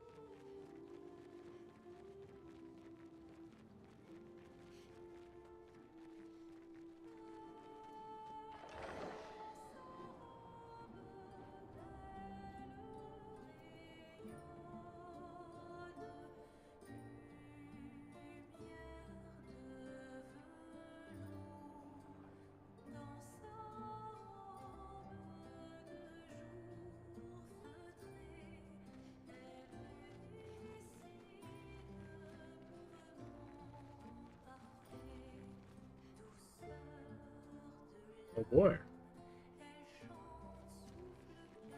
That's gonna be a fight.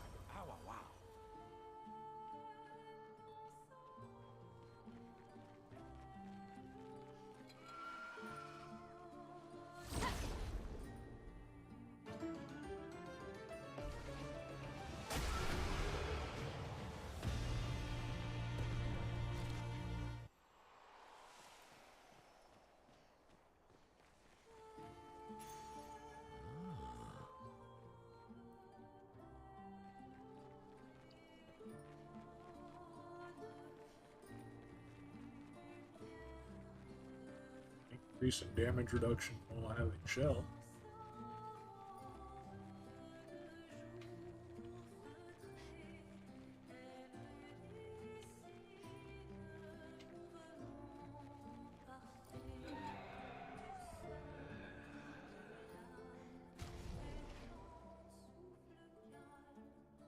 Wish we had a way of saving.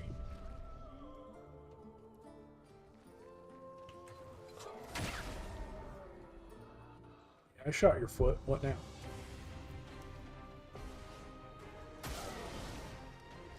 So that did a decent jump.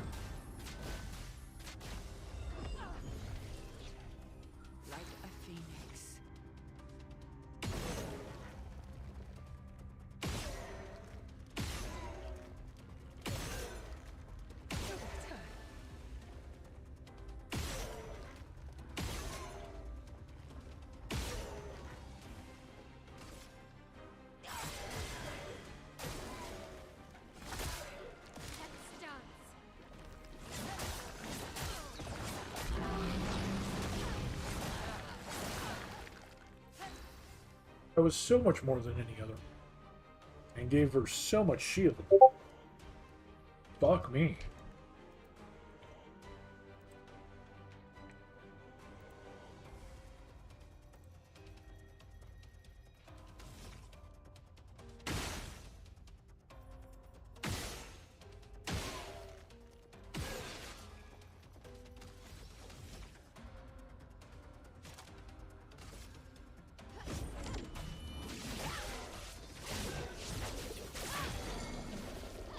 No margin for error.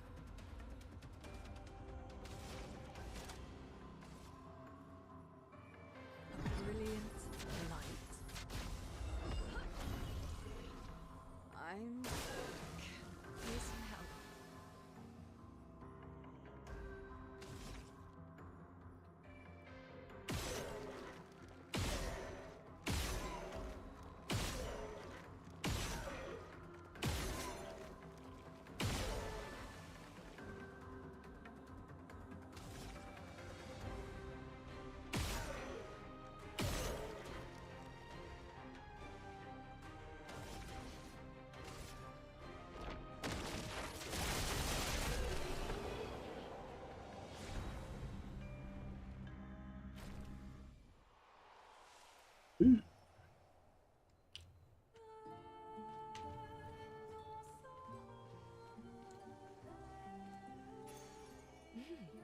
Interesting.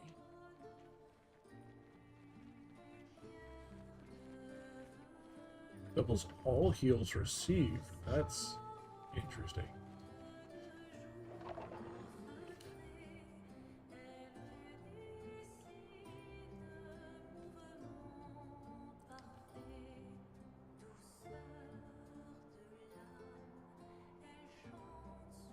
Definitely glad we went back to clear that up.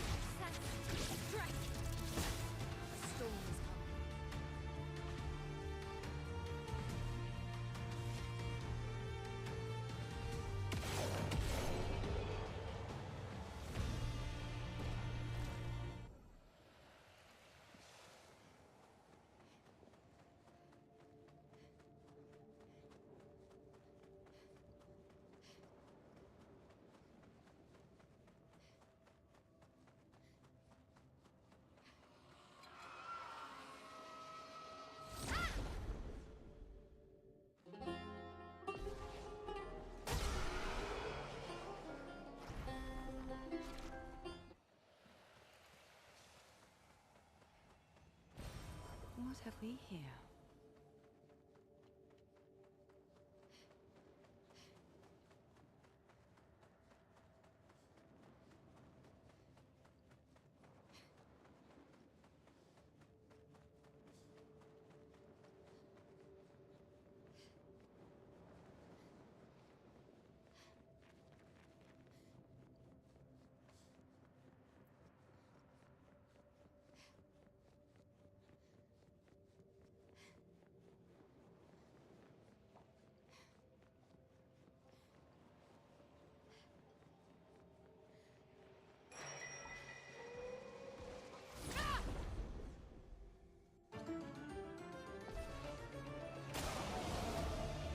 Spill some ink. Strike.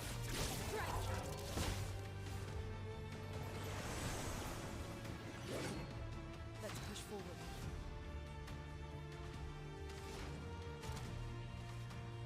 Brilliant light.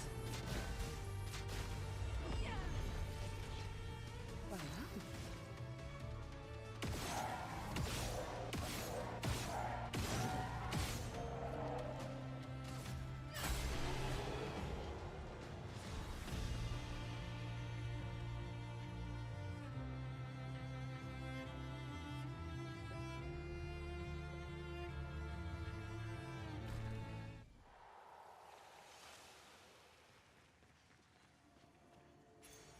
An advantage.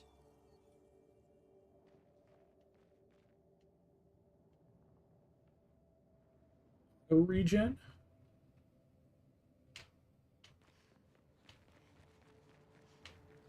Okay, it's not like full auto regen.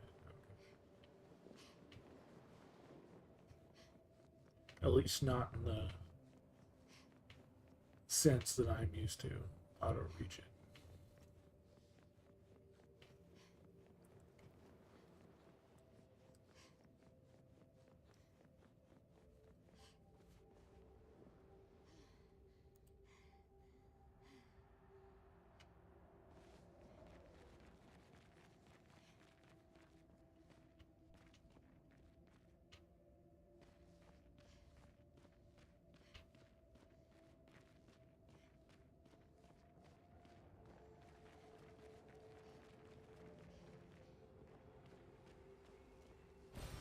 What have we here?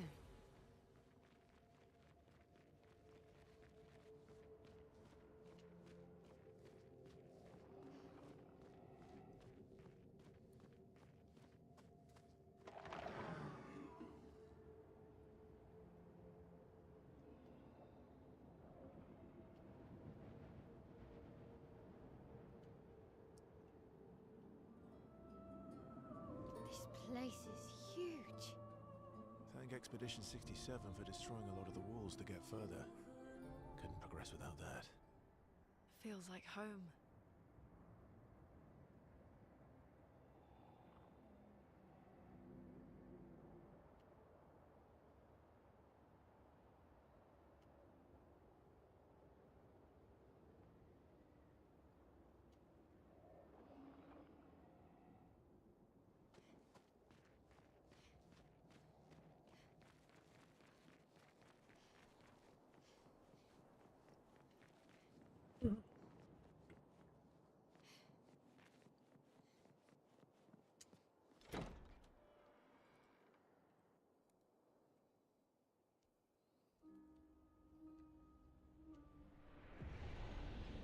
The bathroom.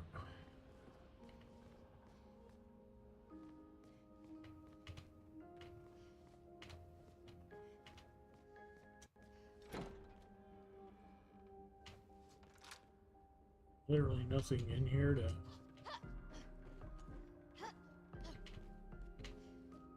interact with or notice. The first, like, empty room of the manor.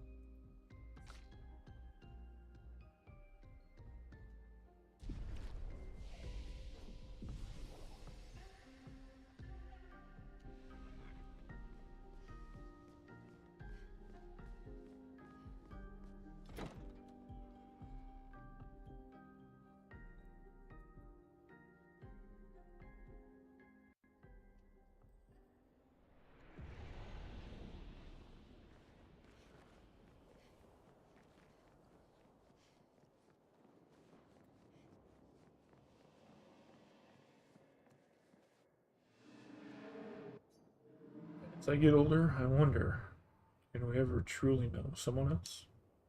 Then again, how many truly know themselves? A lucky few, perhaps. It's a blessing to understand your darkest nature, or a curse to which we turn a blind eye. We lie to ourselves all the time, don't we? About things we'd rather not admit or confront. About ourselves, about each other. Then there are the things we genuinely don't see. Isn't that human nature? I wonder. I have nothing but time these days to wonder. What I missed that might have changed things. What is it that I didn't see? That I couldn't make myself see? Sounds like you have many regrets. When did she start pulling away? The man has gone silent.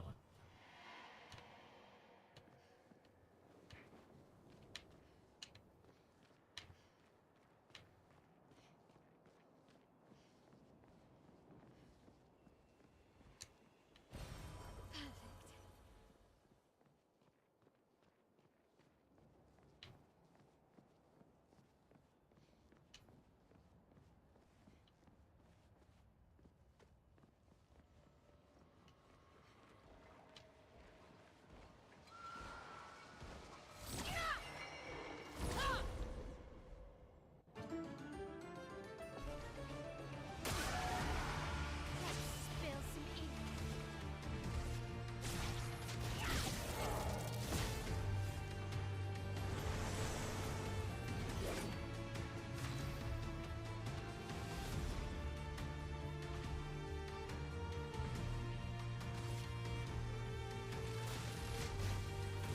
Lightning, strike!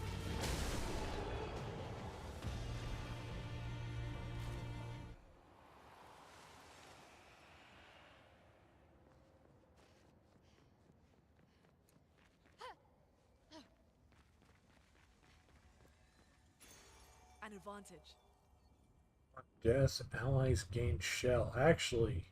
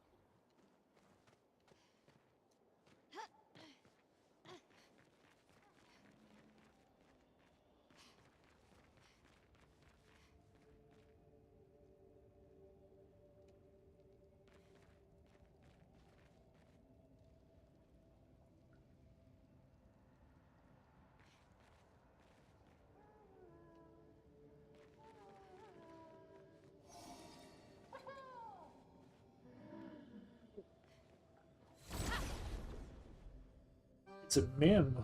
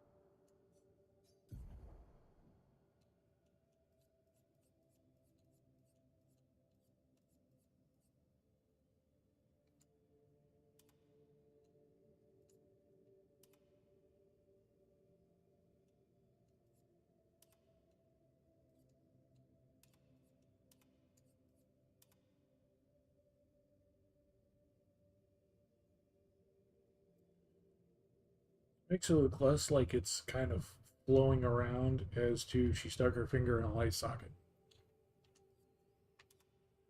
I'm actually kind of digging that one. Why not?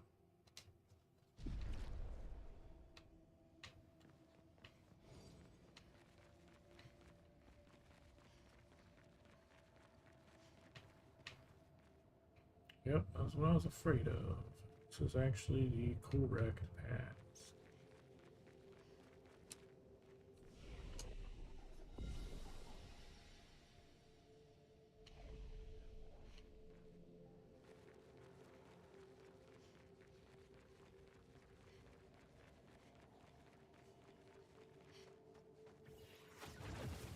I don't know if that was correct path or hidden boss. The flags are usually only on the correct path, but there was one other time when that wasn't the case.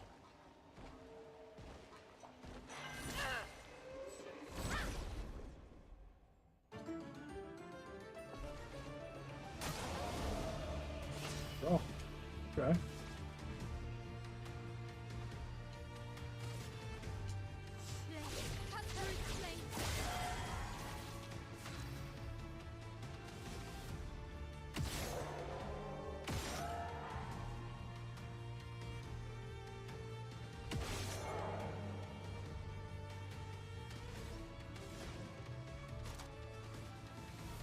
Brilliant light. Phoenix. Okay.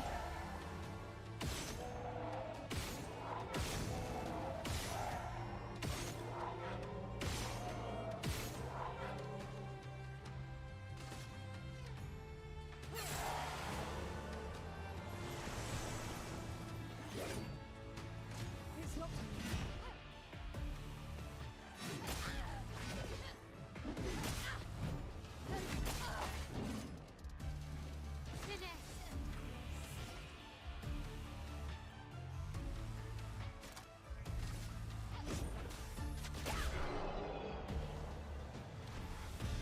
That's what I have to say about that.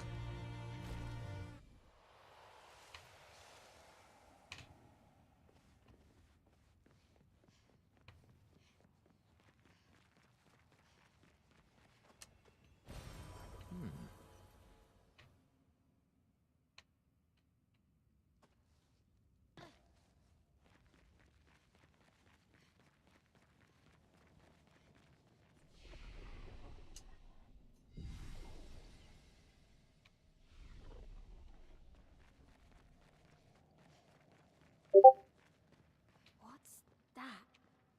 Patricia. It works for Siren. So he creates all of that for her. We should take it out. It would definitely be an advantage against Siren.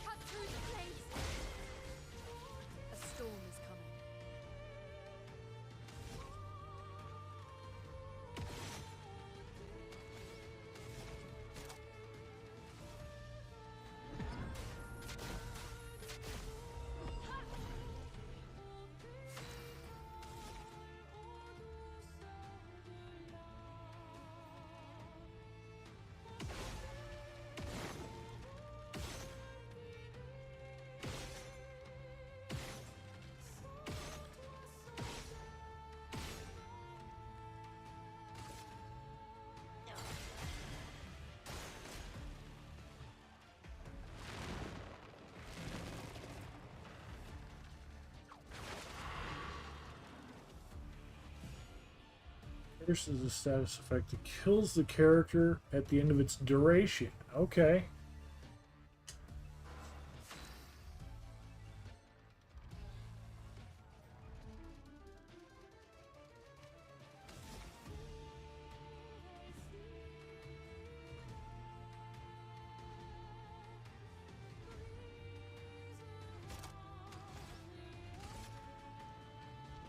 On fire.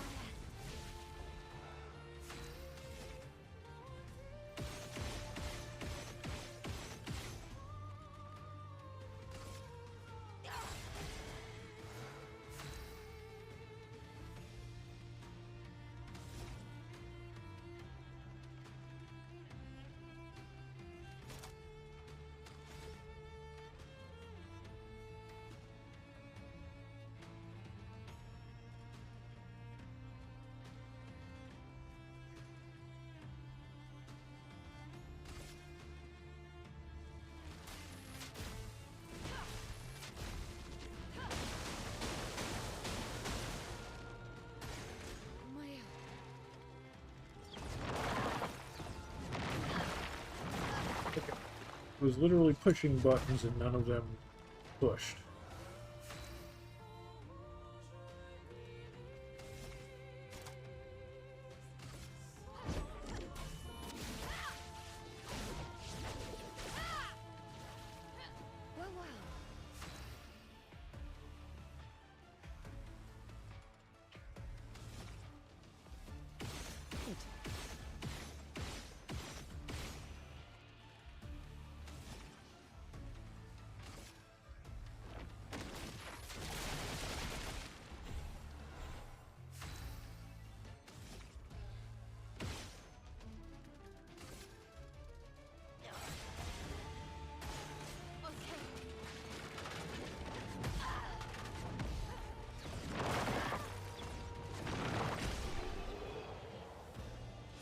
Nice. Ooh. Anti-charm. Immune to charm. Good job. That's going to come into... Expedition managed that. No other expedition had a Lumina converter. Yet this victory feels hollow.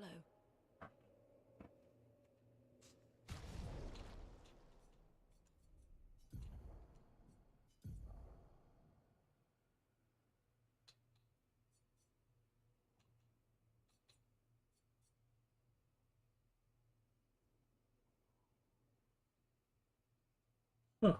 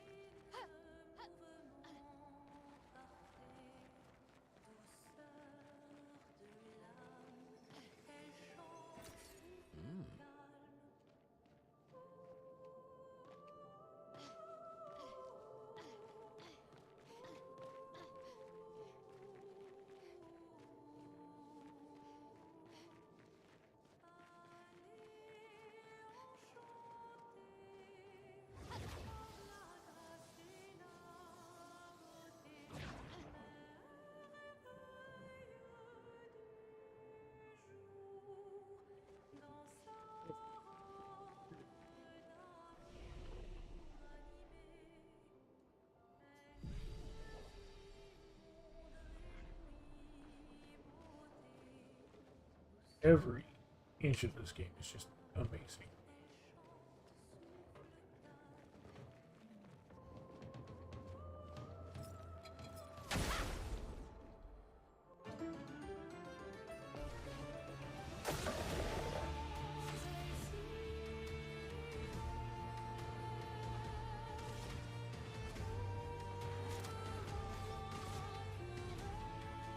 Cut through the flames.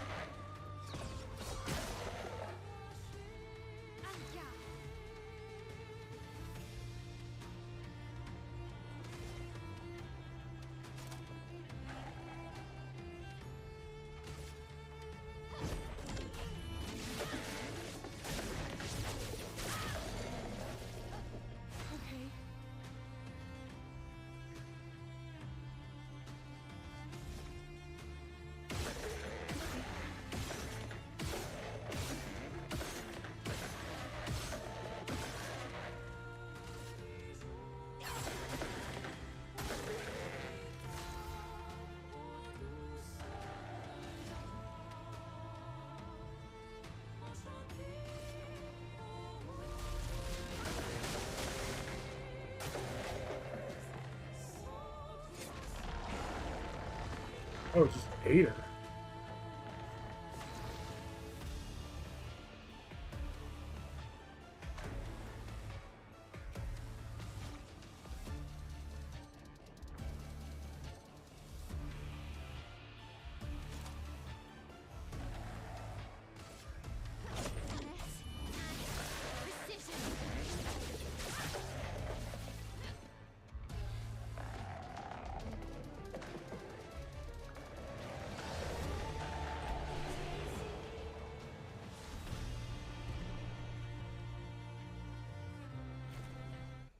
Oh, we got an outfit from that. That's cool.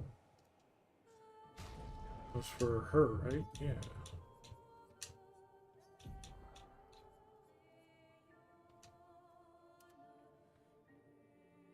That's actually kind of interesting. She actually looks like a character from Avatar: The Last Airbender with that outfit and that hairstyle. Kind of digging that.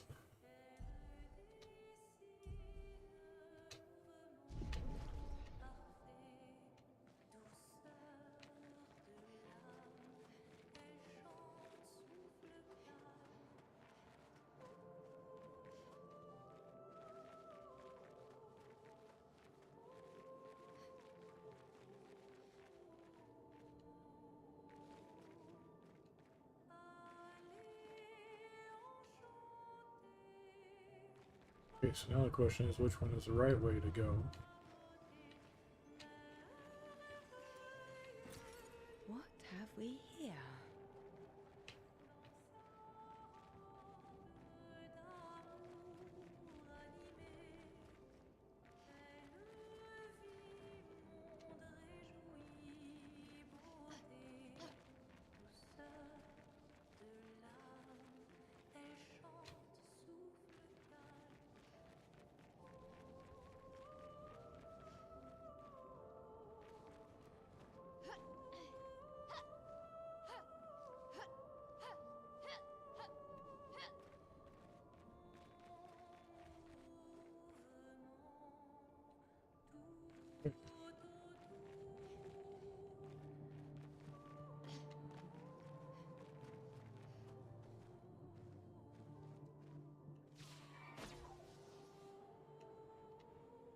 This is absolutely the correct way to go.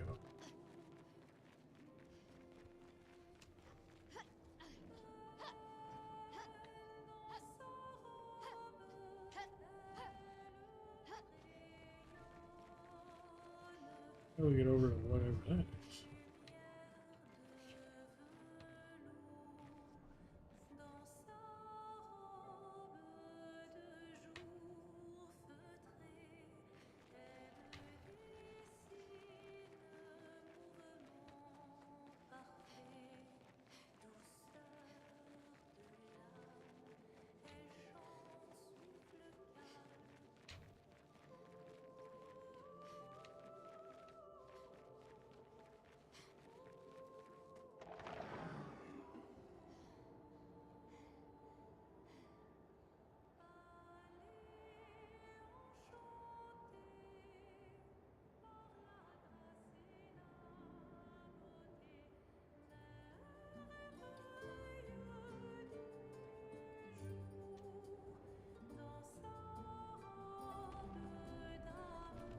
Another cavern might have actually been a treasure path, and this might be.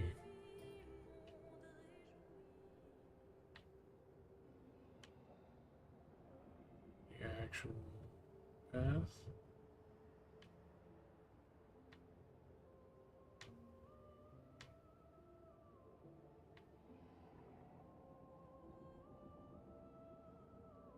Yep, this is the actual. Okay, let's go back the other way then.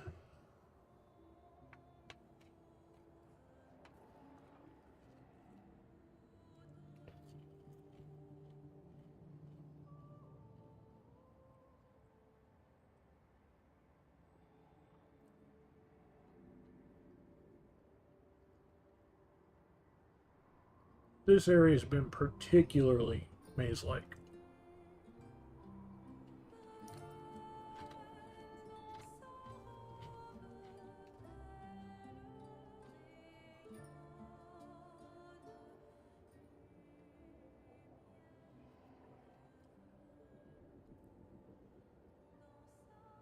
I'm gonna use the restroom. I'll be right back.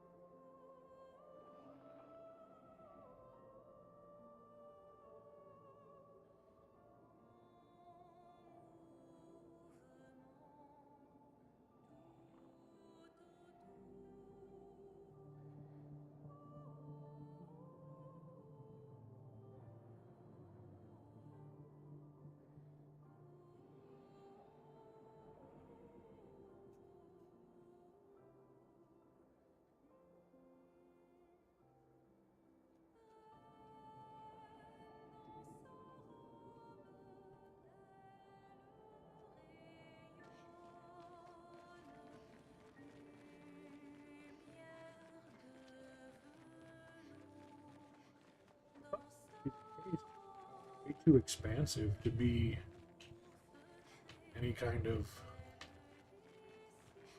simple treasure path.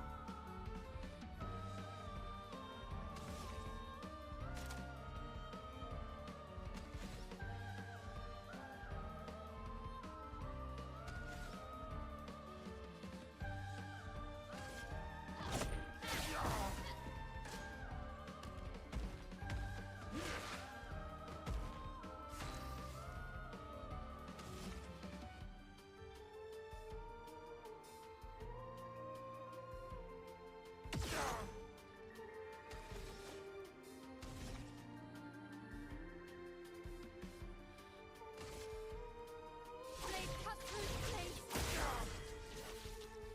Okay.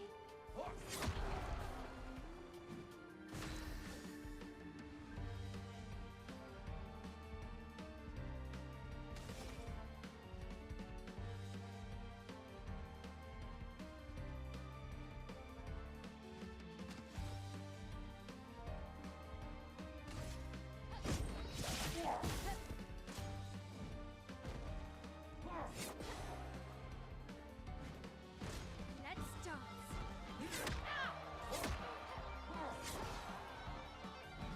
Finesse and grace.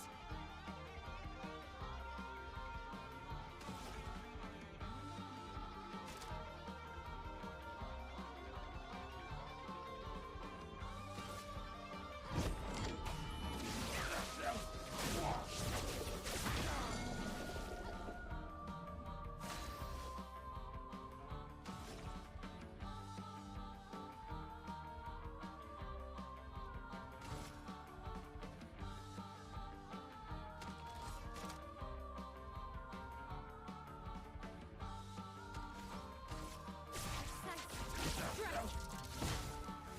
Ready to carry.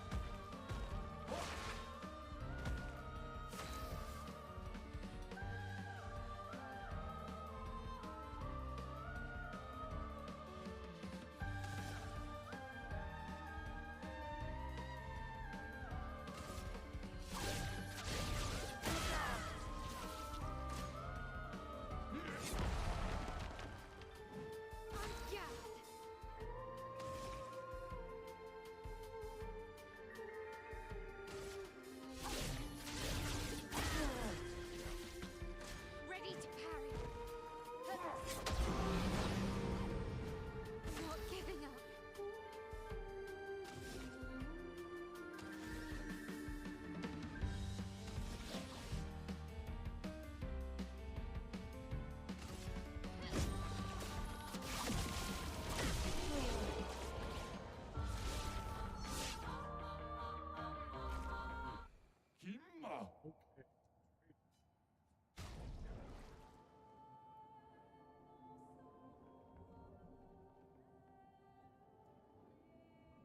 Turn start. If stanceless, switch to offensive stance. Fire skills cost one less, one shield on switching to offensive stance.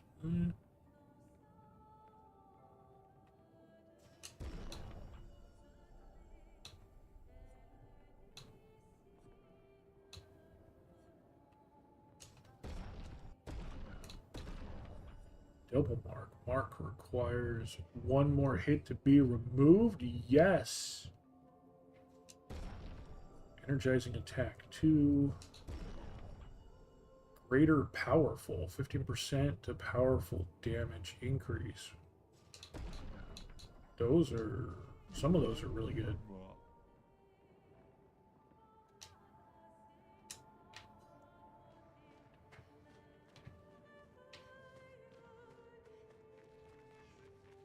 Okay, it still doesn't explain how he gets that other section now.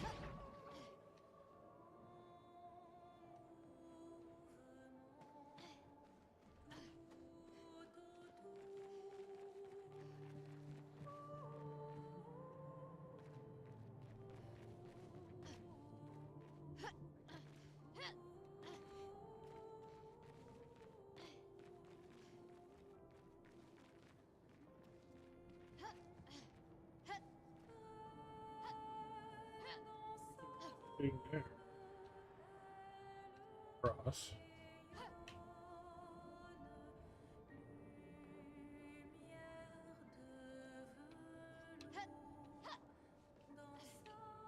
There. So clearly there's some kind of path to get around.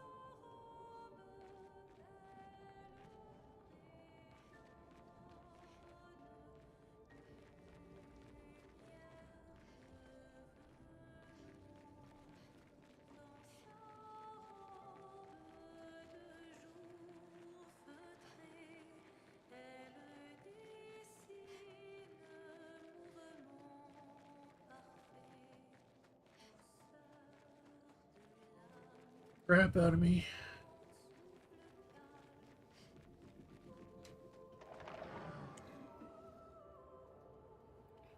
That's gonna bug the crap out of me.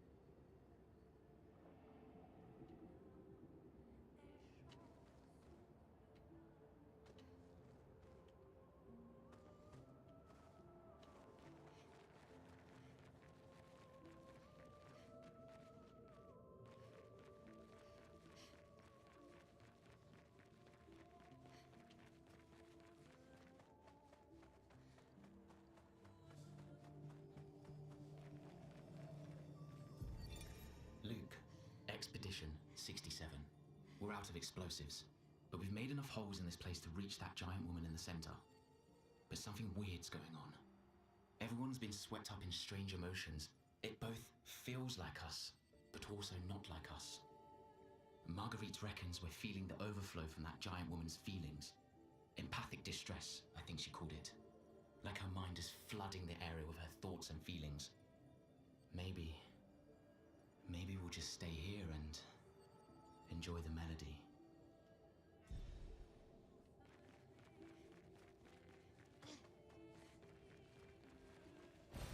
Perfect.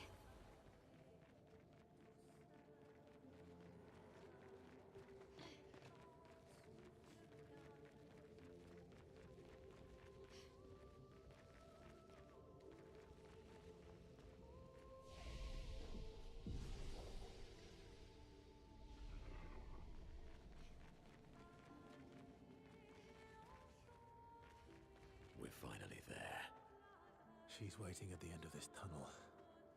Then we should prepare before we head there.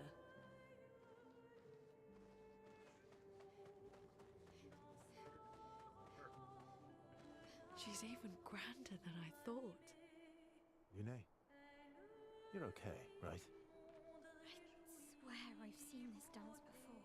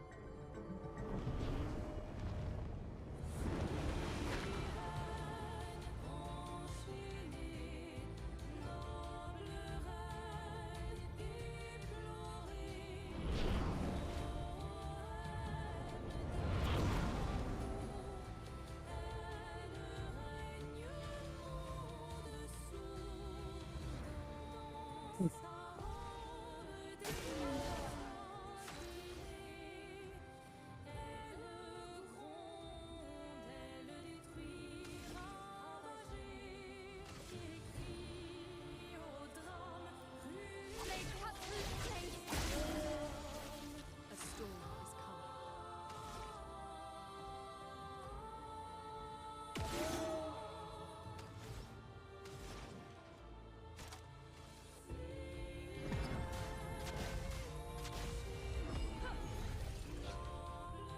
Like a phoenix.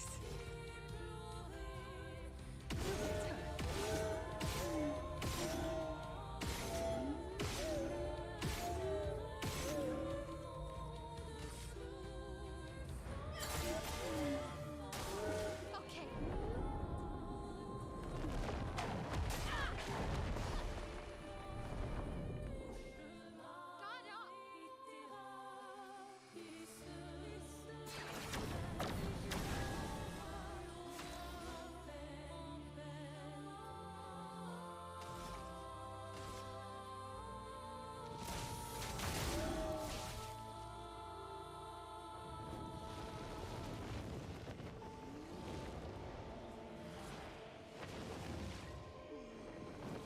Ready.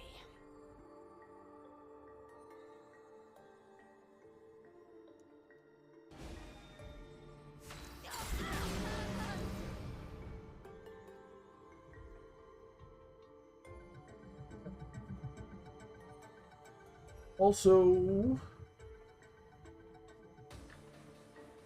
didn't think she was going to go right that moment. Going to try and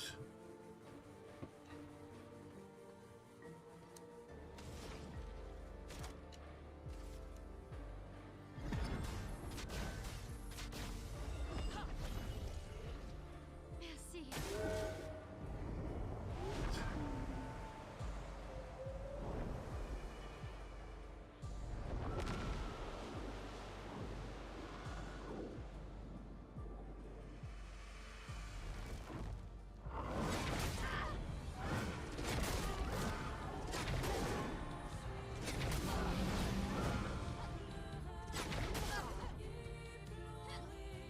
So, and then the charmed one gets to go, and then she gets to go again. What? Everybody's charmed? Are you fucking kidding me?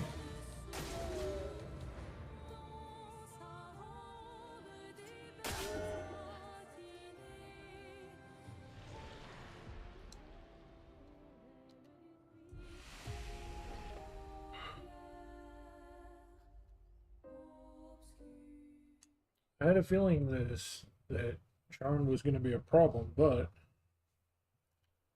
I'm going to be pissed off having to fast forward to this goddamn cutscene 47 times. Her moves are not dodgeable. Charm is not dodgeable.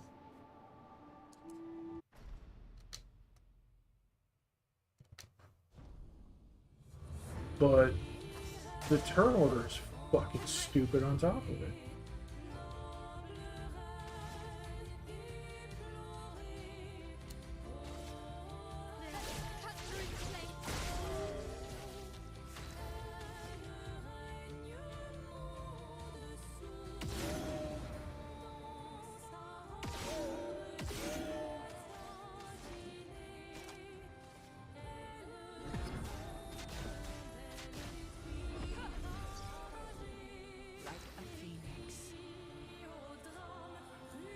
Probably gonna charm next turn again.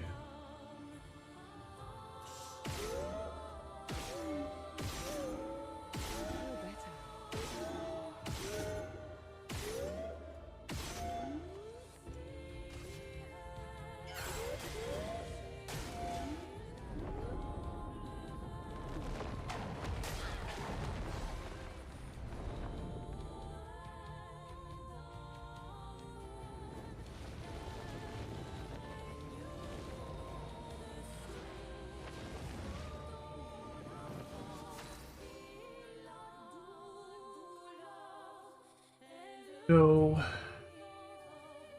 we want to skills, swift stride, virtuous stance.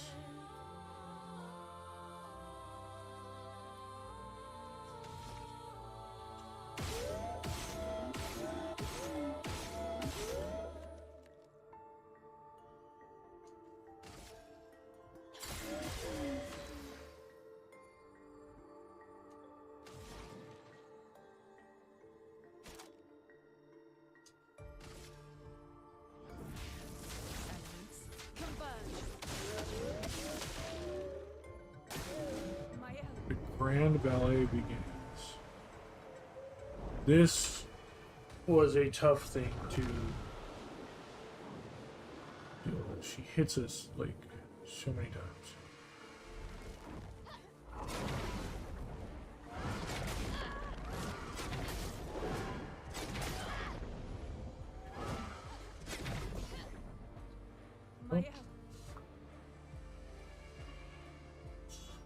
That's not the one you need to charm. The dance begins. How do we remove charm?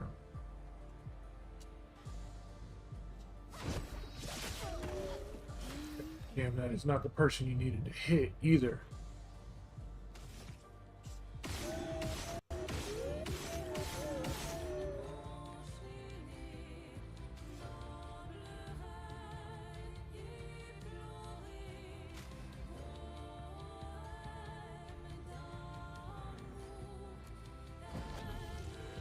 I won't wait.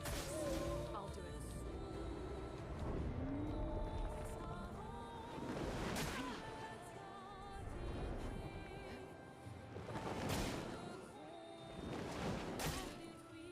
Take your shot. No, can't.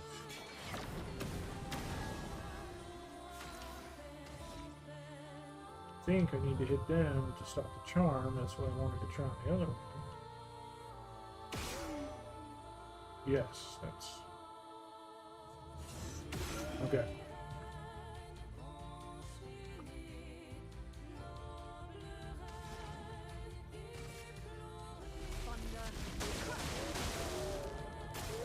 Ready to parry.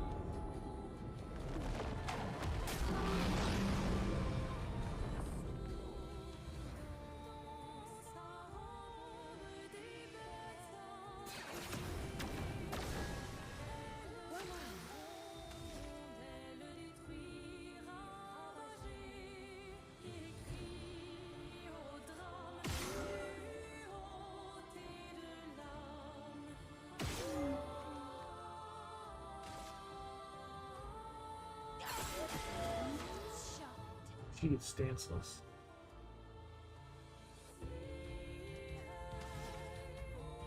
No, no, her stuff is maxed.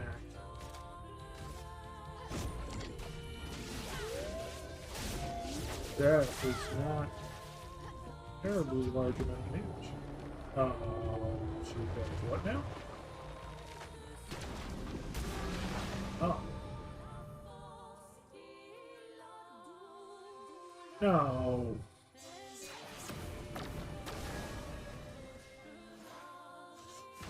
Yeah.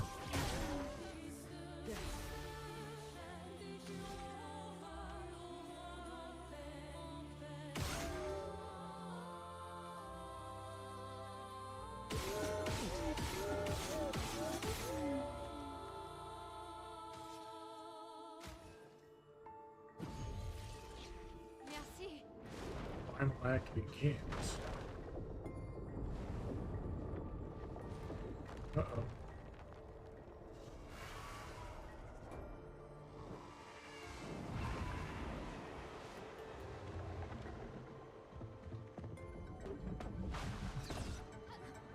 Oh, bullshit.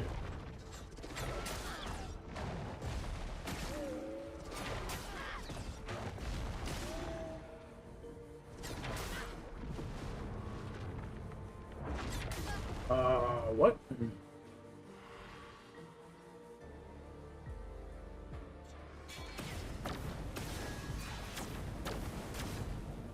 giving up.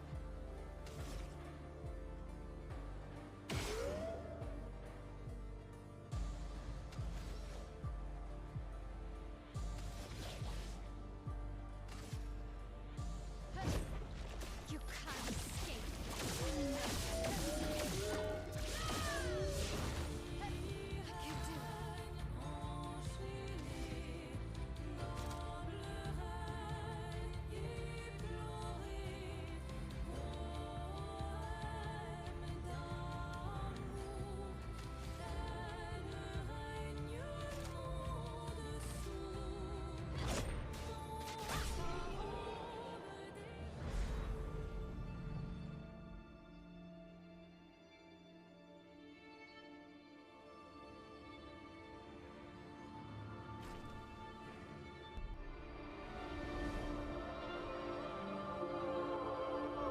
I've eaten about a third of it. There's still quite a few left. Just been snacking on it while we stream.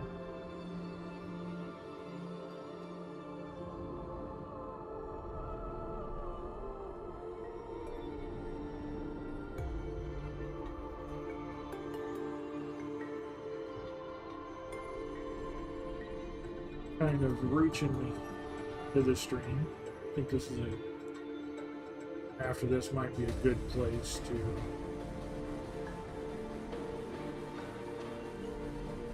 end it, but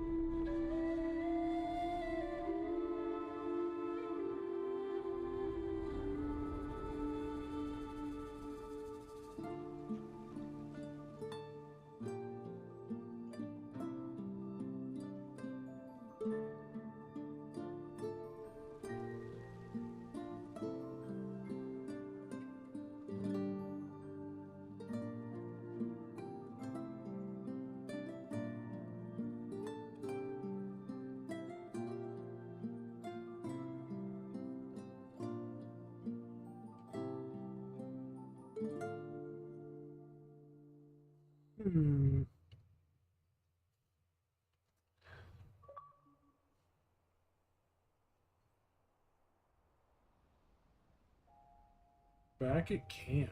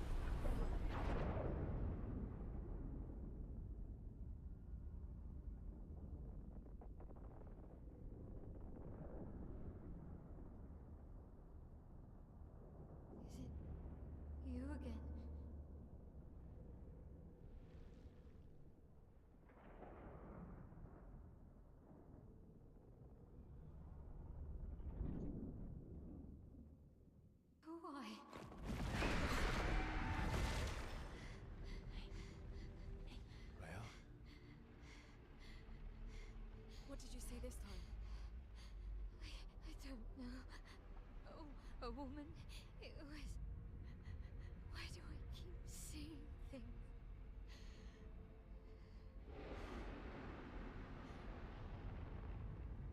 Who are you?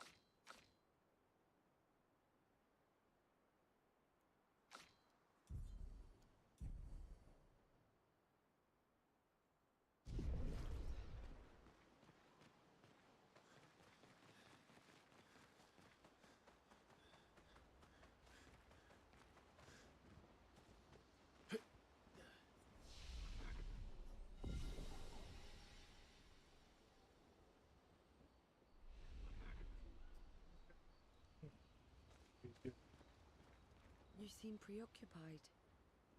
It's nothing. Just nerves.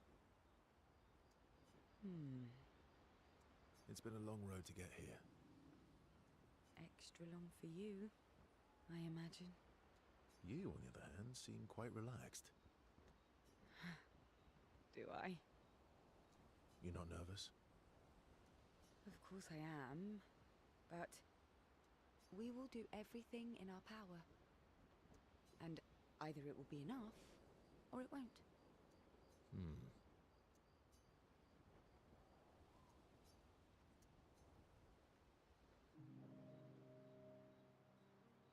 You used to be a farmer. Is that why you use a scythe? I guess, yeah. Once a farmer, always a farmer. Is a double-headed scythe very useful on a farm, though? Double the efficiency. You should see how quickly I can harvest crops. I'll bet. I used to love the gardens of Lumiere. It must look quite different now. Probably a lot more variety than back then. The Outdome teams brought back loads of new plants from the surrounding islands.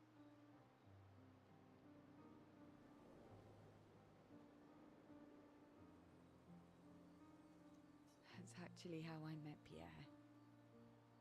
I asked his team for honey petal samples. He brought me a bouquet of them and 15 boxes of plant cuttings. Smart man. If you want to romance a farmer, live plants are probably better than dead flowers. Dead flowers are nice too. You don't talk about your husband much.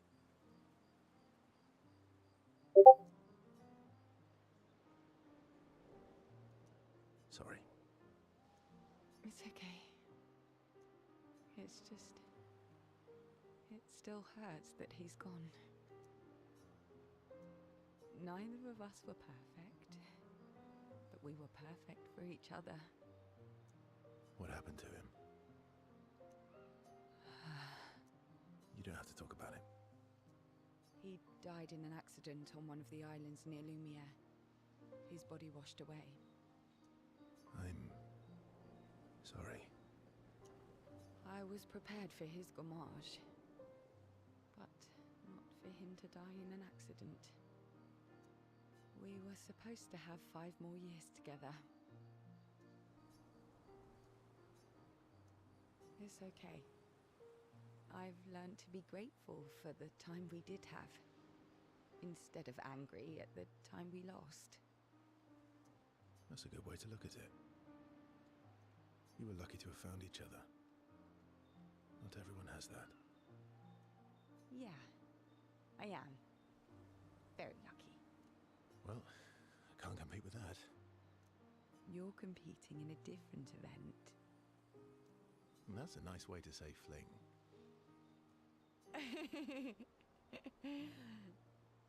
Is there a future where I might compete in the same event? Let's just focus on today. And by today, I mean tonight.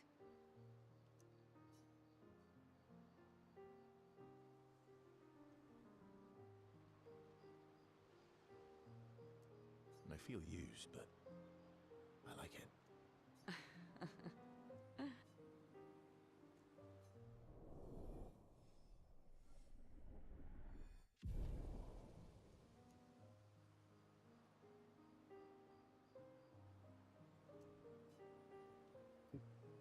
Usually long time together.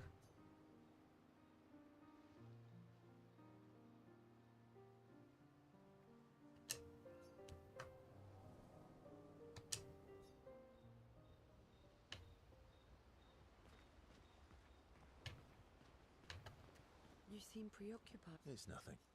It's been a long... Extra long. You on the other... You're not nervous? Of course I am. We will do, and either it...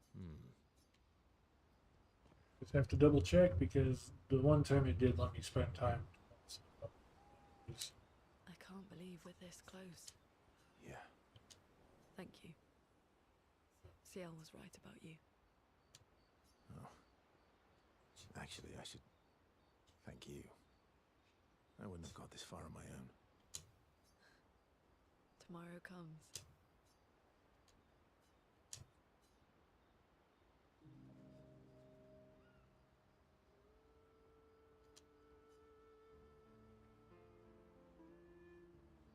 Working on the 33's journal. You planning to die anytime soon? Well, you never know what tomorrow brings. Not to you, but to us. Do you always take such copious notes? Since I was 4. Really? 4? That's what happens when you have obsessive researchers for parents. Still, 4 is young. Not anymore. Not when you only live to 32. Everyone in Lumiere starts their apprenticeship at 6, and I was apprenticed to my parents, so they started me early.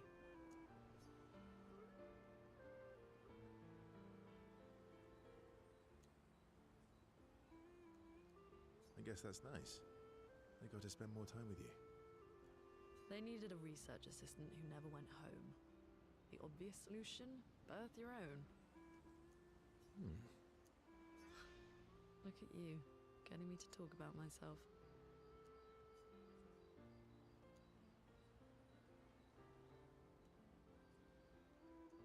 Doesn't that feel nice? My parents were both artists. Widely respected, very prominent artists.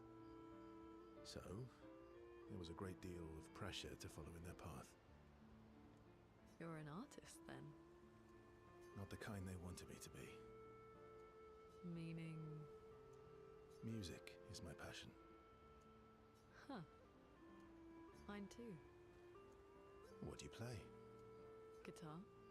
You? Piano, mostly. But a little guitar as well. You know how to summon an instrument from Pictos, right? Of course you do. Maybe we could play together sometime. Maybe we can.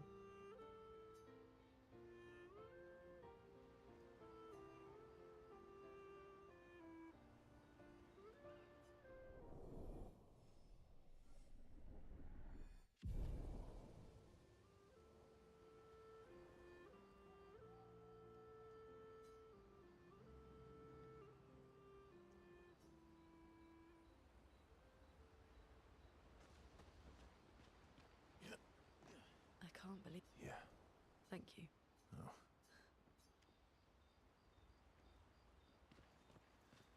I'm sorry. Me too. Did you know Sorry was my first rock? Really? Francois was super jealous, but he got one from Claire instead. Wait. Francois has his own set of rocks. Why does he keep stealing yours then? Because we're buddies. Francois is so fun.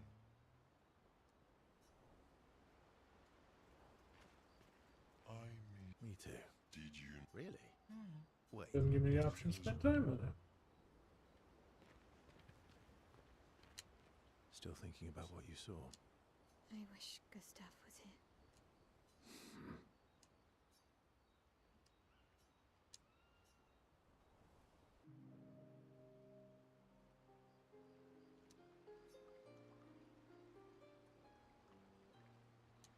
You okay? Yeah, What's wrong? nothing. Just thinking about Gustav. And Lucien.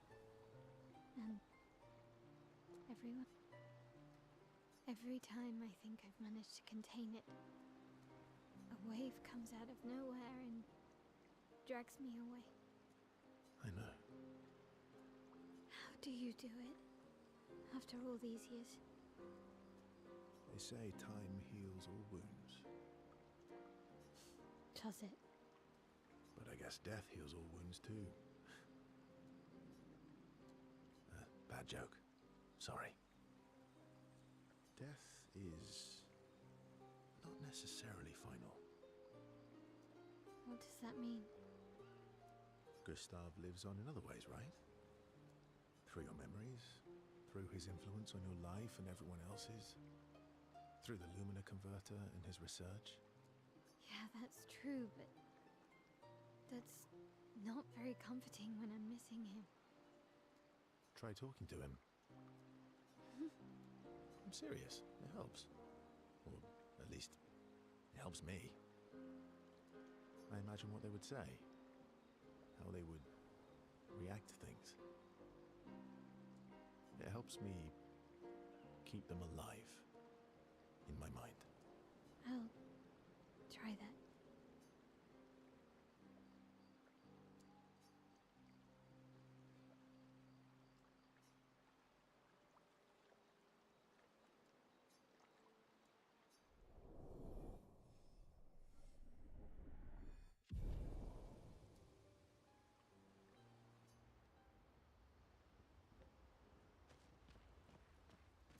Still thinking of... I wish. You're finally here. We are. You ready? Yeah.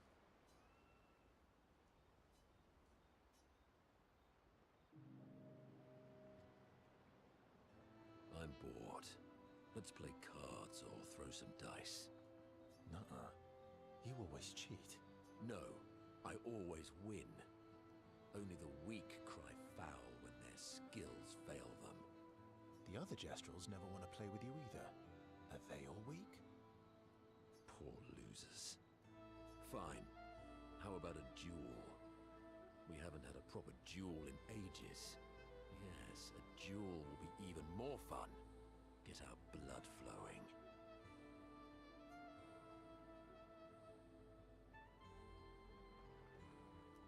All right. Get ready to lose.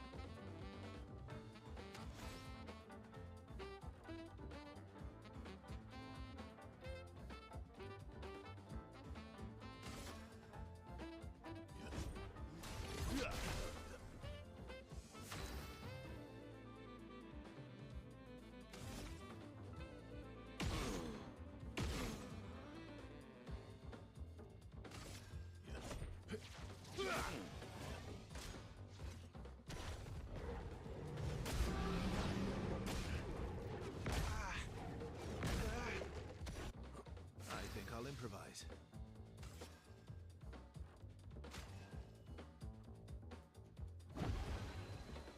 Bring it on.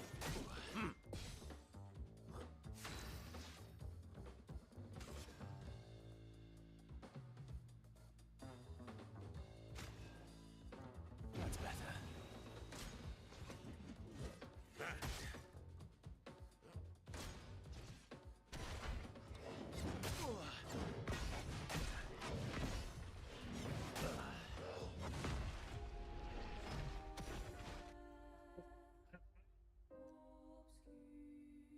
I think Once again, I am Yeah, victorious.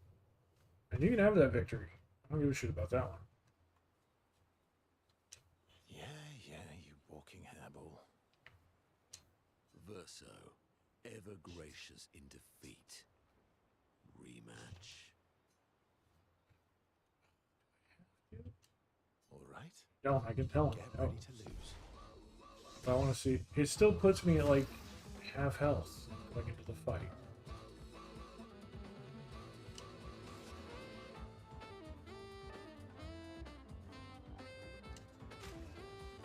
Good stuff. Bring it on.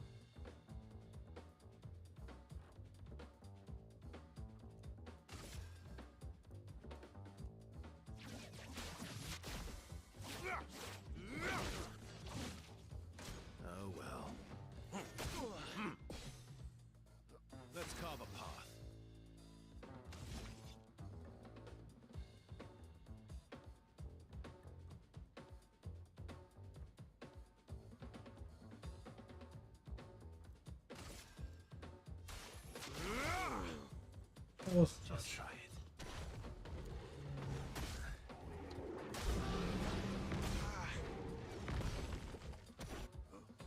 Bring it on.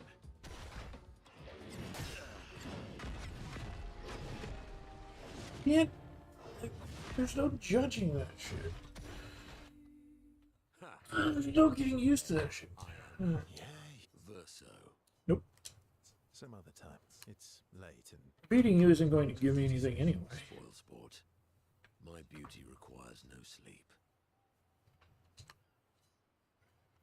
I don't have that character set up at all, like literally. I don't use him. I never plan on using him. He just got random shit attached to him.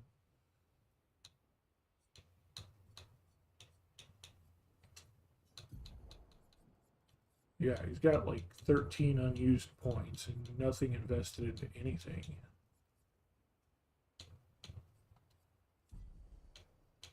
I haven't upgraded his weapon at all.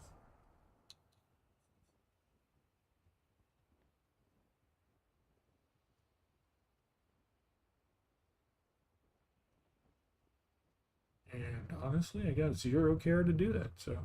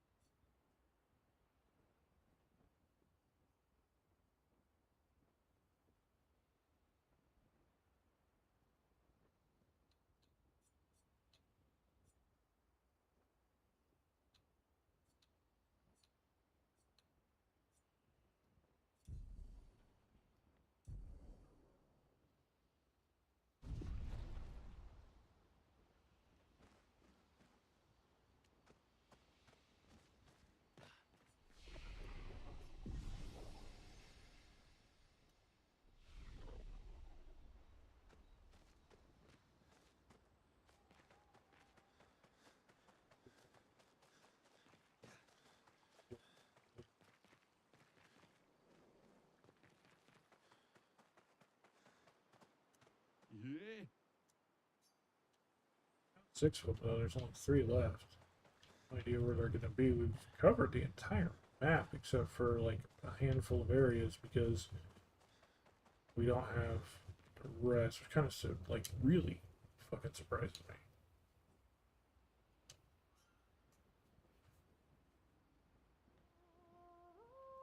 Mayo finds a spot where she can write. She spends some time writing in Gustav's journal to honor his memory. She writes about how they can now enter the monolith and they should finally understand everything. Mayo immerses herself in Gustav's journal, poring over every detail. She will forever cherish his memory. The memories of Gustav inspire Mayo. Oh! Skill unlocked. Gustav's homage. She hopes Gustav's apprentices will read his journal someday.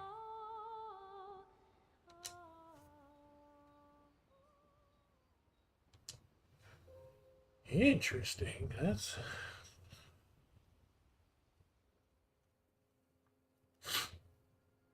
You have to see what that skill is. We've done it. We're really going to face the painters. And finally break this cycle.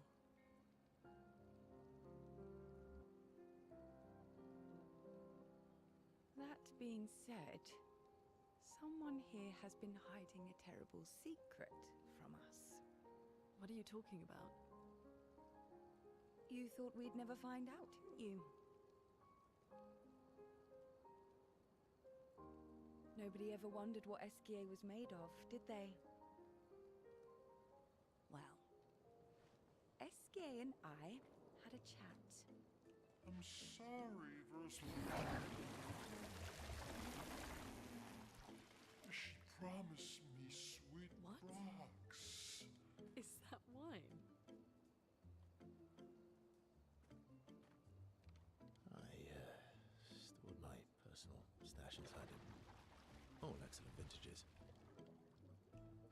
share, but I suppose tonight deserves an exception. Mon ami.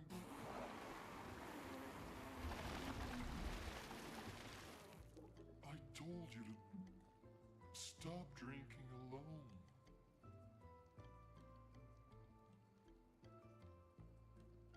To your great generosity. I don't know how you can like this.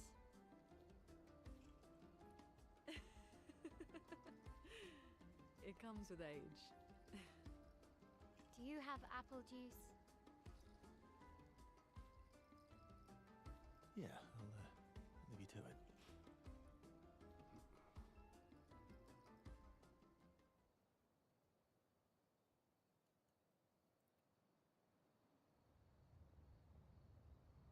Ugh.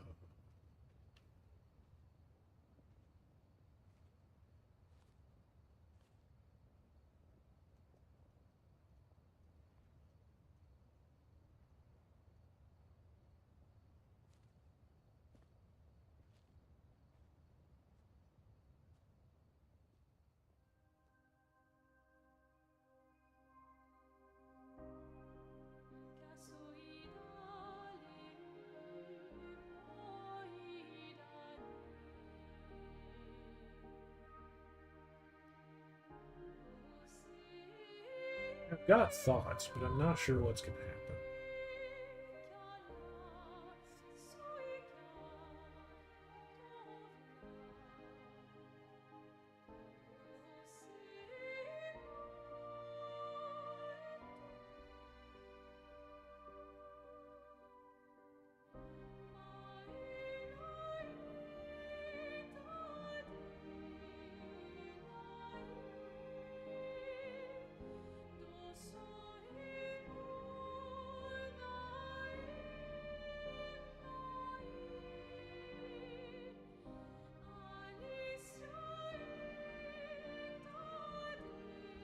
My beautiful sister doesn't need this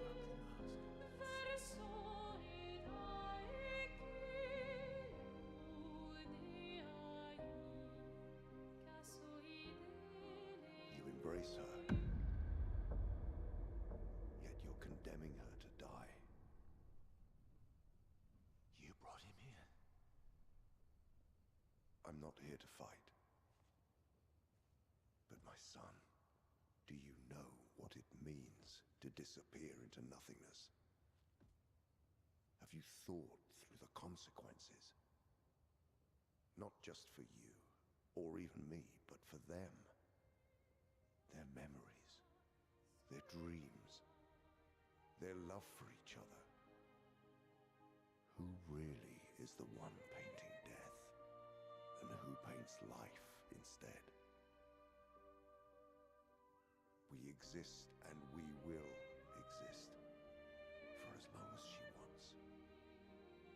You want to spoil what we've been given. Sometimes we paint the bars of our own prison. Your despair blinds you. You think you're ready to pay the price. But are you willing to let them pay the price for you? May everything be decided before their very eyes. Between the bars of their prison. In the shadow of the monolith. In the shadow of the monolith.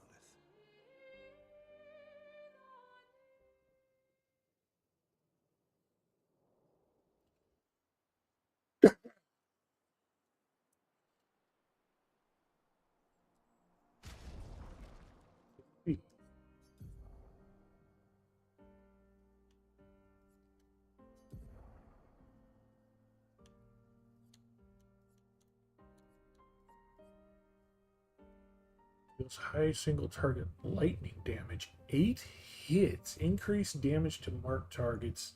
Doesn't remove mark. Oh my god, that's fucking insane. I don't know what we would replace with it though.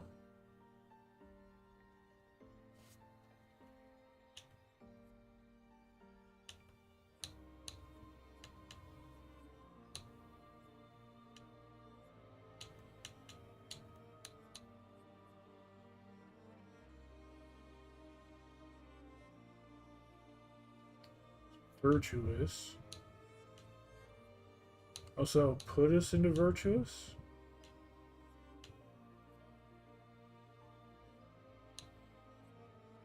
Honestly, I haven't been using this one at all because it's not helping. Like, she... Yeah.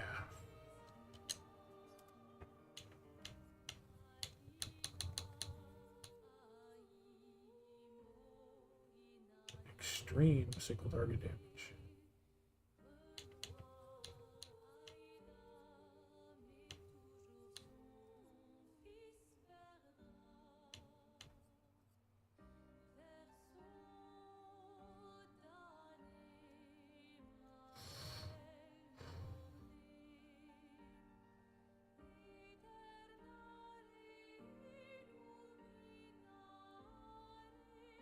Really kind of want to see how it does.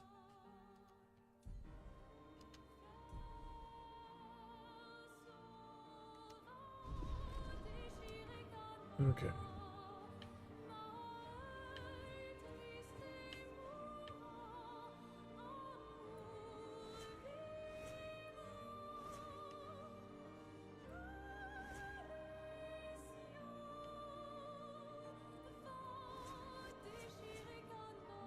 Wow.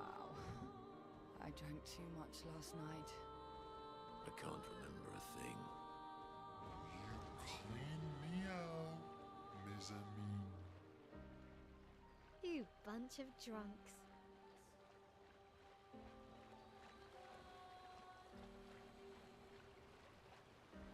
Something I'll check out over here, though, before we call it.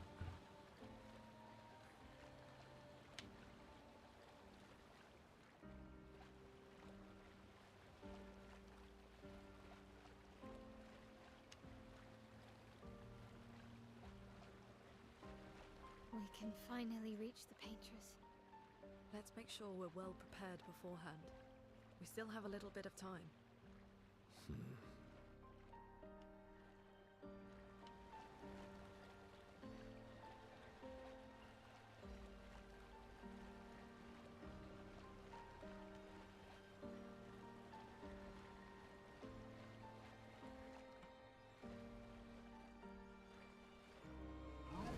Acceleration!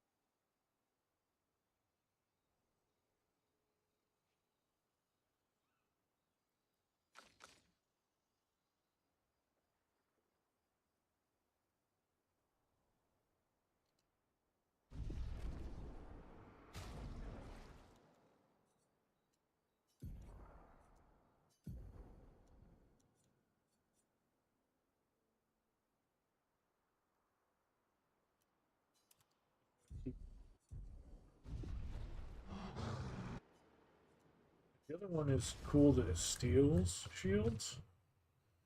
Even stealing the shields.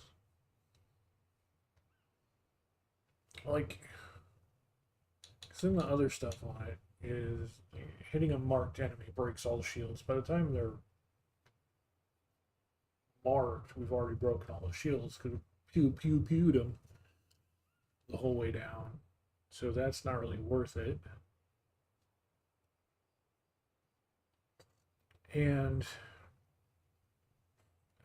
it only slaps one at a time. Whereas this one lets us do two at a time.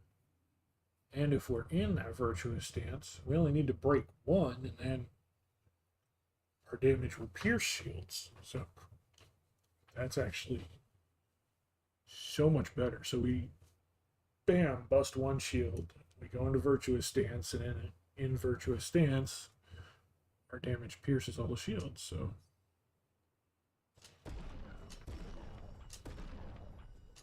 granted, yeah. So we need this grandiose chroma catalyst.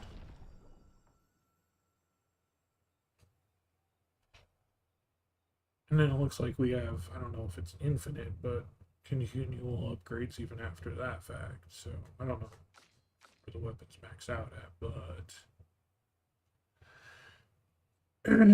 this is still kind of the best, the most useful that we have for her.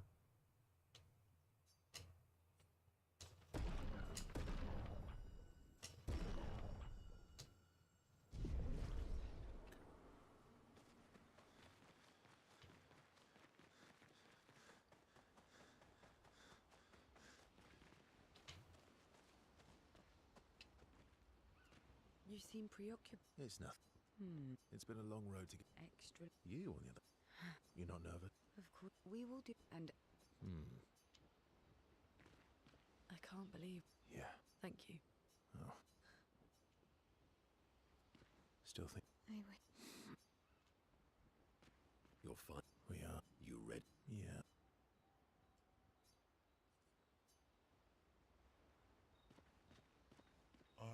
Me too. Did you know? Really? Wait. Because Yes, I want to spend time with this kid. Something significant to discuss.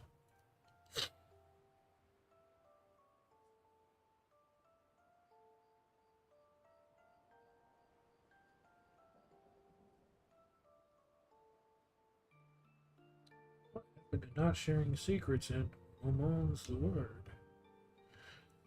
And I can't believe you told Sale about the wine. I can't believe you told Ciel about the wine. oh well, she's very persuasive. Really? And when she smiles at me, I feel warm and fuzzy. So she smiled at you and you cracked. Some secret keeper you are. Oh, I thought I was more of a wine keeper than a secret keeper. Well, great job there too. There's barely any wine left. I thought you would understand. Don't lie. When she smiles at you, you feel warm and fuzzy too.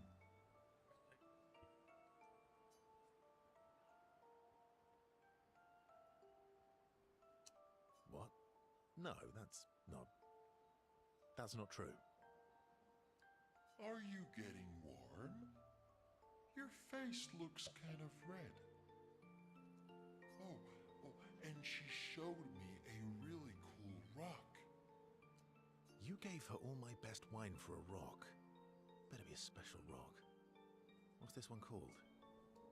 Oh, this rock has not yet introduced itself to me, so I don't know what to call it or what its special power is. I see. Oh, but Luna's helping me study it. She knows a lot about rocks.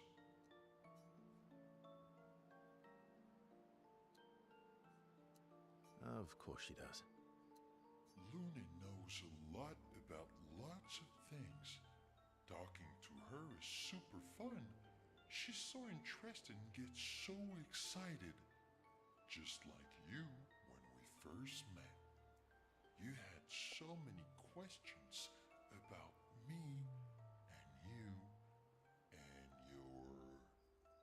You've been talking to Lune too.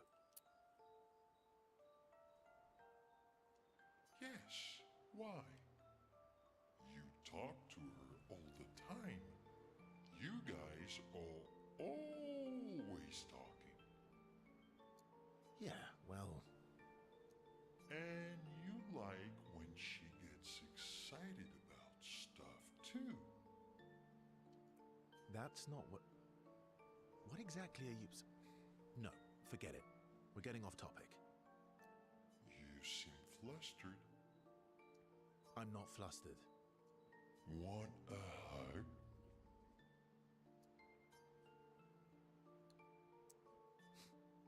Of course. Yeah. Who would turn down an SK hug? That's what I'm saying.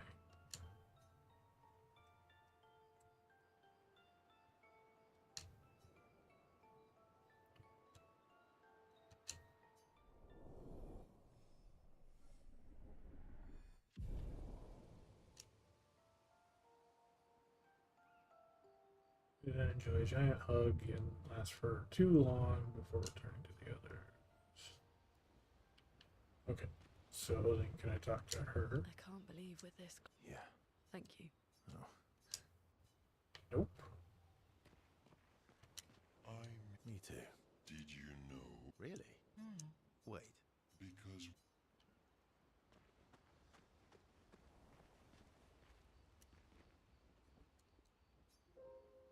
Okay, and with that, those upgrades and those updates and that save, that's where we'll go ahead and end it today. We got a lot of story stuff knocked out.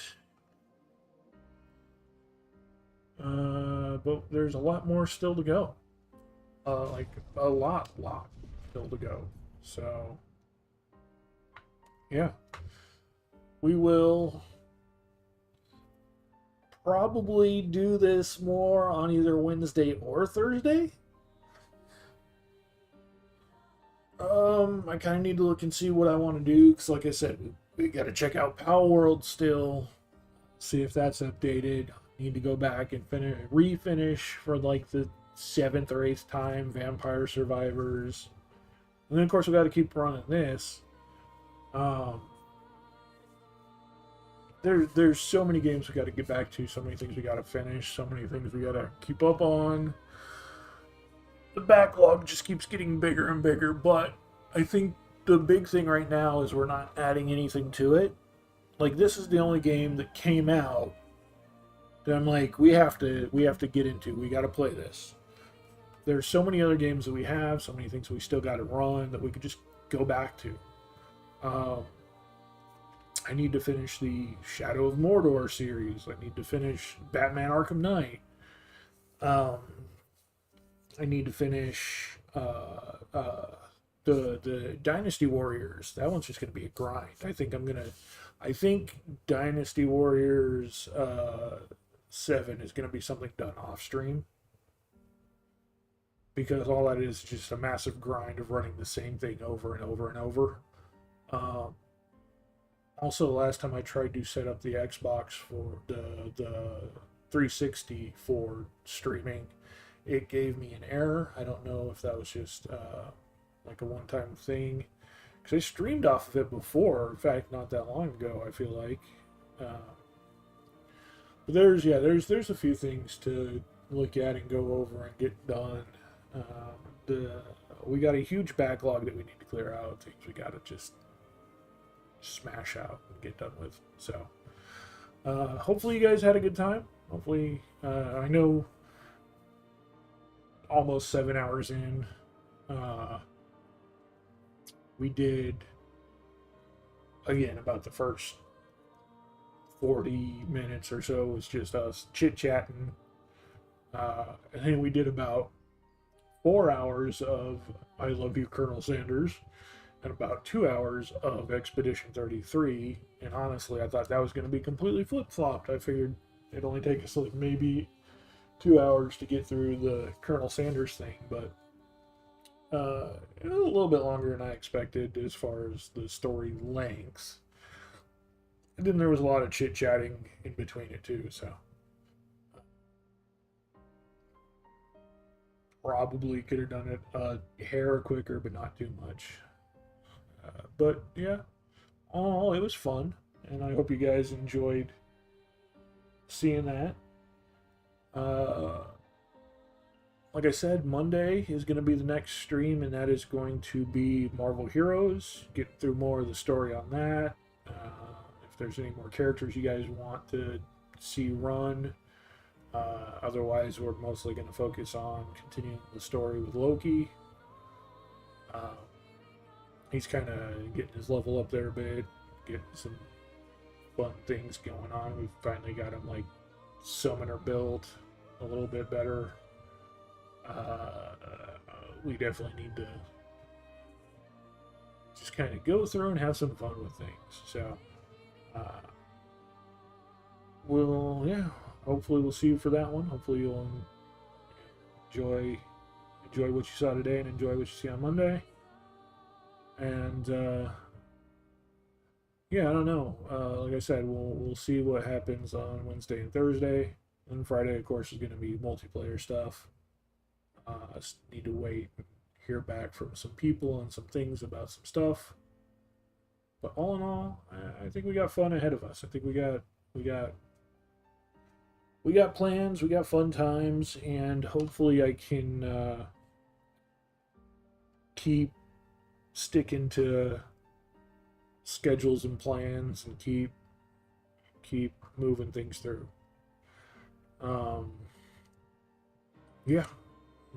I guess that's that. So again, thank you all, everybody. Hope you had a good time. Love you all, and bye-bye.